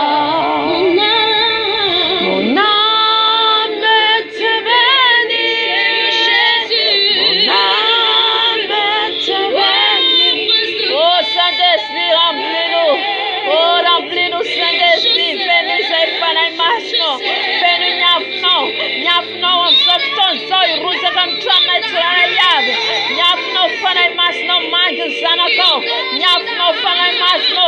Kasiu fanay masno, yaseteno, nyafno fanay menona itara yabe. Baba shera baba. Shaleta mageta yeta vangu fana masno. Shaleta mageta yeta no. Shaleta milano. Shaleta teita no. Mageta yeta natara no vangu fana masno. Vangu amzoftonso. Vangu fana masno. Nyafno amange. Nyafno amange mtira da yave. Anustan tira da yave. Vovô. Vem no fana masno. Vovô vem no fana masno. O suri zayer no bababash. Oya bababash. Ora bababash. Era babababash. Shara babababa. Bababababash. Angatonia fulfana masna bababababash. Era bababash. Angatonia afunya mzofto zom. Da. Angatonia afunfana masna mena na karababa. Ameni bangareyeta. Ameni bangareyeta. Oh rababa shara baba. Oh ya baba. Oh sharara. Sois concentré vers le ciel. Sois concentré vers le ciel. Sois-nous concentrés. Concentre vers Jésus. Mi fan tout en emte sosenon. Mi fan tout en emte sosenon fayetus.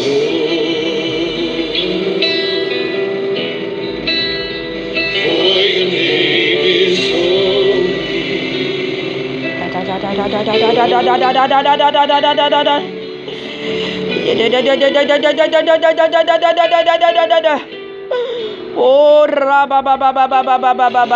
il est la présence de Saint-Esprit. Je descends sur toi. Il descend sur toi. Il descend sur toi le feu de Saint-Esprit. J'ai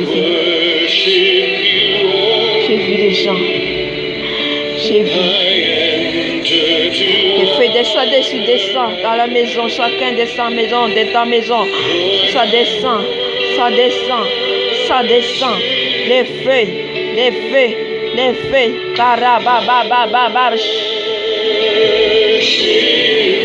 Cette feu descend sur toi.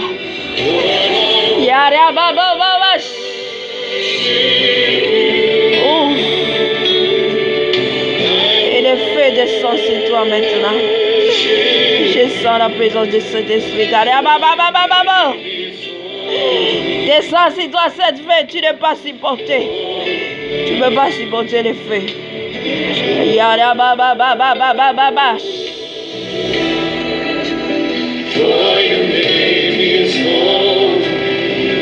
Yes. Il y a les vents. Il y a les vents. Il y a les vents qui soufflent là. Je te visite cette vent. Je te visite cette vent. Le vent de Saint-Esprit.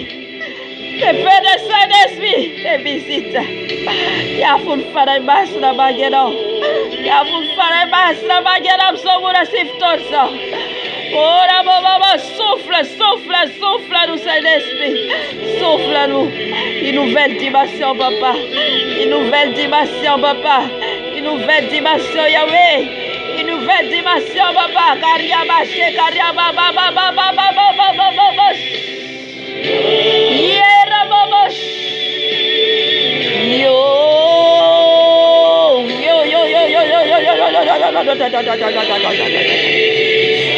Nouvelle dimension, Kariaba baba. Yarabos. Il y a des vents de Saint-Esprit. Souffle tes enfants, papa. Souffle Saint-Esprit. Souffle chacun dans leur maison. Visite Saint-Esprit. Tous ceux qui ouvrent son cœur. Visite Saint-Esprit. Sarayeta mageta yeta. Penui fanai masnya fno kariaba se kariaba bo. Jesus. Baba. Yesu. Alléluia, Massia. Yeshua, Massia. Il y a les vents. Il y a les vents. Il y a les vents maintenant. Descends, s'il vous. Les vents des Saint-Esprit. Oh, ya baste, ya baba baba. Ya fun fana masna. Rifton fana masna. Itsuka nfanano. Itsuka nfanano jai. Amen bella lonjai. Amen bella lonjai. Alléluia. Alléluia. Alléluia. Itun fana masna ya. Ayerin fana ten. Kada baba zereta mangeta yeta mandrai mas mahita usara ny olona mivezivezy eran-trano miantso ny fanahy masina miantso ny fanahy masina ny tanany ambony ambany miantso ny fanahy masina. Oh, que le Saint-Esprit te visite, que le Saint-Esprit te visite. Sharabababa.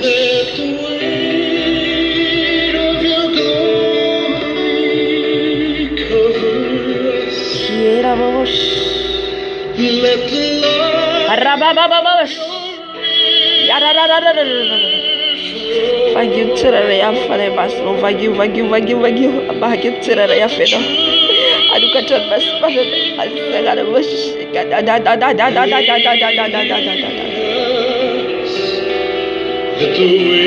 ya baba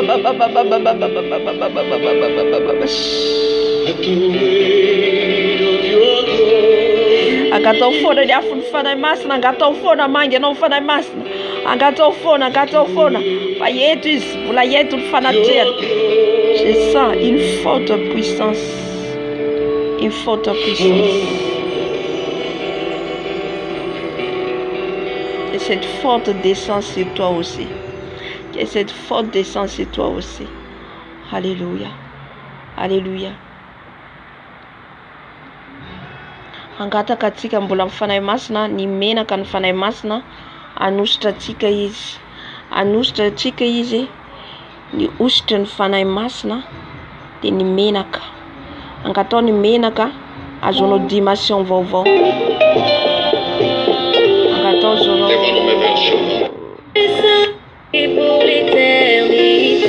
angatao ny menaka ny fanahy masina angatao ny menaka ny fanahy masina anositra lawa. Tu es saint pour toujours et pour l'éternité. Tu es saint. Il est saint. Oh papa, descends. Ouais nous papa. Ouvre les ciels pour nous. Ouvre les ciels pour nous papa. Et les ciels ouverts maintenant. Et les ciels ouverts maintenant. Et les ciels ouverts maintenant. Il s'ouvre vara lantas of toso. Anusta vova wanautubu. Nusta vova wanautubu. Ouah, sois concentré. Ustan dilil la mancha. Ustan dilil mancha. Anusta rawize. Ni dilil nu ustan fanay masna. Ni dilil nu ustan fanay masna. Oh ya baba. Oh, l'huile fraîche. Et pour l'éternité. Holy, holy, holy. Holy, yes. Holy Adonai. Holy.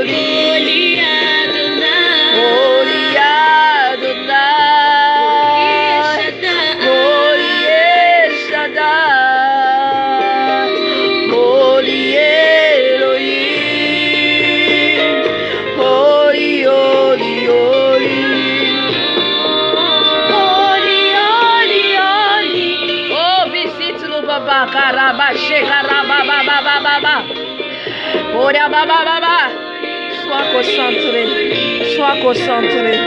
Sois concentré vers les ciels. Vers les ciels.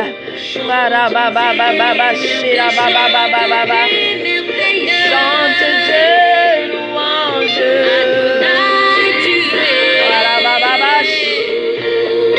Oh, ouais, nous, papa, de ton frère, c'est d'esprit, ouais, nous, c'est d'esprit, ouais, de ton will, là. Ususe no stop para imasto. E agora cantaremos para tirar. Ususe toca da vida. Ususe toca da vida. Ususe para imasto. Ususe estilho. Fama sirano. Ususe para imasto. Ususe, aleluia. E pour l'éternité.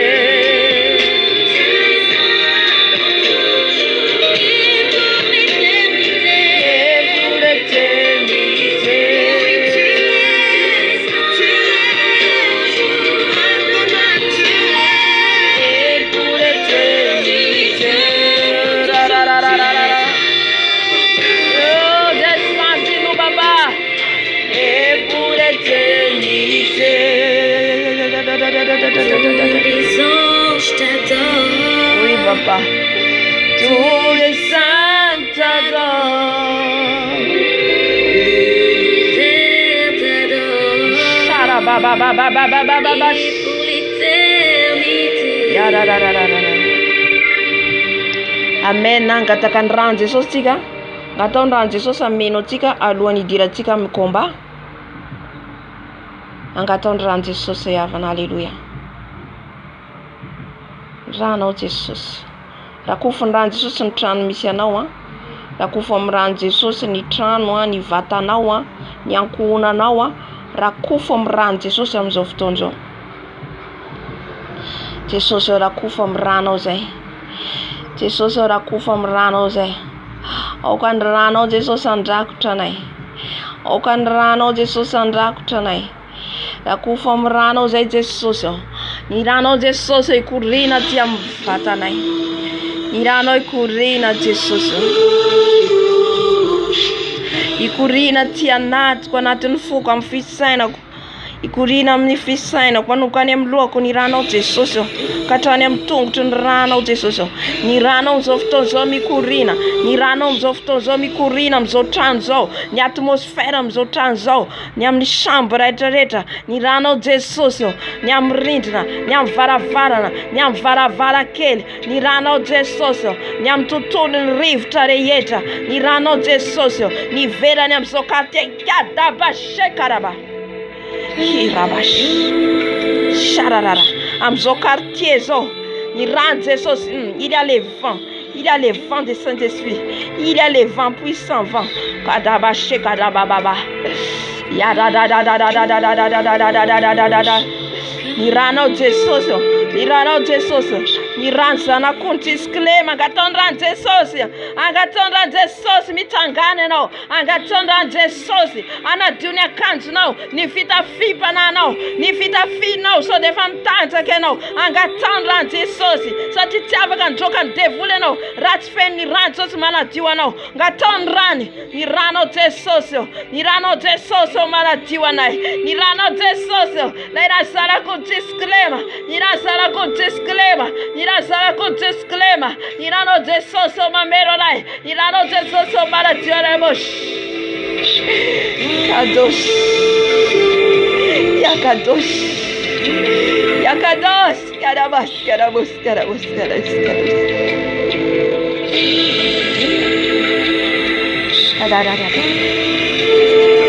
Ranao zay Jesosy. Ny ranao Jesosy fafinay. Am'izao quartier zao. Ny am'izao trano zao. Ny manodidina anay, ny ankohona anay. Ny ranao Jesosy. Lay ranao mahery. Lay ranao afo. Lay ranao mandoro. Ny ranao Jesosy mikorina. Amin'ny lelako. Amin'ny molotro. Amin'ny masoko. Ny amin'ny tanako. Ny amin'ny tongotro. Yabas kirababa. Ny ranao Jesosy. Mikorina yetu ny ranao yabasheka yabobo. Mikorina mvatanay. Manala ny tasy rehetra miakanjonay. Manala ny tasy rehetra miakanjonay. Ny ranao Jesosy baba. Ora baba.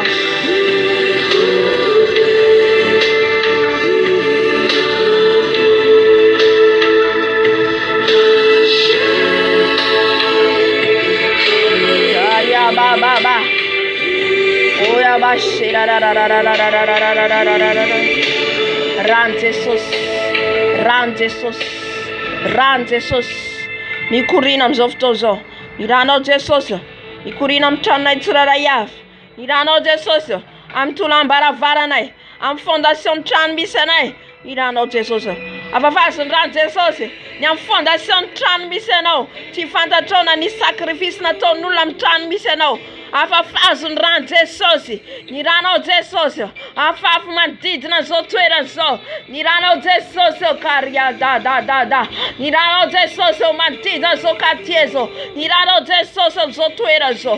Ny ranao Jesosy am'izao trano zao. Ny razalakodry. Ny ra Jesosy. Maradio anay. Manasa ny akonanay. Any amin'ny akonako. Any amin'ny zanako. Any amin'ny ray aman-dreniko. Any amin'ny ray tapoamiko. Ny ranao Jesosy. Ny ranao Jesosy. Any amin'ny cousin. Ny cousinako. Ny ankohonako rehetra. Ny ranao rafafy Jesosy. Eny amin'ny lalana. Eny amin'ny arabe. Ny ranao fafy Jesosy. Ny ranao Jesosy. Ny ranao ravayery.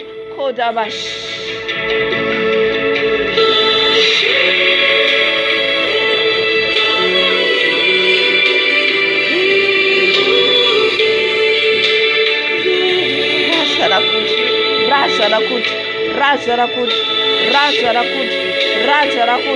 Razarakud. Kurida zoftozo.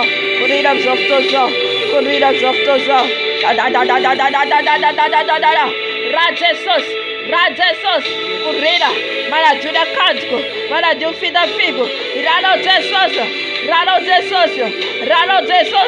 Kurida zoftozo. Rano Jessos. Era sara kun disclaimer. Eriamos. Ora baba.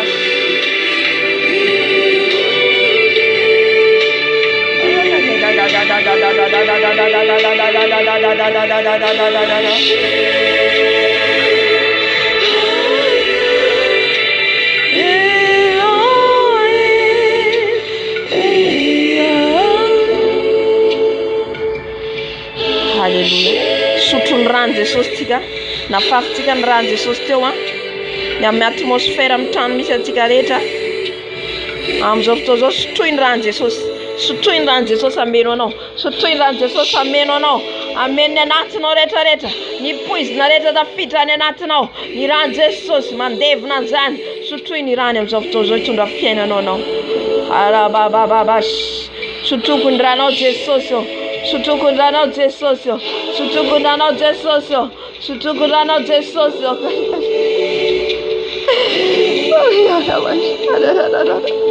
Jésus. Yahweh.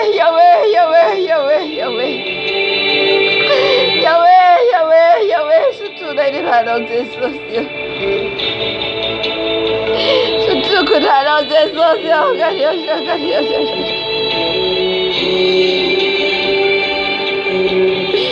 Sutugurano Jesosy.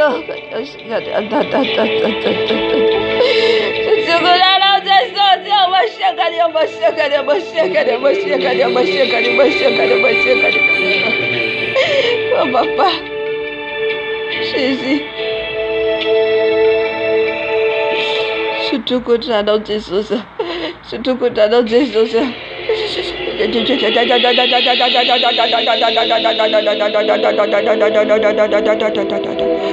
Stoin rano Jesosy yavana.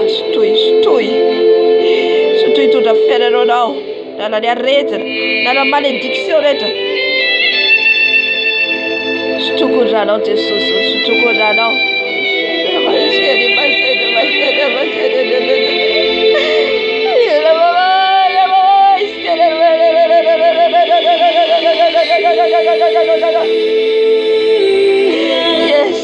Yeshua Mashiach Adonai. Yeshua Papa. Yeshua. Yeshua Mashiach. Au nom de Yeshua Mashiach. Le nom de Yeshua Mashiach, c'est Jésus-Christ vient de Nazareth. Il est mort pour moi. Il est mort pour moi. Il est mort sur la croix pour toi et moi. Parle, il a dit dans les témoignages, il a dit, il a parlé. Parle-toi, parle-toi, Jésus. Tenez Jesus, c'est l'homme, tenez. Adese Lord Fava, Adreyeta. Adese Lord Son Mais, Nadeta. Sutuina Jesus. Habita feno. Ambayere no. Sutuina Jesus. Kodabas. Adom kuzawize no. Ya Jesus Fava no. Garia boshi, garia ba ba ba ba ba ba ba. Shira ba ba ba ba ba ba. Sukuda Jesus. Sutukura Jesus. Sutukura Jesus. Sutukura Kayaba, Sieraba. Sutukura Jesus. Sutukura Jesus. Sutukura Jesus. Sutukura Jesus. Sutukura Jesus. Sutukura Jesus. Sutukura Jesus. Sutukura Jesus. Kayaba, Sieraba Baba. Sutukura Jesus. Sutukura Jesus. Sutukura Jesus. Sieraba, Sagaramo, Garamo, Sarada.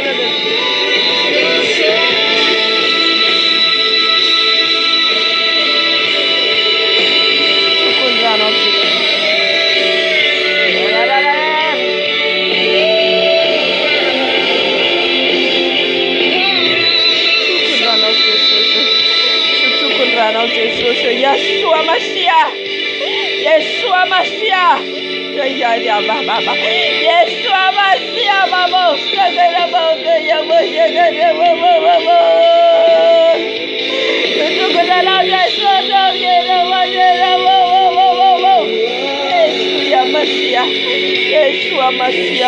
Je bois ton sang, papa. Je bois ton sang, Seigneur Jésus. Je bois ton sang. On envoie les sangs. On envoie les sangs. On envoie les sangs. Je bois les sangs. Oh Dieu, ma chérie là-bas. Viens là, baba. Je vis les pieds. Les pieds de Jésus. Les pieds de Jésus. Je bois les sangs.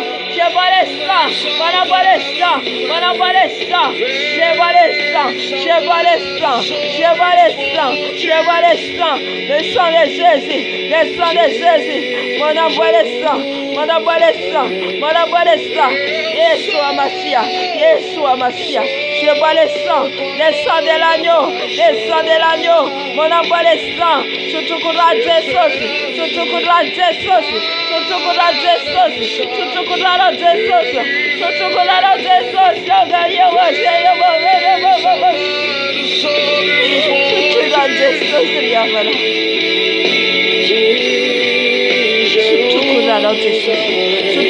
Jesus. Sois en esprit. Sois en esprit. Concentré par l'esprit. Parce que notre Dieu, il est esprit. Sois concentré en esprit. Pour que la prière monte. Sois en esprit. Sois en esprit. Sois forte. Je bois les sangs. Je bois les sangs. On envoie les sangs. On envoie les sangs. Les sangs de l'agneau. Yeshua Mashiach, je bois les sangs. Je bois les sangs. On envoie les sangs. On envoie les sangs. Surtout qu'on a dans des sauces. Surtout qu'on a dans des sauces. Surtout qu'on a dans des sauces. Surtout qu'on a dans des sauces. Surtout qu'on a dans des sauces. Surtout qu'on a dans des sauces. Surtout qu'on a dans des sauces. Surtout qu'on a dans des sauces. Surtout qu'on a dans des sauces. Surtout qu'on a dans des sauces. Surtout qu'on a dans des sauces. Surtout qu'on a dans des sauces. Surtout qu'on a dans des sauces. Alléluia, surtout qu'on a dans des sauces. Surtout qu'on a dans des sauces. Surtout qu'on a dans des sauces. Surtout qu'on a dans des sauces. Surtout qu'on a dans des sauces. Surtout qu'on a dans des sauces. Surtout qu'on a dans des sauces. Rado Jesus sutuk yara kam dai to rado ya Father Jesus yat walura favala sutuku rado Jesus sutuku rado Jesus irazara kut irazara kut afafere rift hedab da bakabaka irad Jesus hedab tutul reted afaf kudrado Jesus lai rado Jesus hedab radbasda oh yaba sekara baba hedab ditutul retareta Jesus soales irado Jesus hedab buntan trayaf irado Jesus irado bayer kada il a les vents et sararara. Il y a les présences des Saint-Esprit. Lietul farai basra rabanu katar fura vero. Tiambage nos.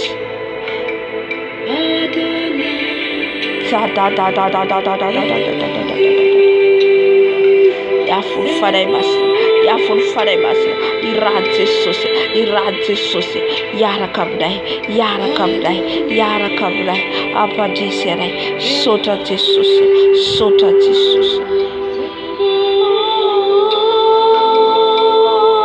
Alléluia. Itam combat spirituel tika mzoa. Kadosh.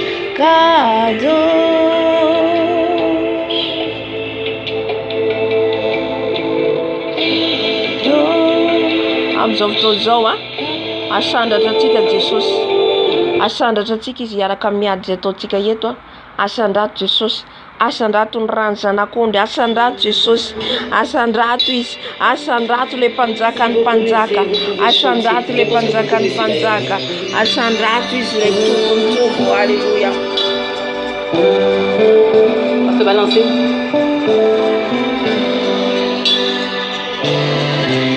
Asandrato Jesus. Asandrato izy. Asandrato any amin'ny avo indrindra. Asandrato Jesus. Reculer. On chante ensemble la miratique au Jesus. La croix. Asandrato tika le panzakany panzaka. Asandrato tika le nandresena fafatesana. Alléluia. Et son sang blessé pour moi. The Bluetooth device is ready to pair. Les ténèbres ont reculé.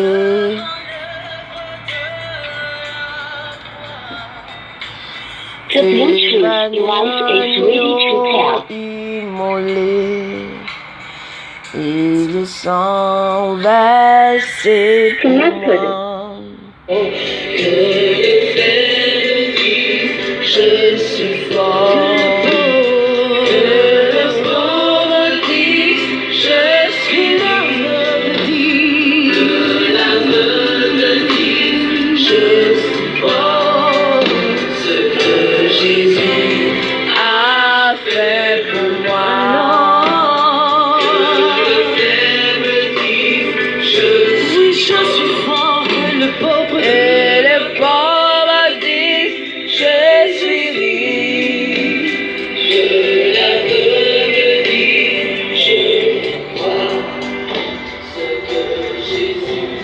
A fait pour moi. Chandat c'est ça aussi.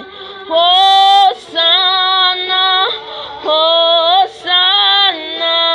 à l'agneau immolé. Hosanna, Hosanna, Jésus est ressuscité. Alléluia. Chandat tika de ça aussi. Ve fayeti ziara kamtika. Hosanna à l'agneau immolé. Hosanna, Hosanna, Jésus est ressuscité.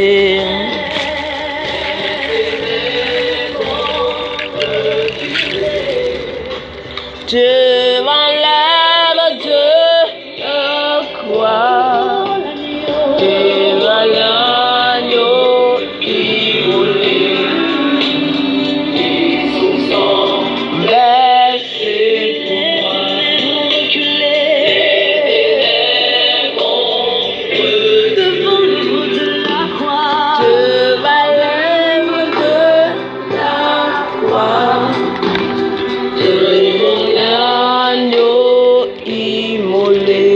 Jésus, merci.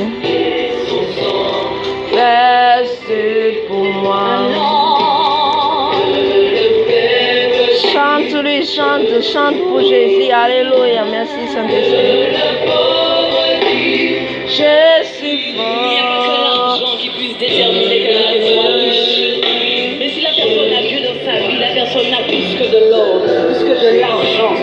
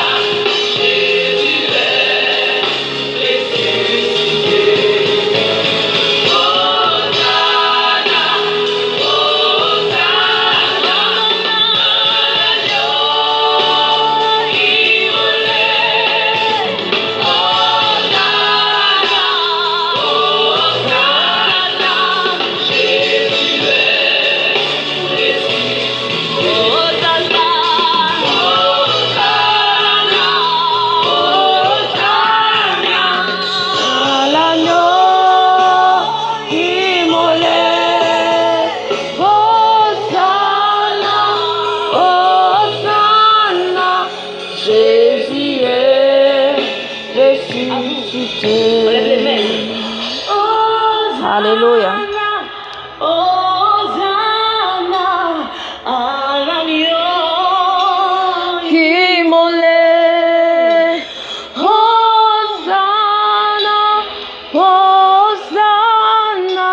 Jésus est ressuscité. Oh, Sanda, tu es notre source. Les pierres de ma yerna est notre source. Tu es le Dieu des armées. Tu es Dieu au-dessus de tout. Oh Dieu de tout-puissant. Oh Dieu vivant. Oh, Sana. Oh, Sana. Jésus-Christ ressuscité. Oui, chante pour lui. Chante pour Jésus. Chante pour lui. Mirawajero. Asanda tu fais au nom. L'agneau qui molait.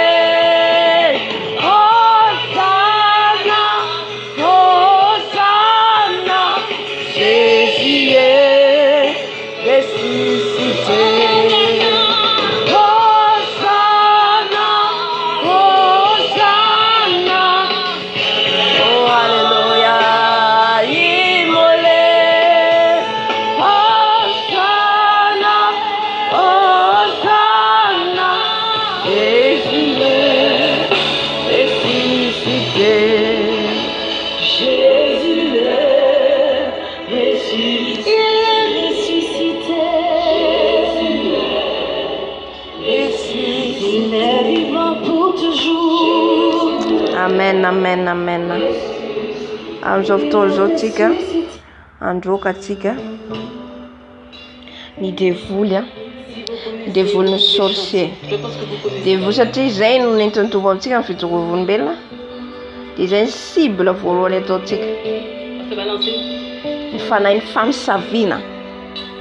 Halleluja. Izay miasa ao anatin'izao ora sy fotoana izao. Araka ny enitsika teo anatin'ny fivoriana mivory izy ireo mitady sorona ataony olona ataony sorona. Halleluja. Mila antsika combattant. Mila antsika miady ho an'ny fanahintsika. Tsy fantatsika na ny fanahintsika amin'izao fotoana izao. Mety efa capturé anoany. Efa capturé anoany. Halleluja. Fa ianao ilay mitsangana, mivavaka Jesosy hidratsehatra. Halleluja. Jesosy hidratsehatra hanavitra ny fanahinao. Tsy voatery efa maty tahaka ny mpamelany ny tantarainy teo no fiainantsika. Fa mety velona ohatra izao ihany tsika. Fa ny fanahintsika efa any amin'ny fahaverezana. Ny fanahintsika efa prisonnier zareo anoany. Ka amin'izao fotoana izao asandrato ny feonao. Raiso ny Yesu ny fahefana. Ho raisitsika ny salamo. Salamo 5:30 eo. Halleluja.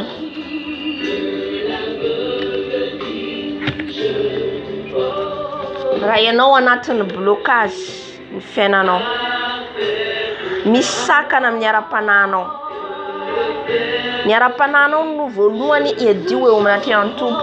Ny ara-panahy aloha vao zay ny ara-nofo. Ny blocage te handroso ara-panahy nefa tsy afaka mandroso. Na ihany koa ary mety hoe tsy salama ianao amin'izao fotoana izao. Ny tombo hitratsehatra na sitrananao. Misy ady mafy atrehinao. Misy problema mafy atrehinao. Jesosy hidratsehatra, anapatapaka, anongotra, androdana, andrava ny asan'izy ireo, ny firongany entan'izy ireo. Halleluja. Satria izany rehetrarehetra izany miara-miasa izy ireo. Atambatra antsika ray. Ny fanahy ny famisaviana, ny mpanao fanafody gasy rehetra, mpanao fanafody aody moa zany. Tsy ny gasy ihany mampiasa fanafody, fa na ny vazary mampiasa fanafody. Halleluja. Ny fanafody rehetra ampiasain'izy ireo, ny blocage ataon'izy ireo. Omaly zao rehefa zay nanao délivrance teto mahita olona sala manoloana ny cimetière, manoloana ny fasana. Fa mbola ataontsika zay rehefa avy eo. Miantso ny maty izy. Eo mpandroana devoly zany dia mahita misy olona mitsangana eny am-pasana mitondra cahier livre izy, mamaky eo amin'ny livre. Miantso ny maty, loza. Halleluja. Vakitsika ny salamo 5:30. Fiantsonan'Andriamanitra hamaly ny ratsy ataon'ny mpanenjika. Ka nizaniza manenjika anao amin'izao fotoana izao, Jesosy hidratsehatra ry havana. Jesosy handavo ny fahavalonao. Halleluja. Tsika izangina fa izy miady. Hitatsika le devoly teny mangala atody. Manao asany fataon'izy ireo koa. Ny devoly manko manao zany. Mpamosavy manao zany. Ampiasao ny atody, ataovy an'izao, vakio ny atody, ataovy an'izao. Inona ny teny fanahy masina? Tsy voalazan'ny Baiboly izany. Inona ny voalazan'ny Baiboly ry havana? Izao fahefana, izao famantarana izao izy nanaraka izay meno. Androaka deminy amin'ny anarako izy. Amin'ny anaran'i Jesosy irery ihany no andravantsika ny asany maizina rehetra. Amin'ny anaran'i Jesosy irery ihany no ahafahantsika manorotoro ny asany maizina rehetra. Tsisy afa-tsy Jesosy. Ny anasitranantsika ny marary, ny anaran'i Jesosy irery ihany. Vakitsika ny salamo 5:30. Tompo, nataon'i David izy ity. Tompo, mamalia izay manana ady amiko, miady amin'izay mamely ahy. Raiso ny apinga kely sy ny apinga lehibe, ka mitsangana amonjy ahy. Ary raiso ny lefona, ka sakano izay manenjika ahy. Lazao amin'ny fanahiko hoe famonjena anao aho. Halleluja. Aoka ho menatra sy ho afa-baraka izay mitady ny aiko. Amen. Ho afa-baraka izay rehetra mitady ny aitsika. aoka hiambo sy angay ahy izay misy saina nisy ratsy ahy kariabash aoka ho tahaka ny akofa eo alohan'ny rivotra izy ary aoka ny anjelin'ny tompo androka azy. Amen. Najanontsika eo ny anjelin'ny tompo iaraka amintsika. Amen. Misikina ianao, miadia ianao, mitsangana ianao, raiso ny hery, raiso ny fahefana kariabash ora bababash Jesosy eo raisinay ny Yesu ny fahefana ary nefa niteny ianao teo fa ianao nitratsehatra amin'ny adinay, ianao nitsangana Jesosy hanapatabaka hanorotoro ny fahavalonay, ny lefinanao, ny fiadinao, ny herinao handravarava ny asan'ny famosavina rehetra, nizaniza mikendry ny fanako, nizaniza mikendry ny fanako, ravana amin'ny anaran'i Jesosy, ravana ny asanareo rehetra, firongana entanareo rehetra, tsy ambinina tsy manan-kery amiko, tsy ambinina tsy manan-kery amiko, izay rehetra foronareo any anatin'ny réunion zay ataonareo, fivoriana zay ataonareo, mikendry hanapodika ny ara-panako, zay mikendry handrava ny ara-panako, ny lalako, ny fifandraisako amin'i Jesosy, ravana amin'ny anaran'i Jesosy, efa ravako amin'ny anaran'i Jesosy, tsy ambinina ny blokazy, ny chaîne rehetra ataonareo amin'ny tongotra amin'ny tananay, dia efa tsy ambinina, ravana amin'ny anaran'i Jesosy, ravana amin'ny anaran'i Jesosy, ravana amin'ny anaran'i Jesosy, tsy ambinina amin'ny anaran'i Jesosy, podika, rava, torana amin'ny ran'i Jesosy, torana amin'ny afo ny faray kariabash ora bababash. Haleluya. Ravana amin'ny ran'i Jesosy, torana amin'ny ran'i Jesosy, velam-pandroka rehetra ataonareo, ny fironganentanentanareo, ny ady rehetra sakasaka ataonareo, hamonoana ny ara-pananay, handavoananay, dia efa tsisy ambinina amin'ny anaran'i Jesosy, tsisy ambinina amin'ny anaran'i Jesosy, rava amin'ny anaran'i Jesosy, rava amin'ny anaran'i Jesosy, torana amin'ny ran'i Jesosy, torana amin'ny ran'i Jesosy, rava ny asanareo, fironganentanareo, tsisy ambinina fanay famosavina rehetra, mitady anapodika ny fenao, efa ravako amin'ny anaran'i Jesosy, ravako amin'ny anaran'i Jesosy, ravako amin'ny anaran'i Jesosy, ravako amin'ny anaran'i Jesosy, ravako amin'ny anaran'i Jesosy, toroko amin'ny ran'i Jesosy, toroko amin'ny ran'i Jesosy, toroko amin'ny ran'i Jesosy, toroko amin'ny ran'i Jesosy, tsy manan-kery ny asanareo, fironganentanareo, rava amin'ny anaran'i Jesosy. Ny blokazy, ny aretina rehetra fafinareo, ny aretina fafinareo, ny tendretra alohaky ny vavanareo, ny malédiction rehetra tononareo, ny fandosona rehetra tononareo, tsy ambinina, rava, torana amin'ny ran'i Jesosy, torana amin'ny ran'i Jesosy, torana amin'ny ran'i Jesosy, torana amin'ny ran'i Jesosy, ran'i Jesosy mandoro, ran'i Jesosy mandoro, ran'i Jesosy mandoro, ka amin'izao fotoan'izao naizanaiza izy ireo maheno ny feo na amin'izao fotoan'izao, naizanaiza izy ireo maheno ny feo ko amin'izao fotoan'izao, qu'il tombe au nom de Jésus, qu'il tombe par les faits, qu'il tombe par les faits, qu'il tombe par les faits, qu'il tombe par les faits des saints d'esprit, les faits des saints d'esprit, les sangs de Jésus, les paralysés. Tenez nos offres, ni ran'i Jesosy, tsy afahany izy ireo mihetsika, afafahazony ran'i Jesosy, amin'ny fanafody rehetra zay ampiasainy izy ireo, tsy araraky izy ireo, ravao amin'ny ran'i Jesosy, ravao amin'ny ran'i Jesosy. Kerabasekaria baba, sarararara, zay rehetra afavin'izy ireo Jesosy, ny fanafody afafin'izy ireo, zay nambaranao a Jesosy, fanafody afafin'izy ireo, araraka izy ireo, ny ran'i Jesosy mandava, ran'i Jesosy mandava, ran'i Jesosy mandava, ran'i Jesosy mandevina ny fanafody rehetra, ny ran'i Jesosy, ny ran'i zanak'ondry, mandevina, mandrava riabasekaria serararara, oriabashera baba,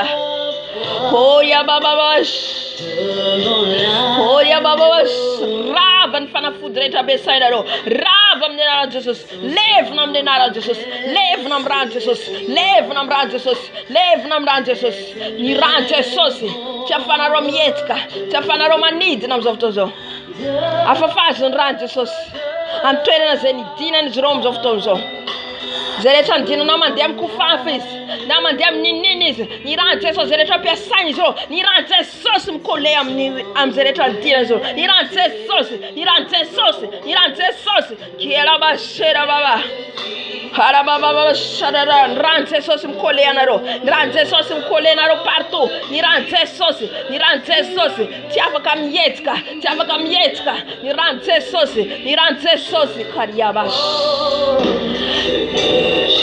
Hallelujah, hallelujah, Amen, amen, amen. Sois révolté. Sois révolté. Mila mahery tsika toy izy tsika ny tenin'Andriamanitra teo a. Alléluia. Andininy fahadimy. Aoka ho takany andininy fahaenina azafady. Aoka ho maizina sy malama ny lalany ary aoka ny anjelin'ny tompo anenjika azy. Fa tsy ahoana no nanaovany fandry totofana hahazoany ahy. Tsy ahoana no nandavahany hamandriany aigo. Aoka ny fandringanana ho tonga tampoka aminy ary aoka hahazo azy ny fandrika rato na feniny. Ka ho latsaka ao amin'izany fandringanana izany indrindra izy. Fa ny fanahy kosa hifaly amin'ny tombo sy ho ravoravo amin'ny famonjeny. Ny taolako rehetra anao hoe tombo, iza no tahaka anao izay manafaka ny ory amin'izay tsy tohany. Eny, ny ory sy ny malahelo amin'izay mamabo azy. Mitsangana ny vavolombelona mampidi-doza, ka izay tsy fantatro no anadinany ahy. Mitsangana azafady, mitsangana ny vavolombelona mampidi-doza. 12 mamaly raha tsy ahy usolony soa izy, ka mamoy malala ny fanahiko ary ny amiko. Raha narary izy ireo dia lamba fisaona no tafiako. Nampahory ny tenako tamin'ny fifadiakanina aho ary ny fivavako nody tao an-tratrako. Toy nisy nanjony sakaizako na ny rahalako no nandehanako. Ny tanondroka tamin'ny alahelo toy ny fisaona ireny aho. Nefa no lavo kosa aho dia faly izy ireo ka niangona. Hitantsika amin'izany, faly izy ireo sady niangona amin'ny fahavoazantsika. Olona faraidy no nitangorona amely ahy nefa tsy fantatro, na miravily izy ka tsy mba nitsahatra. Amen. Ajanontsika eo. Androkatsika fanahy fahafatesana ary ny fanahintsika. Satria ny fanahy fahafatesana tsy voatery hoe fao maty marary ihany. Fanahintsika mandeha nefa fanahy fahafatesana miaraka amintsika. Halleluja. Ihany koa ny fanahintsika. Ny fanahintsika, ny fanahinao. Mety efa prisonnier izy ireo anoany. Riavana. Angatao ny herin'ny tombo, angatao ny herin'Andriamanitra hamonjy ny fanahintsika. Hitantsika Pamela, ny fanahiny efa capturé anoany. Hany ka efa mort vivant izy, mort velona ihany fefa maty. Oh sharabababa shekarabababa. Sois forte, sois fort. Mila mahery anao. Wow, mitenena. Wow, nyasa devil azy ny fanahy fahafatesana rehetra. Zay mamatra ny fanahinao, afao ny fanahinao, afao ny fanahinao. Any anaty rano, any anaty ranomasina, any anaty fasana, naiza, afao ny fanahinao amin'izao fotoana izao. Kariaba sherababa. Oh rababa shararararararara. Jesosy malalo. Ny fanahy fahafatesana rehetra zay mandrabiraby anay. Fanahy fahafatesana zay mamatra ny fanahinay. J'ai récupéré tout mon âme. Où ils ont prisonné. J'ai récupéré mon âme. Naiza na matura izy ireo ny fanako. Amin'izao fotoana izao ny fanako. Miala avy any amin'ny prison. Miala avy any amin'ny fatotra. Ny fanako. Miala avy any amin'ny fatotra. Naiza matura ireo fanako amin'ny anaran'i Jesosy Kristy velona avy Nazareta. Jesosy yady nyadiko. Hidratsetra. Manavitra ny fanako. Na ny anaty rano. Na ny anaty fasana. Na ny anaty ala. Na ny anaty ny tendrombohitra. Amin'ny anaran'i Jesosy Kristy velona avy Nazareta. Ny fanako mitsangana. Ny fanako miala avy any anatin'ny prison. Miala anatin'ny fatotra. Nina chaîne matura no azy.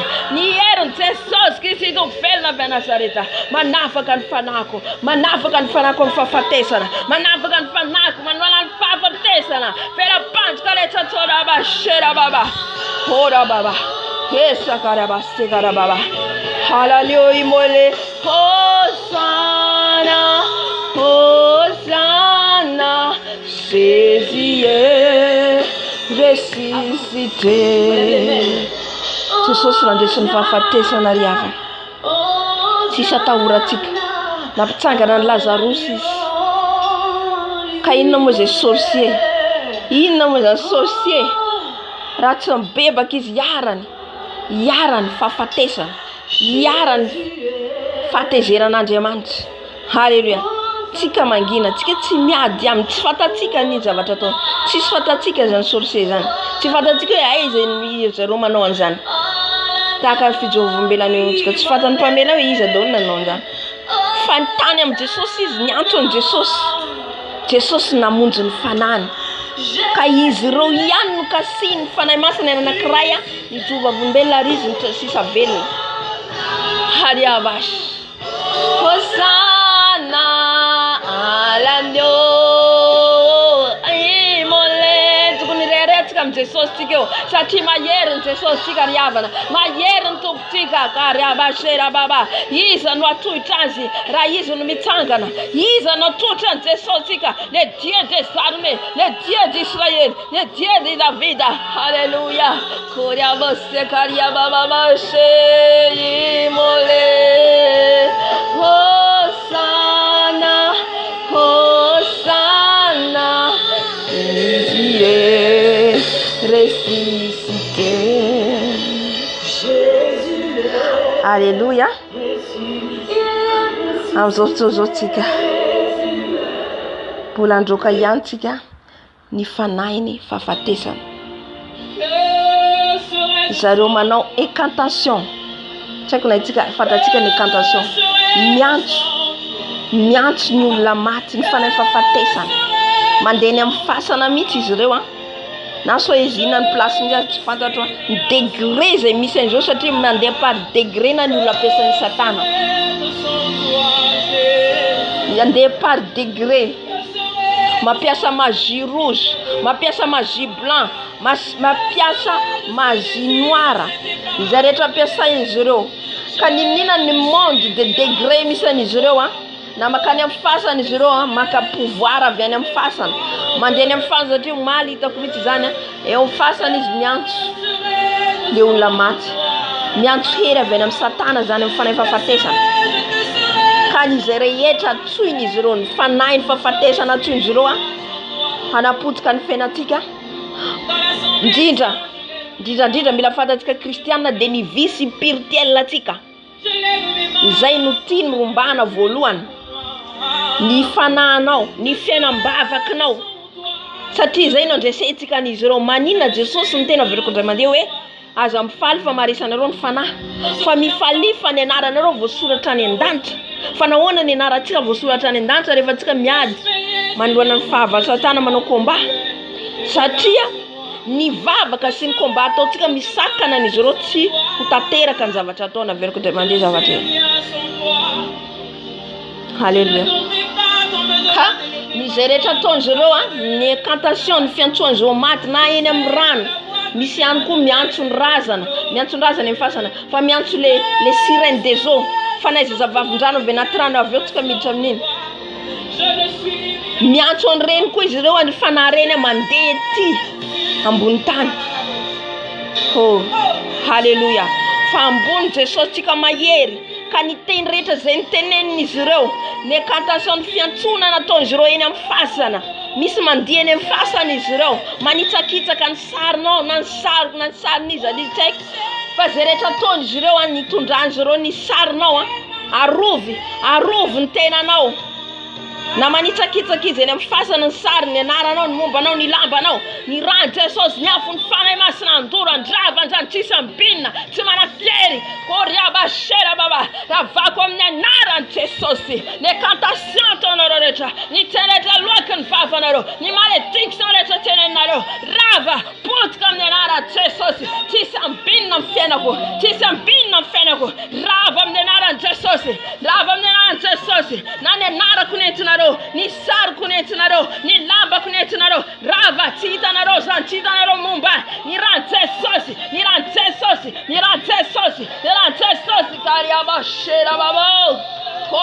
Sois révolté au nom de Jésus. Hitsakitsao amin'ny anaran'i Jesosy. Zay rehetra nalain'izy ireo, zay rehetra nentin'izy ireo momba atsika eny amin'ny fasana.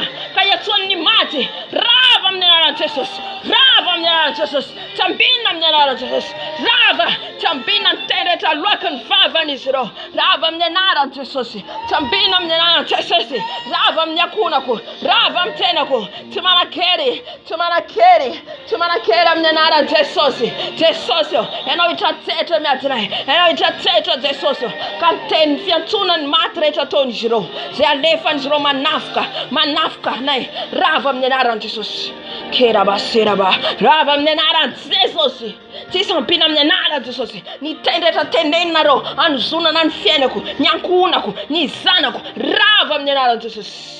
Potika amin'ny anaran'i Jesosy. Ny ran Jesosy. Ny ran Jesosy. Mandrava ny teny rehetra ny tenenareo. Mandrava ny teny rehetra ny tenenareo. Ny teny rehetra naloaka ny vavanareo. Rava amin'ny anaran'i Jesosy. Rava amin'ny anaran'i Jesosy. Anaty ny bebaka nareo. Ny afo ny fanahy masina ilokalizenareo naiza amin'izao fotoana izao. Ka mandory ny asanareo rehetra. Mandory ny tenanareo. Mandory ny tenanareo. Amin'ny anaran'i Jesosy Kristy tofenina avy Nazareta. Kariava. Olaba sirara. Ny lamba rehetra zay tsan'izy ireo. Ny akanjo. Ny sary. Ny anarana. Zentsizy ireo ny amin'ny fasana. Ny ran Jesosy miantoreny momba rehetra. Ny ran Jesosy miaro akatsy azy. Ny nini izy ireo. Tsy hita ny nini izy ireo momba ny fiainako. Halleluja. Que sans toi, que serais-je sans toi, que serais-je sans toi. Je suis rien sans toi, Jésus. Jésus, alléluia. Même s'élève toi. Oui, élevez le nom de Jésus. Élevez. Il est avec nous. Il est avec nous. Élevez son nom. S'élève toi. Jésus. S'élève toi.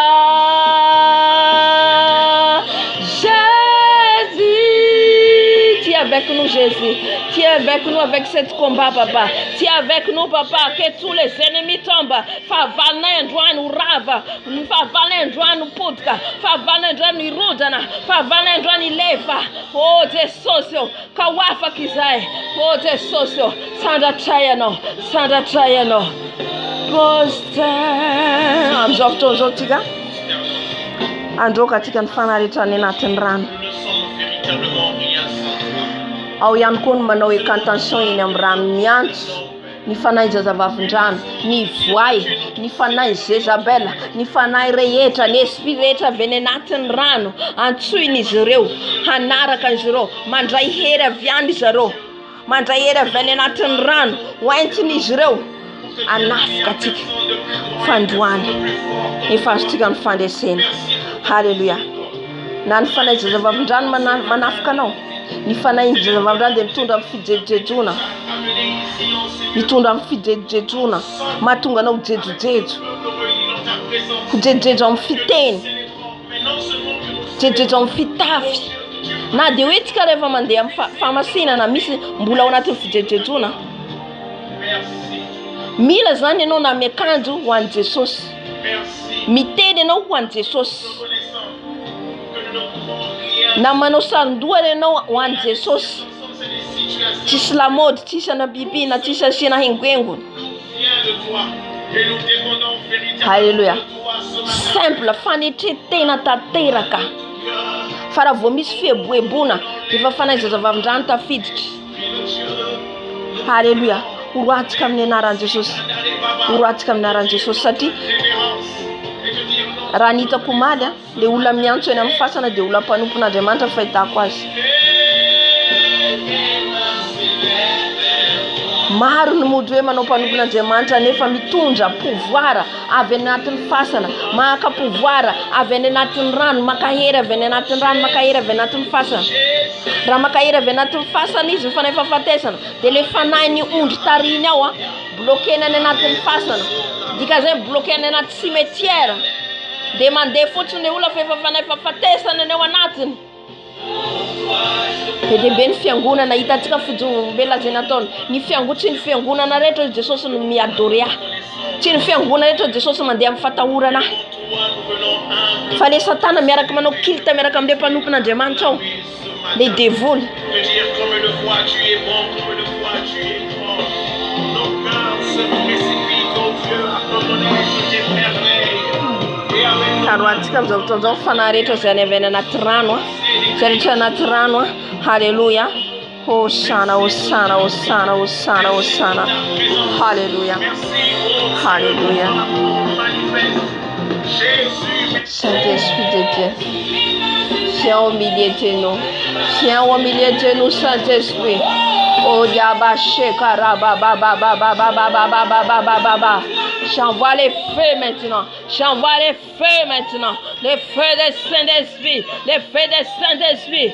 Dans l'eau, tous les esprits dans l'eau, tous les esprits des sirènes des eaux, tous les esprits de Jézabel, tous les esprits de séduction, j'envoie les feux, j'envoie les feux, j'envoie les feux, tous les esprits de modélistes, tous les esprits de modélistes, tous les esprits de publicité, j'envoie les feux, tous les hôtels qu'ils ont soulevés, toutes les prisons, j'envoie les feux des Saint-Esprit maintenant, dans l'eau, sous l'eau, j'envoie les feux, tous ceux qui ont les cantations qu'ils ont parlé, je les détruis, je les frappe, je les détruis, je les chasse, au nom de Jésus, au nom de Jésus, au nom de Jésus, tous les esprits des sirènes des eaux, tous les esprits des sirènes des eaux, tous les esprits de Jézabel, tous les esprits de Jézabel, j'envoie les feux, je les détruis par la puissance des Saint-Esprit, qui n'a pas le pouvoir dans ma vie. Tous les esprits de séduction, sortent dans ma langue,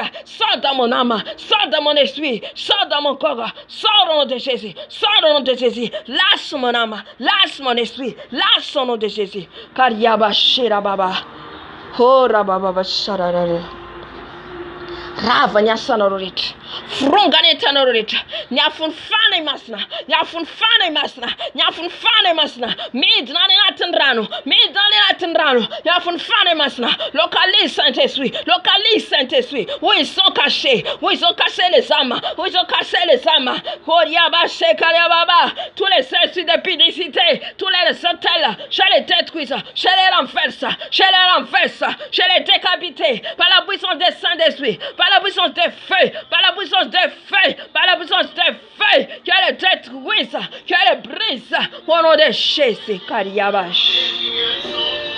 Que serais-je sans toi? Que serais-je sans toi? Miakatam niveau, dimension, tika. Miakatam niveau, dimension, tika. Koriabash, Karababa, Shera. Sois révolté. Alléluia. Jésus, devant toi je me prosterne. Jésus, se lève à toi. Jésus, devant toi je me prosterne.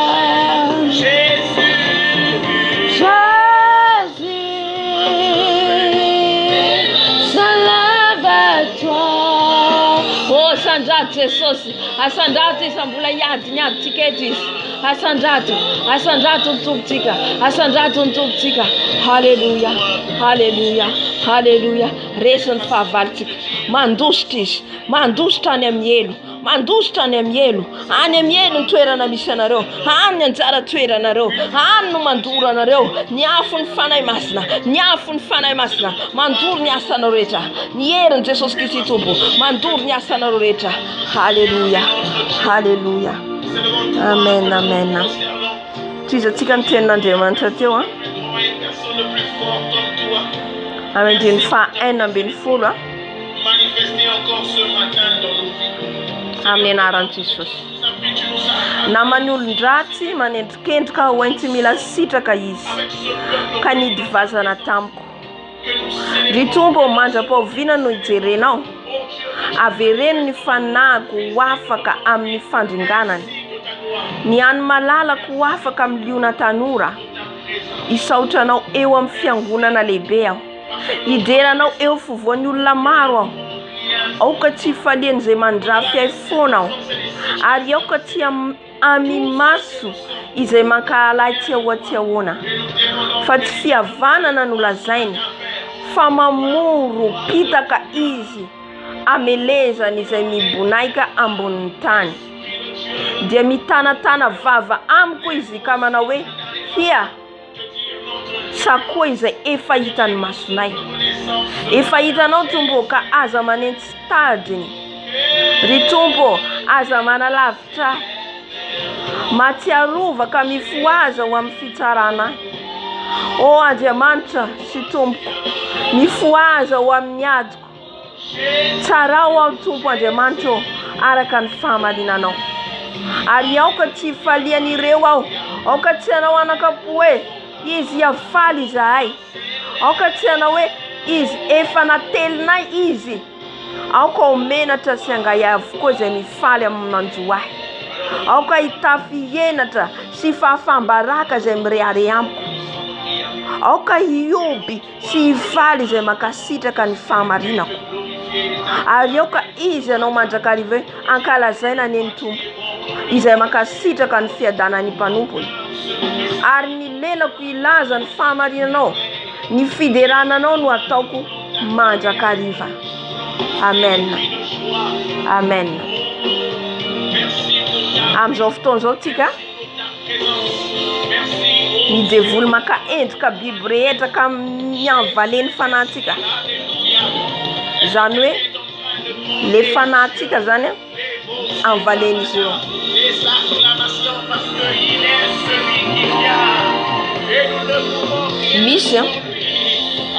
Misy ny fanahintsika ny bonheur-ntsika ny mombantsika zany identité-ntsika anvaleny le biby le devoly.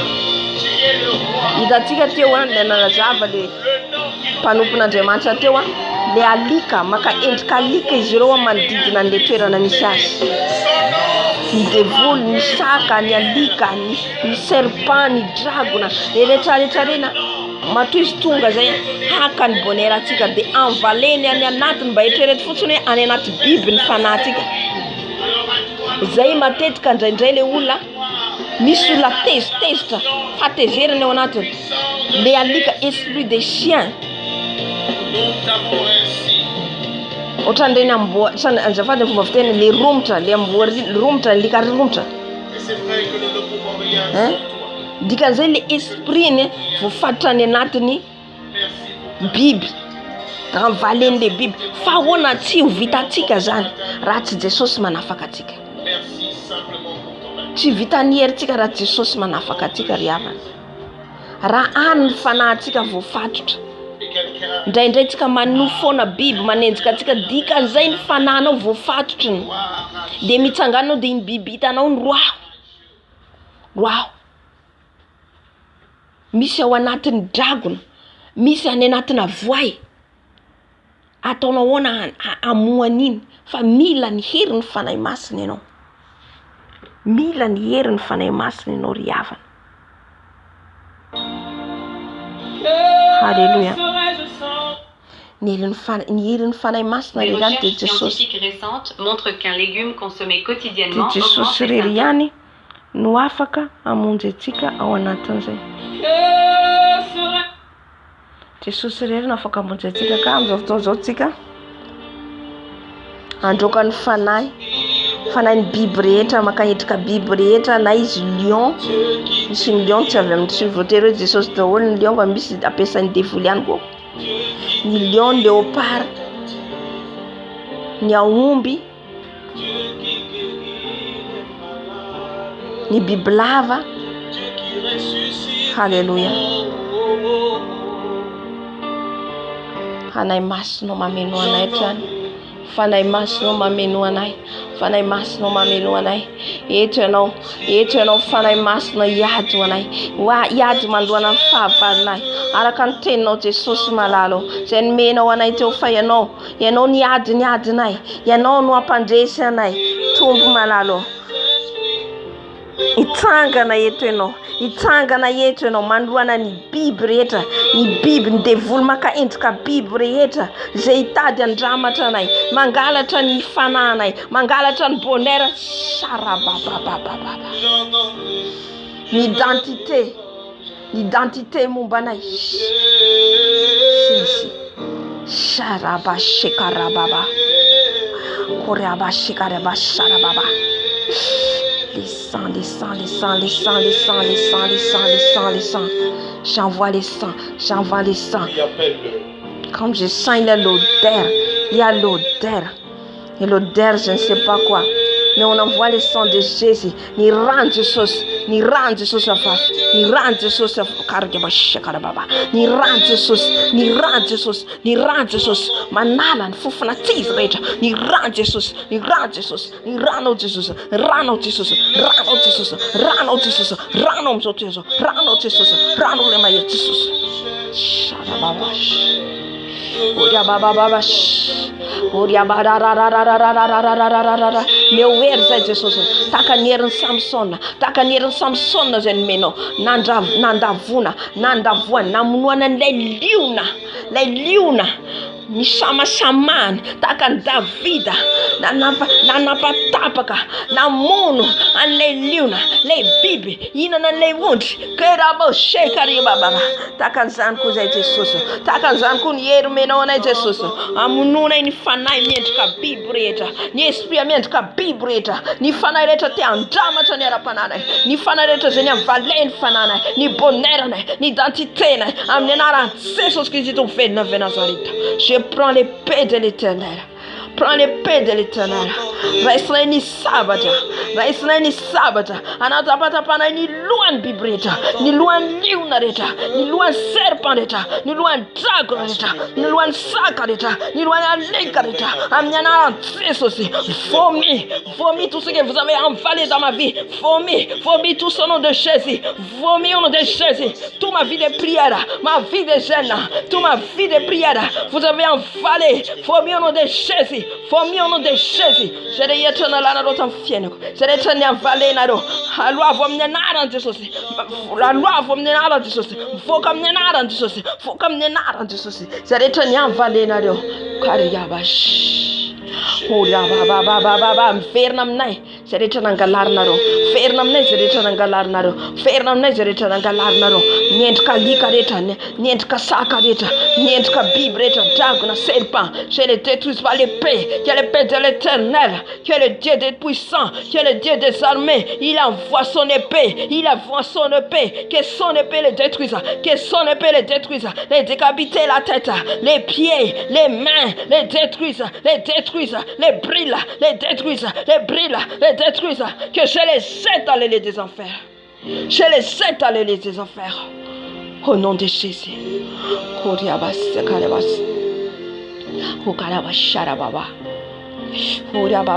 fotoana izao tsika nodrodana. Ny hôtel rehetra tsangana izy ireo etsero. Manangana izy ireo.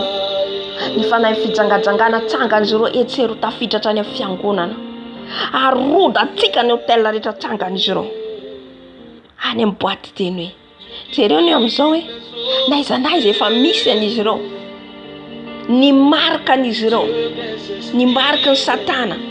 Anazy daholo. Arodantsika amin'ny anaran'i Jesosy. Na any amin'ny firenentsika zany. Atambatra atsika ray. Any amin'ny ankohonantsika. Halleluja.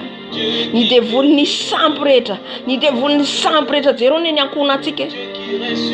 Takona ny masom-panany. Takona. Jerentsika fotsiny tsy manenjika fiangonana. Fa ny fahamarinana mbara ny katolika zao mivavaka amin'ny sampy.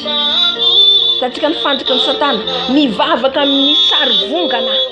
Sarivongana reny mila rodana atsika. Iza ny anambara amin'izy ireo. Na tsy miteny isika. Maso Maria tsy andolina. Sarivongana tsy miteny.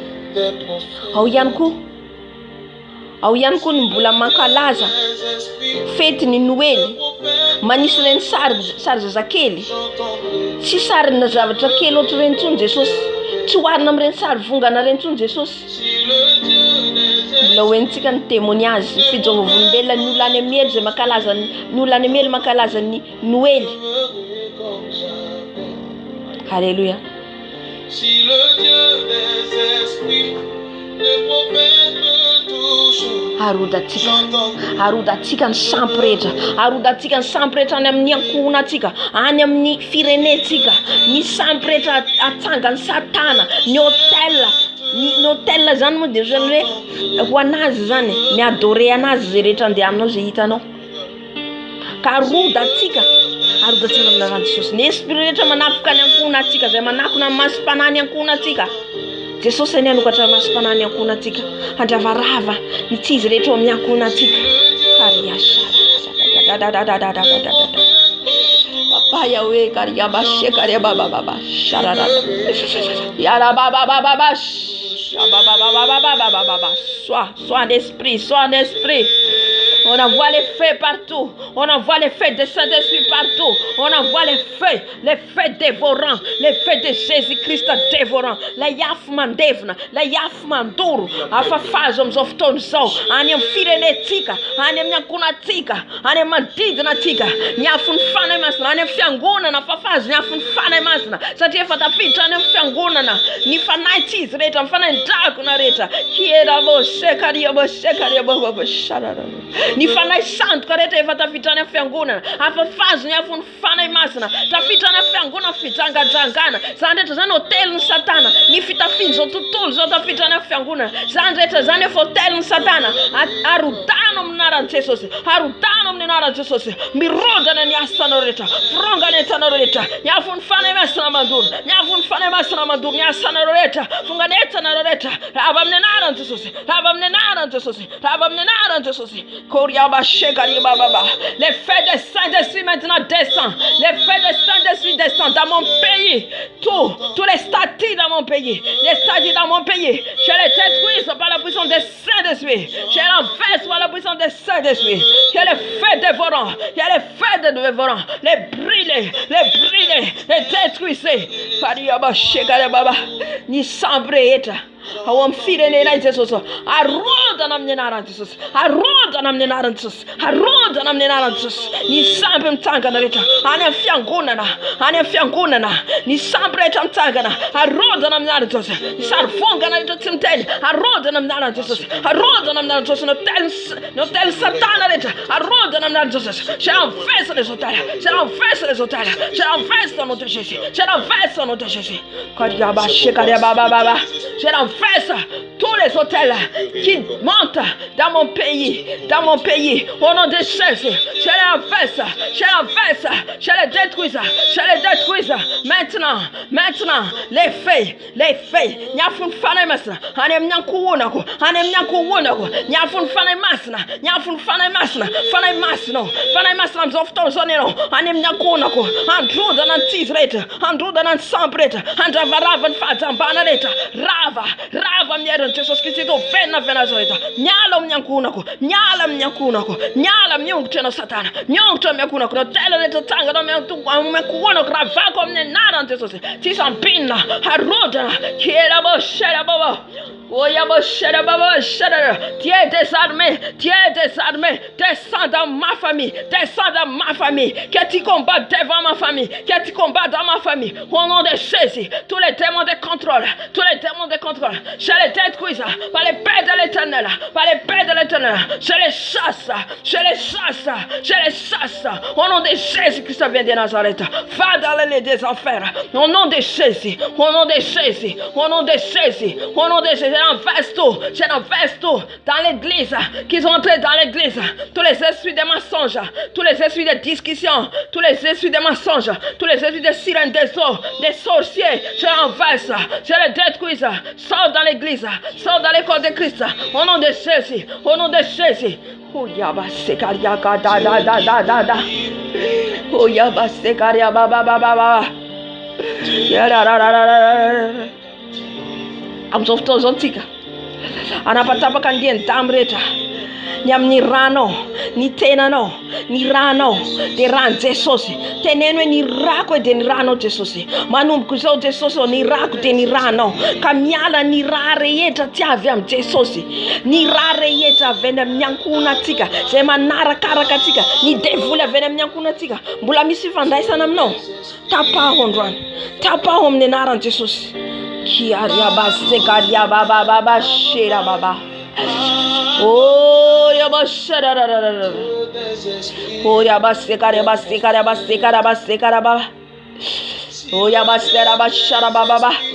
Dieu de Daniel, Dieu de David, Dieu des armées, Dieu d'Israël, c'est toi maintenant, en détruise tous les liens d'âme, tous les liens d'âme, je les coupe, tous les liens d'âme, je les coupe, ni vivant de sanam rareta, avec me kunam pabako, avec me kunam mamako, rava, tabagan vivant de sanareta, rava mnenaran tesosi, miruza mnenaran tesosi, koriabo sakaria baba, harutana mnenaran tesosi, na fam mnenaran tesosi, tenen mitwe, tizwan jaisanam rani kuna tuna, tizwan jaisanam ranro, raima de tuna, fani rano deni rante sosi, ni rano deni rante sosi, kamiala nientam deta, je les coupe, tous les nientam deta, je les coupe, je les détruise, je les coupe, au nom de Jésus, au nom de Jésus, au nom de Jésus, au nom de Jésus, au nom de Jésus. Sois élevé le nom de Jésus. Sois élevé le nom de Jésus. Alléluia. Alléluia. Ando katika mfano ya manambaji. Abate vuntuba yetu. Mfano ya manambaji.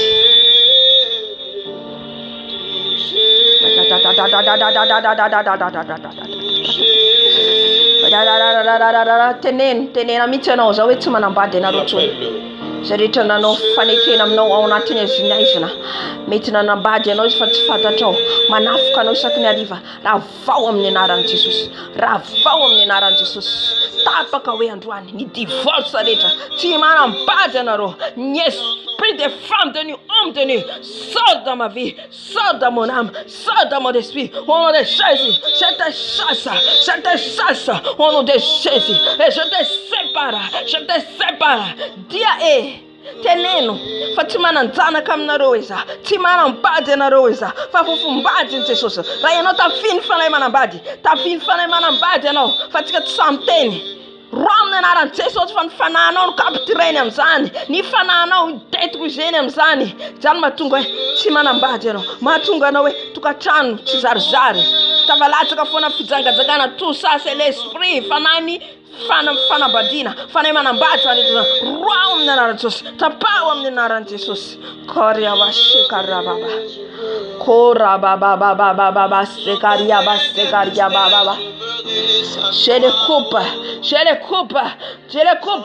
je les divorce, tous les esprits, femmes tenues, hommes tenus, lâche ma vie, lâche mon âme, lâche mon esprit, sors dans ma vie, sors dans mon âme, où soit-il vient de ma famille, où soit-il vient d'où, qui fait l'alliance dans la nuit, que je n'étais pas là, je suis l'épouse de Jésus-Christ. Dis, parle-toi, tenez no zanaka.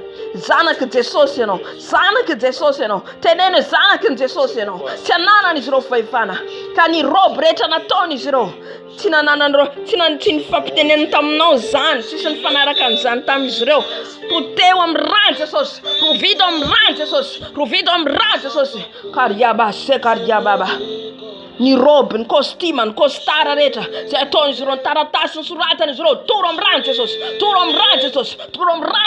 Chambina tsamana keri. Karyaba seka ni zana kareta na toni zero. Ni furun ni zero. Na line zero. Amela semence no. Amela rannaina no. Furun devul zan. Aton devul controlan fena no. Andra nyafun fane masna mandur. Nyafun fane masna na fir zana kanatono. Anem ni tuera na tenebra. Ni ranze sos mandur. Elle fait le brilla. Tous les enfants que tu as formés dans les ténèbres, les enfants, au nom de Jésus, que tu as formés partie de moi, je les détruis, les brille, les jette dans les lieux des enfers. Au nom de Jésus.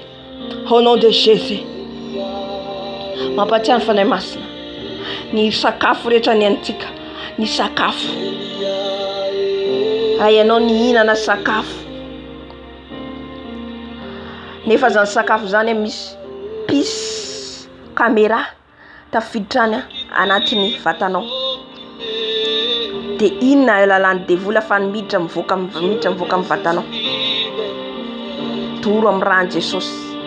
zay mahatonga antsika misotro ny rano Jesosy satria misy sakafo tsy avy amin'ny Jesosy tafiditra any anatintsika dia ny rano Jesosy manala anazy mandevona azy fo ny tenin'Andriamanitra na dia mihinana zava-mahafaty ianao na dia misotro zava-mahafaty ianao dia tsy hampaninina anao zany satria ny rano Jesosy dia mahery ny rano Jesosy dia mandevona ka amin'izao fotoana izao poteo amin'ny rano Jesosy poteo amin'ny rano Jesosy rano Jesosy manjodrana manapotika mandevona sakafo rehetra tafiditra ato anatiko na anatin'ny nofo izany na fizika izany ny rano Jesosy mandevona sakafo tsy izy rehetra manana sakafo tsy izy rehetra potika amin'ny rano Jesosy potika amin'ny rano Jesosy miala anatin'ny vatako miala ato anatin'ny vatako miongotra ato anatin'ny vatako miala ato anatin'ny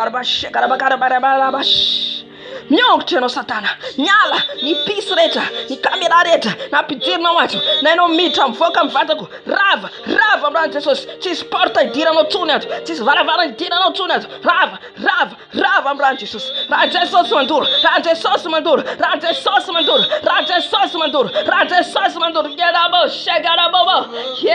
segarabobo sherera oh Saint-Esprit de Dieu Oria baba baba touchez-nous Saint-Esprit touchez-nous papa oh ya da que le diable a fui loin de nous andositra lavitra anay Satana andositra lavitra anay tsy ananany fahefana ny fiainanay karabash Oria baba.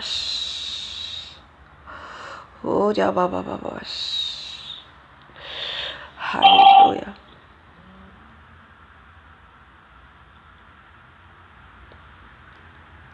Amen. Amin'izao fotoana izao tsika androka tsika hitatsika miteny izay niteneniny mpanompony teo ny amin'ny zavatra rehetra izay manodidina antsika avelako tsika rehefa avy eo fa sao dia maka fotoana anareo lava loatra hitatsika ny zavatra teneniny teo fa ny amin'ny rano afo na sain'ny tompo izy ny teny hoe teneno mandeha anaty tsirairay ianao teneno ireo zavatra ireo raha tsika fantatry ny eo ambony voasoratra eo ambony na raha tsika fantany Jesosy hoe zanantsika ireo zavaboary rian'Andriamanitra ireo mahalala atsika. Halleluja. Ny teny amin'ny tompo ampiteny azy prophétique nomeny tompo fahefana izy ny teny ny amin'ny hazo ny amin'ny rano afo masoandro tany io diavintsika io riavana ampiasain'ny Satana daholo ireo ampiasain'ny Satana daholo ireo i contre ny fiainatsika raha mahita atsika raha mahatsapa atsika nany amin'ny tandrazantsika mandeha tsika ka misy diatongotra alain'izy ireo ny fasika misy diatongotra satria ananan'izy ireo pouvoir miteny an'le tany ahoana moa nalana an'iny tany iny fasika iny nefa misy diatongotra dia miteny izy amin'ny alalan'iny ary empoisonnena dia mahatonga le olona dia marary tongotra mivonto ny tongotra ny sisa amin'le asany maizina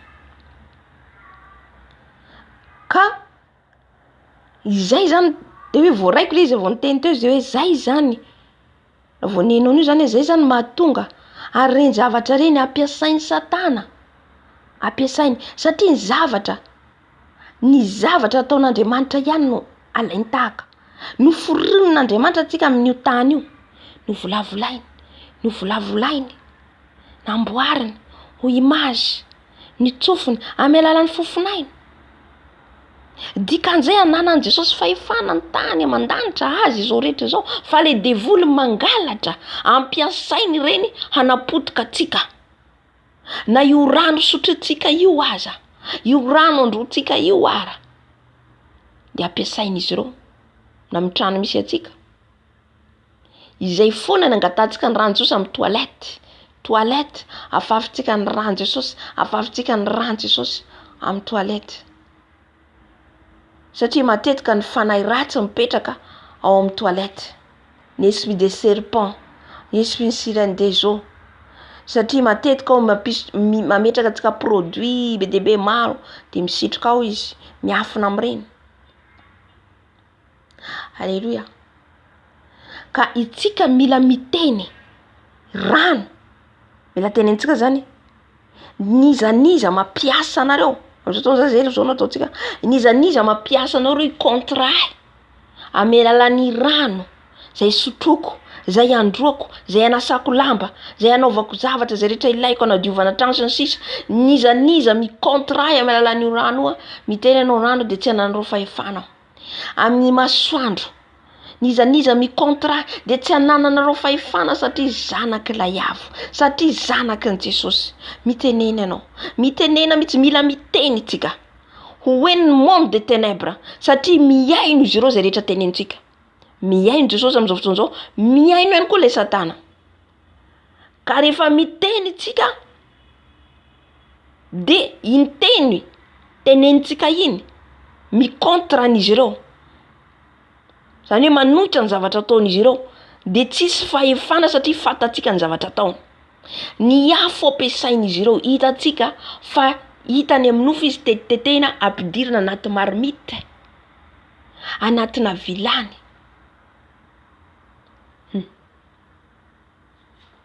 Raha tsika manofo foana anatina eo amin'ny vilany ianao na mahandro amin'ny vilany, dika zay ianao efa capteren'izy ireo anatina vilany amin'ny sakafo. Izay mahatonga anao tsy mahavita fifadikanina, tafalatsaka mihinana foana satria ianao efa ao prisonnier ao anatina sakafo hery havana. Le monde de ténèbres ny asan'izy ireo anatin'ny aizinao tsika tsy mahita. Fa isaorantsika ny Tompo manokatra masim-panahy. Amen. Ka amin'izao fotoana izao teneno zay rehetra ampiasain'izy ireo i-contratsika.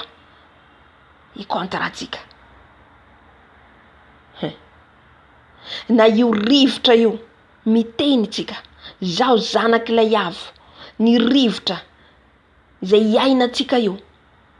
Satria mamafy aretina izy ireo na amin'ny rivotra. Tenentsika hoe zanaky Jesosy, tsy anananareo fahefana, tsy anananareo hery anohitra ny fiainako. Ninona ny plan ataonareo anohitra ahy dia eto miteny anoloanareo fa zanaky ny avo, zanaky Jesosy. Amin'izay fotoana izay ianao fantatry ny natiora rehetra, fantatry ny natiora rehetra fa zanaky Jesosy. Fa mila kosa ianao mandeha araka ny sitrapon'ny Tompo mba tsy ho azony izay hoe zavatra ampiasain'ny Satana zay. Satria raha itsika zany mandeha tsaka sitrapon'ny Tompo na hiteny ary tsika tsy fantan'izy ireo dia le Satana no mampiasa ka lasa mi-contre anao, mamono anao. Fa ianao zany mila fantatry ny Jesosy aloha hoe mazava tsara zanany ara-dalàna ianao, dia amin'izay fotoana izay ianao mana fahefana miteny andreo zavatra nohariana ireo. Amen. Halleluja. Jesosy malalo. Izay dia zanakao, zanakao zay Jesosy.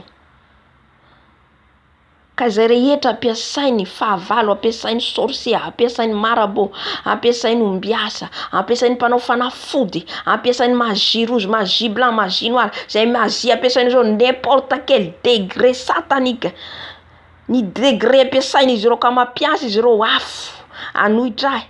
Eto aho dia miteny manoloana ny afo, manoloana ny afo zay ampiasain'izy ireo fa zanak'ilay Jesosy aho. Ny rano zay ampiasain'izy ireo i-contre ny fiainako, anohitra ny fiainako. Ka i rano hitady anafitra iny dia manambara eto anaty ianareo aho ny rano rehetra zay ampiasako, ny rano rehetra zay diavin'ny tongotro, dia miteny eto anaty ny lanitra sy ny tany aho fa zanaky Jesosy Kristy Tompo. Ny rivotra rehetra iainako eto dia manambara eto alohan'ny lanitra sy ny tany fa zanak'ilay Jesosy ilay avo aho. Tsy ananany devoly fahefana ny fiainako, tsy ananany fahefana ny fiainako. Ka miteny eto alohanareo aho manoloana ny zavaboary rehetra, manoloana ny zavaboary rehetra nohariana Andriamanitra Andriamanitra ka izay rehetra ampiasain'ny Satana dia efa tsy ambinina, tsy manan-kery satria zanak'ilay Jesosy aho. Ny afo, ny masoandro, izay rehetra ampiasainy izy ireo hanohitra ny fiainako, ny tany izay diavo ny tongotro ka te hanohitra ny fiainako. Eto dia miteny manoloana ny tany izay noharian'Andriamanitra ny vatana olombelona. Miteny ato alohan'izy ireo fa zanakin' Jesosy aho. Halleluja. Ka tsy hananan'izy ireo fahefana ny fiainako, tsy hananan'izy ireo fahefana tsony, tsy ambinina izay rehetra teny noeran'izy ireo hanohitra ahy amin'ny alalan'ny natira, amin'ny alalan'ny zavaboary, zavamananaina, so hanorian'Andriamanitra amin'ity tany ity.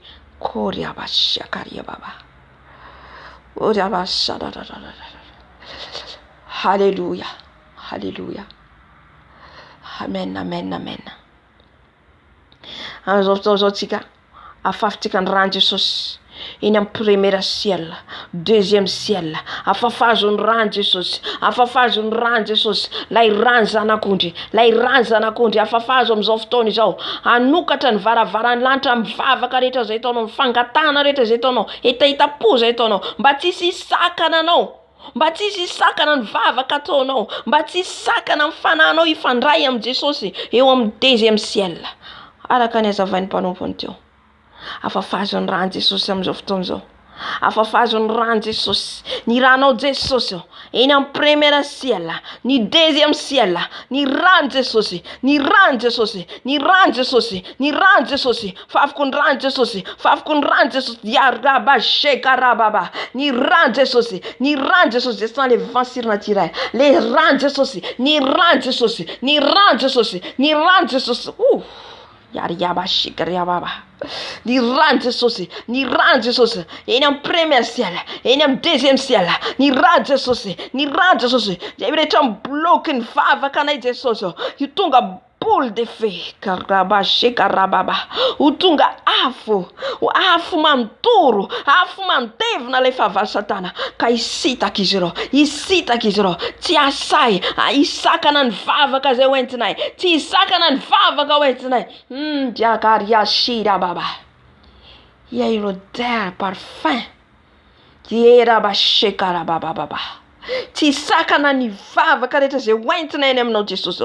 Ka hitonga boule de feu, boule de feu, les feux dévorants, les feux dévorants. Nyafo mandevina, nyafo mandoro. Anokatra ny varavaran'ny lanitra, anokatra ny varavaran'ny lanitra. Au deuxième ciel, au premier ciel, hisokatra ny varavaran'ny lanitra. Ka ny fanahyko ifandray any amin'ny avo, ka ny fanahyko ifandray any amin'ny Jesosy. Baba. Les feux dévorants, les feux devenus boule de feu, les feux des Saint-Esprit, les feux des Saint-Esprit. Que le ciel ouvert, que le ciel ouvert, que le démon reculé, il a reculé, il a reculé, il a reculé. Que la prière monte, la prière de juste monte. Oui, je t'en demande. Ni vavaki ni marna, ni Jésus nous miakatra. Ny vavaka ny marina azavadika le tenin'Andriamanitra. Misy ny teny ny vavaka ny maro tsia, vakio ny baibolinao tsy maro mihitsy ny voasoratra ao. Ny vivavaka ny marina. Raha misy izy manala ny tenin'Andriamanitra dia sorona ao amin'ny hazonaina koa ny anarany ny momba azy. Aza ny sorana ny tenin'Andriamanitra, aza ovaina le tenin'Andriamanitra. La Bible a dit la prière de juste qui monte au troisième ciel. Izay no miakatra any amin'ny trône de Dieu. Ny vavaky ny marina. Raha miaroaro fahotana tsika. Tsy miakatra ny vavaka. Miafo ny fanahy masina amin'izao fotoana izao. Miafo ny fanahy masina amin'izao fotoana izao. Anokatra ny lanitra. Miafo ny fanahy masina. Qu'est-ce qu'on fait, papa? Vous avez vu Daniel. Vous avez vu, lis la parole de Daniel. Lis Daniel, lis. Si dit l'Éternel. Et si dit l'Éternel. Oh, ya ba ba ba ba ba ba ba ba ba ba ba ba ba ba ba ba ba ba sha da da da da da da da da. Oh, ya ba shia ka ya ba shia da ba shia da ba shia ka de ba shia ka de ba shia da ba shia. Les anges ont descendu. Les anges ont descendu pour combattre la prière de Daniel. Pourquoi les anges ont descendu? Pourquoi les anges Michael a descendu? Pourquoi les anges Michael a descendu? Pour arracher cette prière, pour arracher et pour amener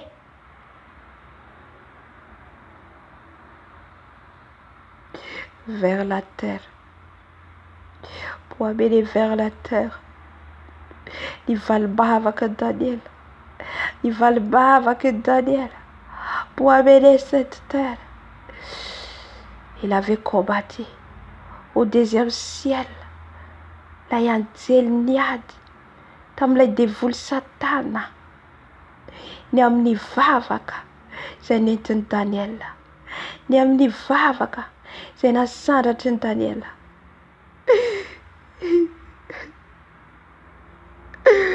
Jésus.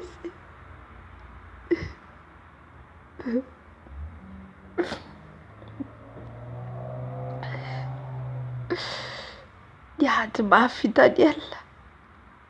Di fadiana. Wan fireneni. Wan bandit nasi. Enda te bante zani. Tugan falbavaka. I dévoile la chaise, les dévoile. Il a arraché le diable. Il a arraché la réponse des prières. Ils ont arraché. Où soit la réponse des prières? Vous ne connaissez pas les choses dans les spirituels.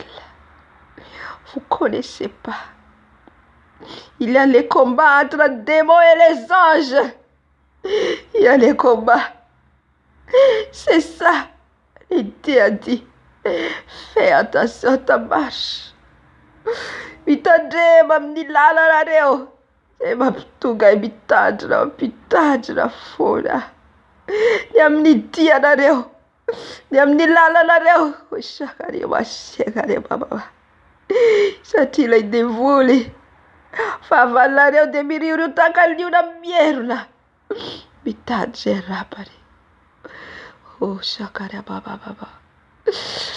Oh yaba shakara baba baba. Aqui un tataran Daniel. Aqui un tataran Daniel. Oh sharararara. Ilaba deba yit yadario. Ilaba deba yit ma piaka tani vava kanare watia datra. Et si dit l'Éternel. Et si dit l'Éternel. Et si dit l'Éternel.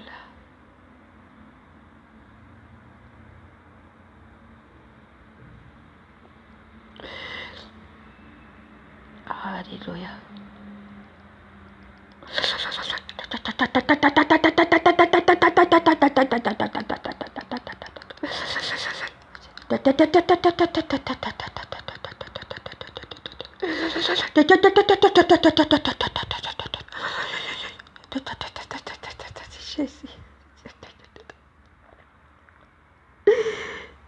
Il est Dieu. Jésus est Dieu. Jésus est Dieu. Il est Dieu. Il est Dieu. Il est Dieu.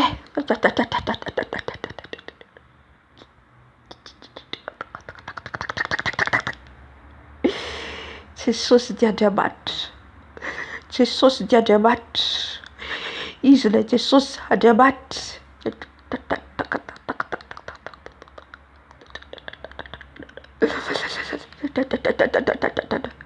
Mitadrem.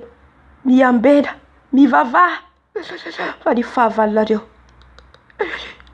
Tia miruru takadura birra. Mitadi isaya rapadi. Mitadrema yadario ulko.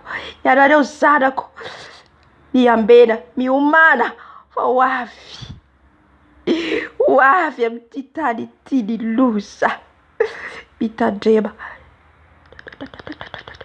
Izaho Tompo Andriamanitrareo, izaho no Tompo Andriamanitrareo izay nitondra anareo nivoaka avy any tany Ezipta ho any amin'ny tany Kanana. Ainsi dit l'Éternel, ainsi dit l'Éternel.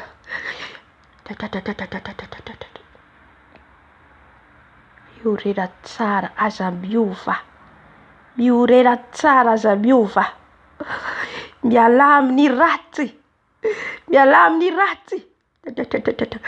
Tsy afaka miaro anareo amin'izany aho, tsy afaka miaro anareo amin'ny ratsy aho, tsy afaka miaro anareo amin'ny ratsy aho.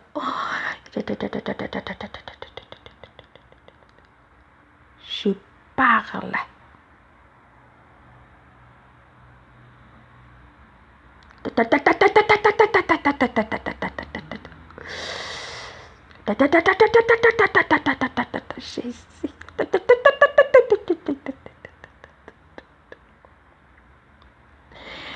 Priez sans cesse, priez sans cesse. Mivavaha ianareo mba tsy hidirana anareo mifakam-panahy, mivavaha ianareo mba tsy hidirana anareo mifakam-panahy. Fa kely sisa, kely sisa, kely sisa dia ho avy aho, kely sisa. Maro ianareo mbola variana, mbola variana, mbola variana amin'izao fiainana izao. Pourquoi mes enfants? Pourquoi?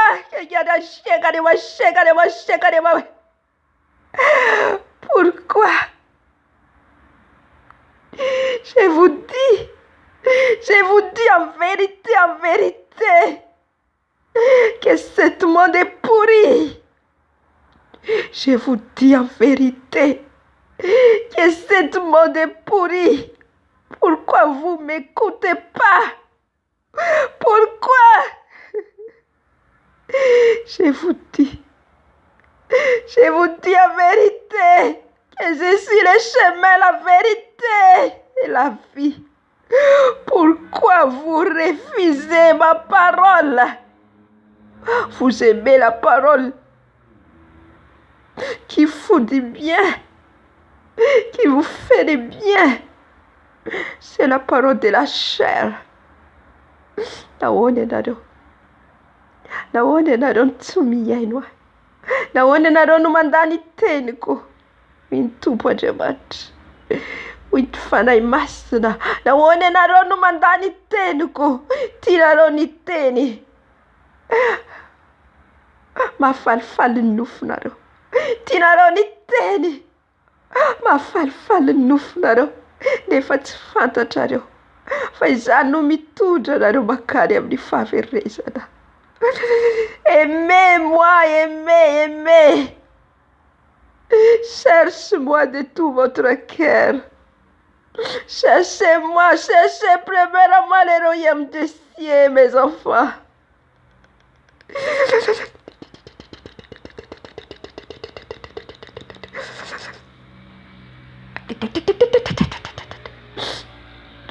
Katsaho aloha ny fanjakako sy ny fahamarinako, katsaho aloha ny fanjakako sy ny fahamarinako.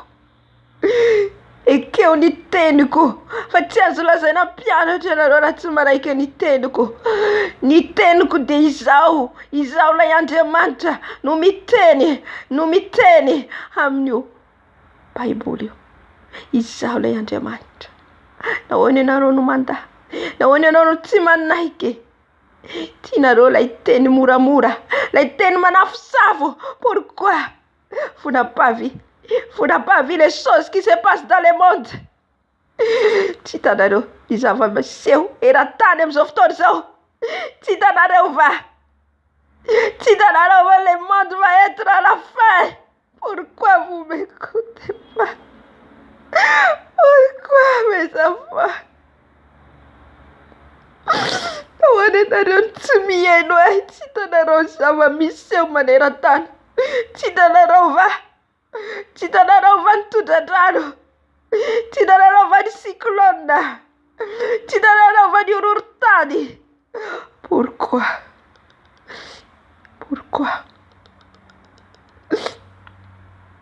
I farani sotto tutti i soliti. Oui, Tadarosa. C'est vous qui êtes les dernières générations. Vous ne savez pas. Vous ne savez pas. Et là, nous va vous le bel coup farani. Tiens, là, on va nous le fidico.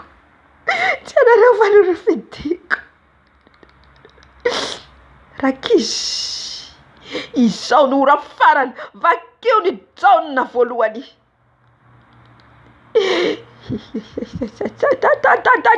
Jaona voalohany toko faharoa. Jaona voalohany toko faharoa. Izao no ora farany Rakish. Ho avy ny Antikristy.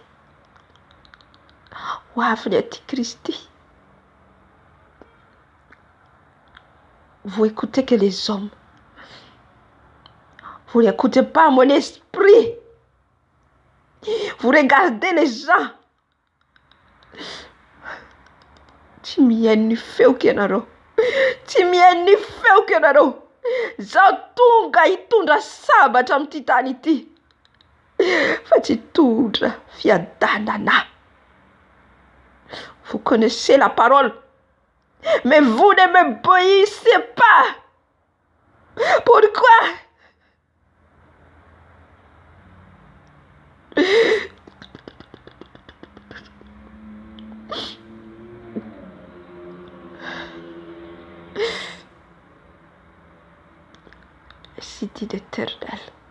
Et si dit l'Éternel, c'est moi votre Père qui parle.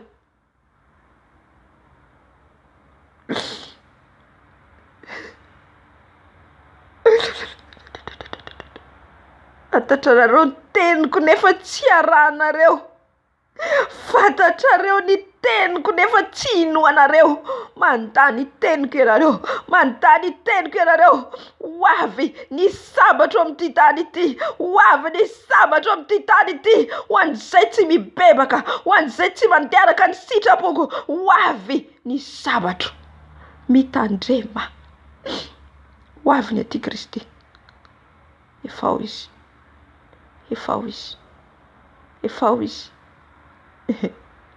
Miandry fotoana fotsiny izy.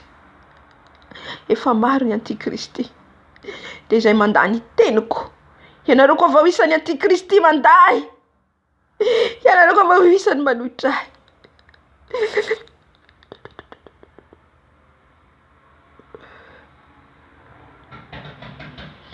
Obéissez à ma parole.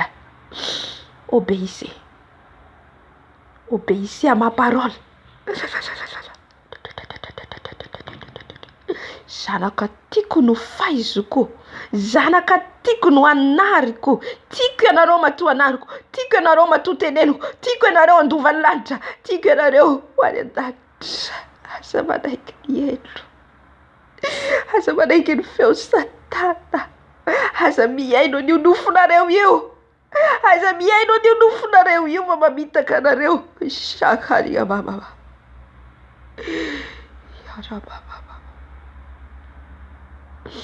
Vous ne croyez pas à mes servantes.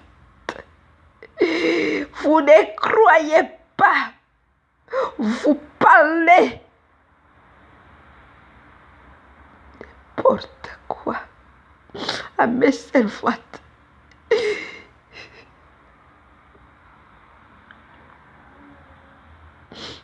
Yantsoa ianareo. Fa tsy iaino anareo tsony aho. Yantsoa ianareo. Ho avy ny fotoana. Yantsonareo ahy. Ka tsy iaino anareo tsony aho.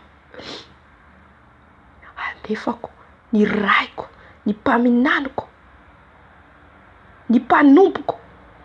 Nefa ianareo mandaha. Manenjika ianareo azy ireny. Manohitra ianareo n'izy ireny. Tsy fantatrareo va? Fa miteny ao anatin'izy ireny aho. Tsy fantatrareo va?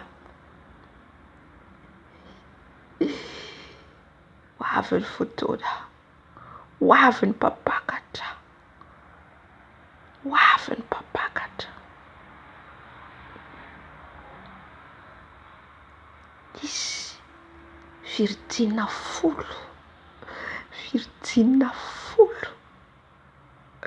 Matio toko 5:20. Matio toko 5:20. Vakio tsara dia Virgina hendry sy adala. Ny 5 niakatra, ny 5 tavela. Matio 4:20. Ny iray niraisina, ny iray tavela. Tsy izay manao amiko tompoko no hiditra amin'ny fanjakana lanitra, fa izay manao sitrapondraiko. Matio toko 7. Vakio ny teniko. Mo tsy fantatrareo va izany?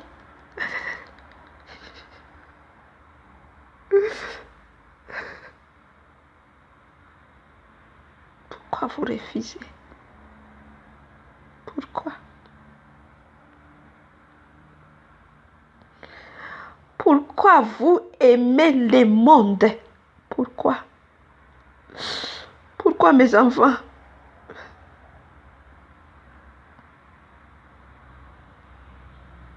C'est moi qui vous parle.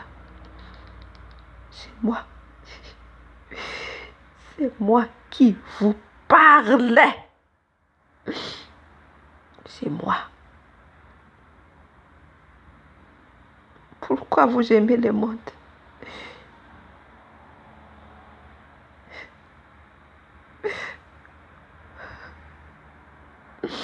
Naona nareo ty zao tontolo izao.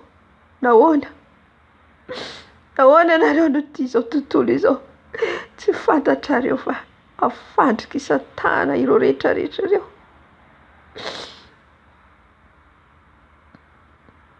Zay ty zao tontolo izao. Ty fahavaloko.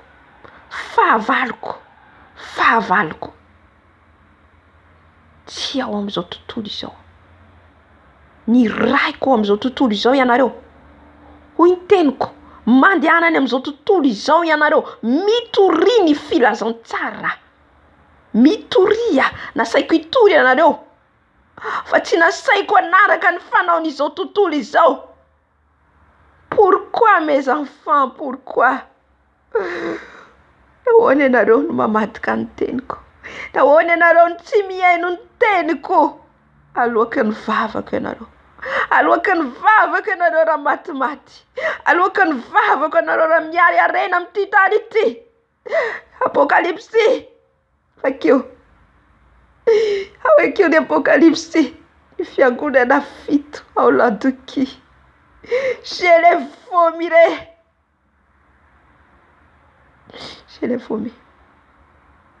Car ils ont aimé le monde.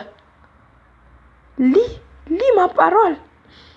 Nahoana ianareo tsy mamaky ny teniko? Nahoana ianareo tsy mandinika ny teniko? Dinio ny teniko. Fa izany no itenenako aminareo. Ny teniko dia izaho Andriamanitra.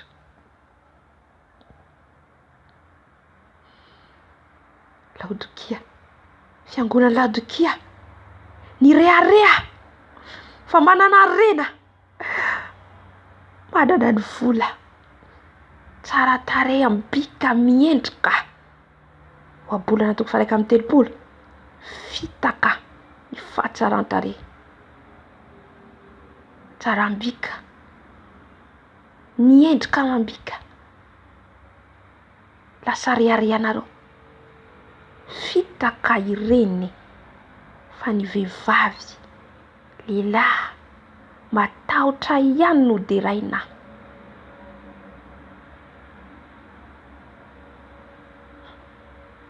Nahoana ianareo no mifaly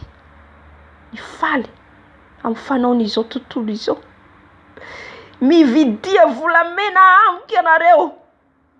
Mividia volamena amiko ianareo dia adio. Ny volamena raha mandalo afo. Dia madio. Amirapiratra. Nareo miteny. Fa manan-karena izay. Miteny ianareo.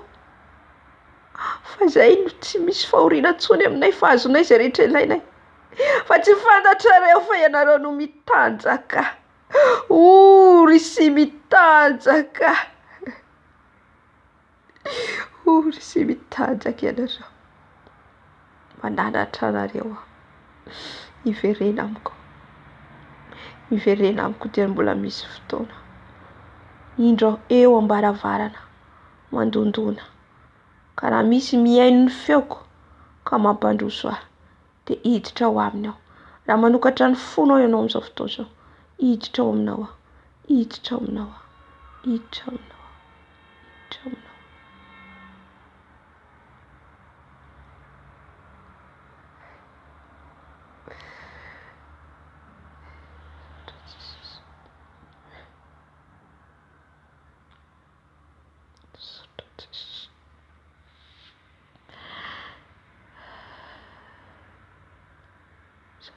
Tsika miteny rehetra ny meny teo.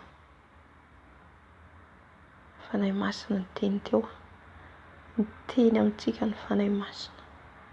Anjarantsika ny mandray. Anjarantsika ny mandray. Sady tsy hanazava. Anjaran'ny tsirairay mandray ny tandify azy. Alleluia. Havaka antsika marana ny fotoana. Alohan'ny amarantsika ny fotoana, anolo tena antsika. Raha misy mbola tsy nandray an'i Jesosy ho tompo sy mpamonjy ao amin'ny fiainany, atolora ny tenanao izao fotoana izao. Atolora an'i Jesosy. Vonina izy. Vonina izy hiditra amin'ny fiainanao. Vonina izy hiditra amin'ny fiainanao izay manamafy ny fonao. Izay manamafy ny fonao.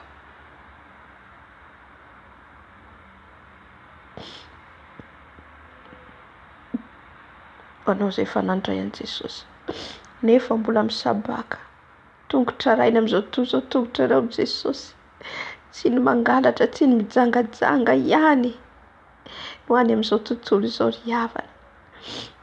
Raha mbola nofintsika manjaka efa n'izao tontolo izao izany, tsy mahafeno lela atsika efa n'izao tontolo izao izany. Tia vola, tia rena atsika, tia namana mihoatra an'i Jesosy tsika efa n'izao tontolo izao izany. Maro ny fandrika, maro mitandrema, mitandrema. Avaozy ny fanoloran-tenanao amin'izao fotoana izao. Ny fanoloran-tenako samy manavao ny fanoloran-tena tsika ao anaty Jesosy. Ho an'izay tsy nandray an'i Jesosy. Raisy Jesosy ho tompo sy mpamonjy amin'ny fiainanao. Halleluja. Raina ihany an-danitra ao, misaotra anao lehibe indrindra. Ny amin'ny hafatra rehetra ny menao, ny amin'ny nandresenay ny fahavalonay. Niaraka aminay teto ianao Jesosy, nampandresy anay ianao, ary lavo ny fahavalo rehetra izay nitady tsabatra hitady hamelanay, izay hitady hikapitiren'ny fananay. Fa ianao kosa teo Jesosy niaro anay, nitantana anay. Ankehitriny Jesosy manatona ny seza fiandriananao izahay, anolo tena eto anatrenao. Andohalika atsika. Andohalika atsika manolo tena ho an'i Jesosy. Eto anoloanao izay Jesosy malalao, manoloana ny seza fiandriananao masina, manolo tena Jesosy. Manolotra ny tenako rehetra eto anatrehanao Jesosy. Manolotra ny foko, ny saiko, ny fieritreretako, ny amiko rehetra Jesosy. Manavao ny fanoloran-tena rehetra izay nataoko teo aminao Jesosy. Nanolo tena ataonao nefa raha nisy zavatra mbola tafidifiditra Jesosy tamin'ny fiainako ka nampisaraka ahy aminao ankehitriny Jesosy. Manavao an'izany Tompo. Manavao ny fanoloran-tenako eto anatrehanao Jesosy. Anao ny asanao, tsy jery ny tenako intsony, tsy jery ny nofoko intsony Jesosy.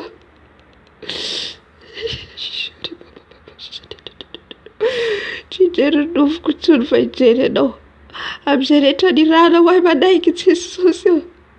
Naiza naiza na ny akodaodan-tany na amin'ny toerana maina na amin'ny toerana maro isan-karazany ny rano anay Jesosy manaiky izay, satria izany no hitadiavanao anay, hitona ny fanahy eo aminao Jesosy. Jesosy manaiky aho Jesosy, tsy sitrapoko tsony atao fa sitraponao anao a Jesosy, anao a Dado, ento a Jesosy, tano a Jesosy fa tsy mahatana, tano a Jesosy hifikitra mafy aminao mandra-piavinao Jesosy malalo.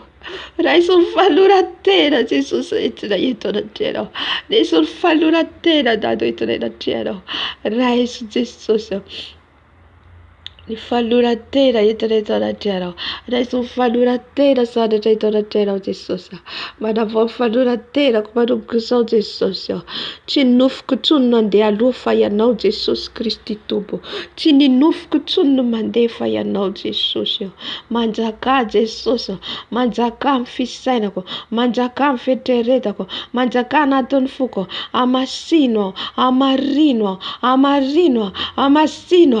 amin'ny lalana, andeha amin'ny famarinao, andeha amin'ny sitraponao, tia Jesosy, tsy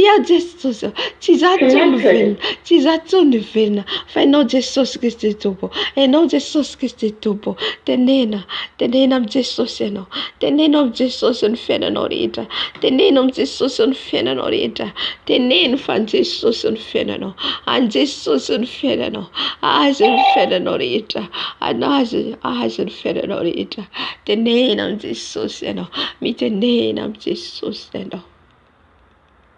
Atolora Jesosy ny fiainanao, atolora Jesosy ny fiainanao rehetra ry havana. Aza vera andeha aloha tsony nofinao, aza vera andeha aloha tsony. Raiso Jesosy, raiso ny falorantenanay Jesosy, anjakao izay Jesosy, ny ankohonanay, ny zanakay raha totra ianao, ny asa, ny vola, ny arena, afoina eo anao Jesosy, afoina eo anao ny zavatra rehetra Jesosy, ny ainay, ny tenanay, ny fotoananay, afoina eo anao Jesosy, ka dia anao tenanao zay sakrifiso anao zay andro alina, ny atoandro, ny maraina, zay rehetra ny ranao mpanaovanao anay manaiky izay Jesosy, ampiasao izay, ampiasao Jesosy, hitory anambara ny atsaranao hatrany. Halleluja. Eto koa Jesosy dia mivavaka an'izay rehetra manolo tena amin'izao fotoana izao, izay rehetra manavao ny fanoran-tena eto anatrehanao Jesosy, eto anatrehanao a Dado, miantso anao manoloana ny anjelinao, manoloana ny seza fiandriananao, manoloana ny mpiaino rehetra an'izao video izao, mivavaka an'izay rehetra manolo tena eto anatrehanao Jesosy, ho an'izay rehetra mbola tsy nandray anao, ka sio amin'izao fotoana izao Jesosy, fa angio amin'izao fotoana izao Jesosy, andrainao tompo sy mpamonjy eo amin'ny fiainana izy, aoka ianao manomboka izao anjaka ao anatiny, aoka ianao manomboka izao Jesosy hitarika ny fiainany, ka ny fanainao masina no hitarika azy, no hibaiko azy Jesosy, manjaka ho an'izay rehetra mangetaeta amin'izao fotoana izao, ka voninanara-dianao, voninanao ny asanao, voninanaiko irakao Jesosy, midira any amin'ny tokantrano izany olona zany ianao, midira Jesosy, midira Dada malalo, oria sakarababababas, oria bababababas, oria amangy ianao ny tompo, amangy ianao ny tompo, amangy izay rehetra mangetaeta, ka manokatra ny fony, ny sofiny, ka manokatra ny sofiny, ny fony, handray an Jesosy, miditra izy ao aminao, miditra izy anjaka ao aminao, miditra izy anjaka ao aminao, miditra izy anjaka ao aminao, aza matahotra, aza manana iay ianao, fa ny tompo momba anao, ny tompo eo aminao, ny tompo miaraka aminao, ho an'izay rehetra fananao ny fanoran-tenany, ny tompony ampahery anao indray, ampijoro anao indray, hiazakazaka ka tsy ho reraka, araka ny teniny ao amin'ny Salamo, hiazakazaka fa tsy ho reraka isika tahaka an'ilay voromahery, tahaka an'ilay voromahery, omeny Jesosy hery, tsy ho sasatra, tsy ho reraka, ahery, manomboka izao ianao, ahery, tadiavo izy teny mbola hita hoy Jesosy, tadiavo foana Jesosy, aza reraka, aza ketraka, aza mieritreritra hoe efa nanao be aho, non, aza mieritreritra an'izany. Efa nivavaka be zao maly dia androany tapan'indray, toy izy foana, ho hitanao voninahitra Jesosy. Hiasa amin'ny fiainanao, anjaka amin'ny fiainanao, anjaka amin'ny fiainantsika tsirairay avy any Tompo. Ny fiadanan'i Jesosy Kristy Tompo any hirotsaka amintsika tsirairay avy. Ny fiadanan'ny Tompo any hirotsaka amintsika tsirairay avy. Halleluja. Halleluja. Saotra Jesosy. Halleluja. Amen. Amarana ny fotoana antsika.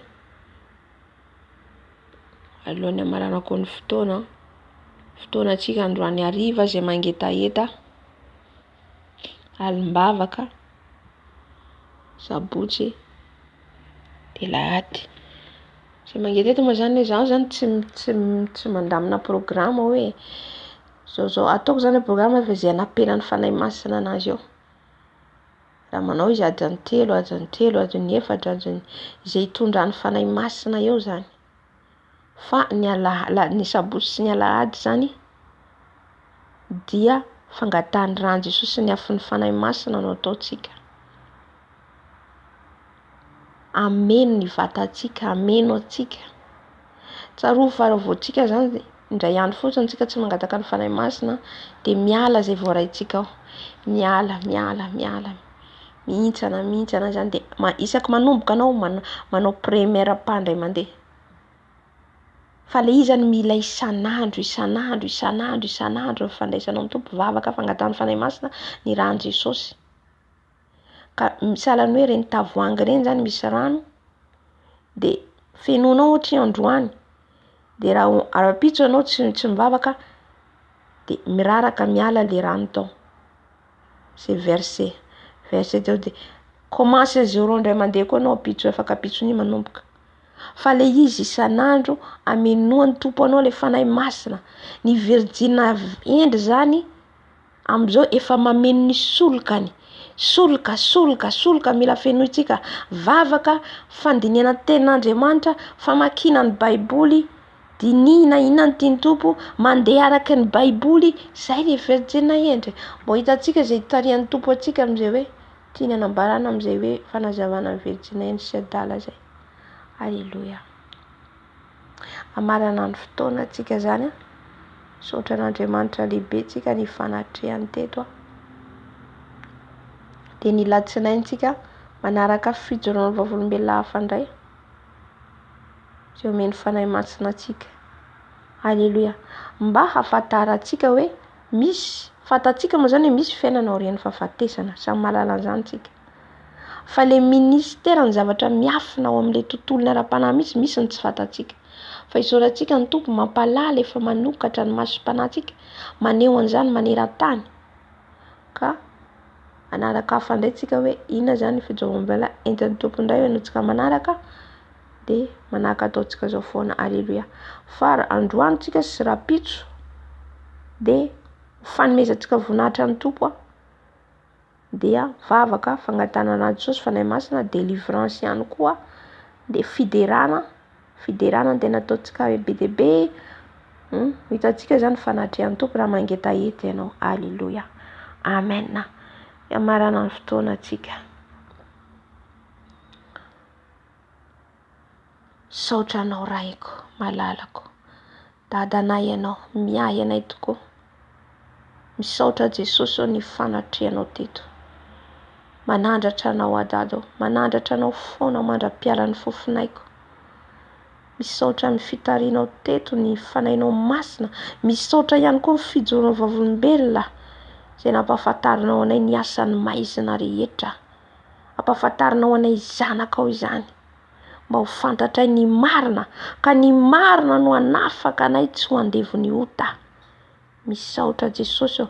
Misaotra ihany koa ny fikasihanao tsirairay avy amin'ny tokantrano mba ahery vavaka, ahery hitady anao ary fandray aminao san'andro Jesosy malalo, za dia fitaovana fotsiny ihany fa anao ny asa, koa miasa kasio izay rehetra mbola lavitra anao, izay rehetra mbola miaroaro amin'izao tontolo izao. Ianao no manafaka ny zanakao Jesosy. Tompo, misaotra anao eram-poeran-tsaina izay nanandresena ny fahavalinay, misaotra ny fahafenoan'ny fanahy masina, misaotra tamin'ny ranao masina, misaotra Dado, misaotra tamin'ny teny profetika izay nomenao, ny teny fampitandremana nomenao, ny teny fampibebahana, ny teny fampiomanana ny amin'ny haviany Antikristy izay falazainao fefahao, ny omanana andro aman'alina, ny fananay ho vonona mandrakariva fa ho avy ianao tsy ho ela Jesosy.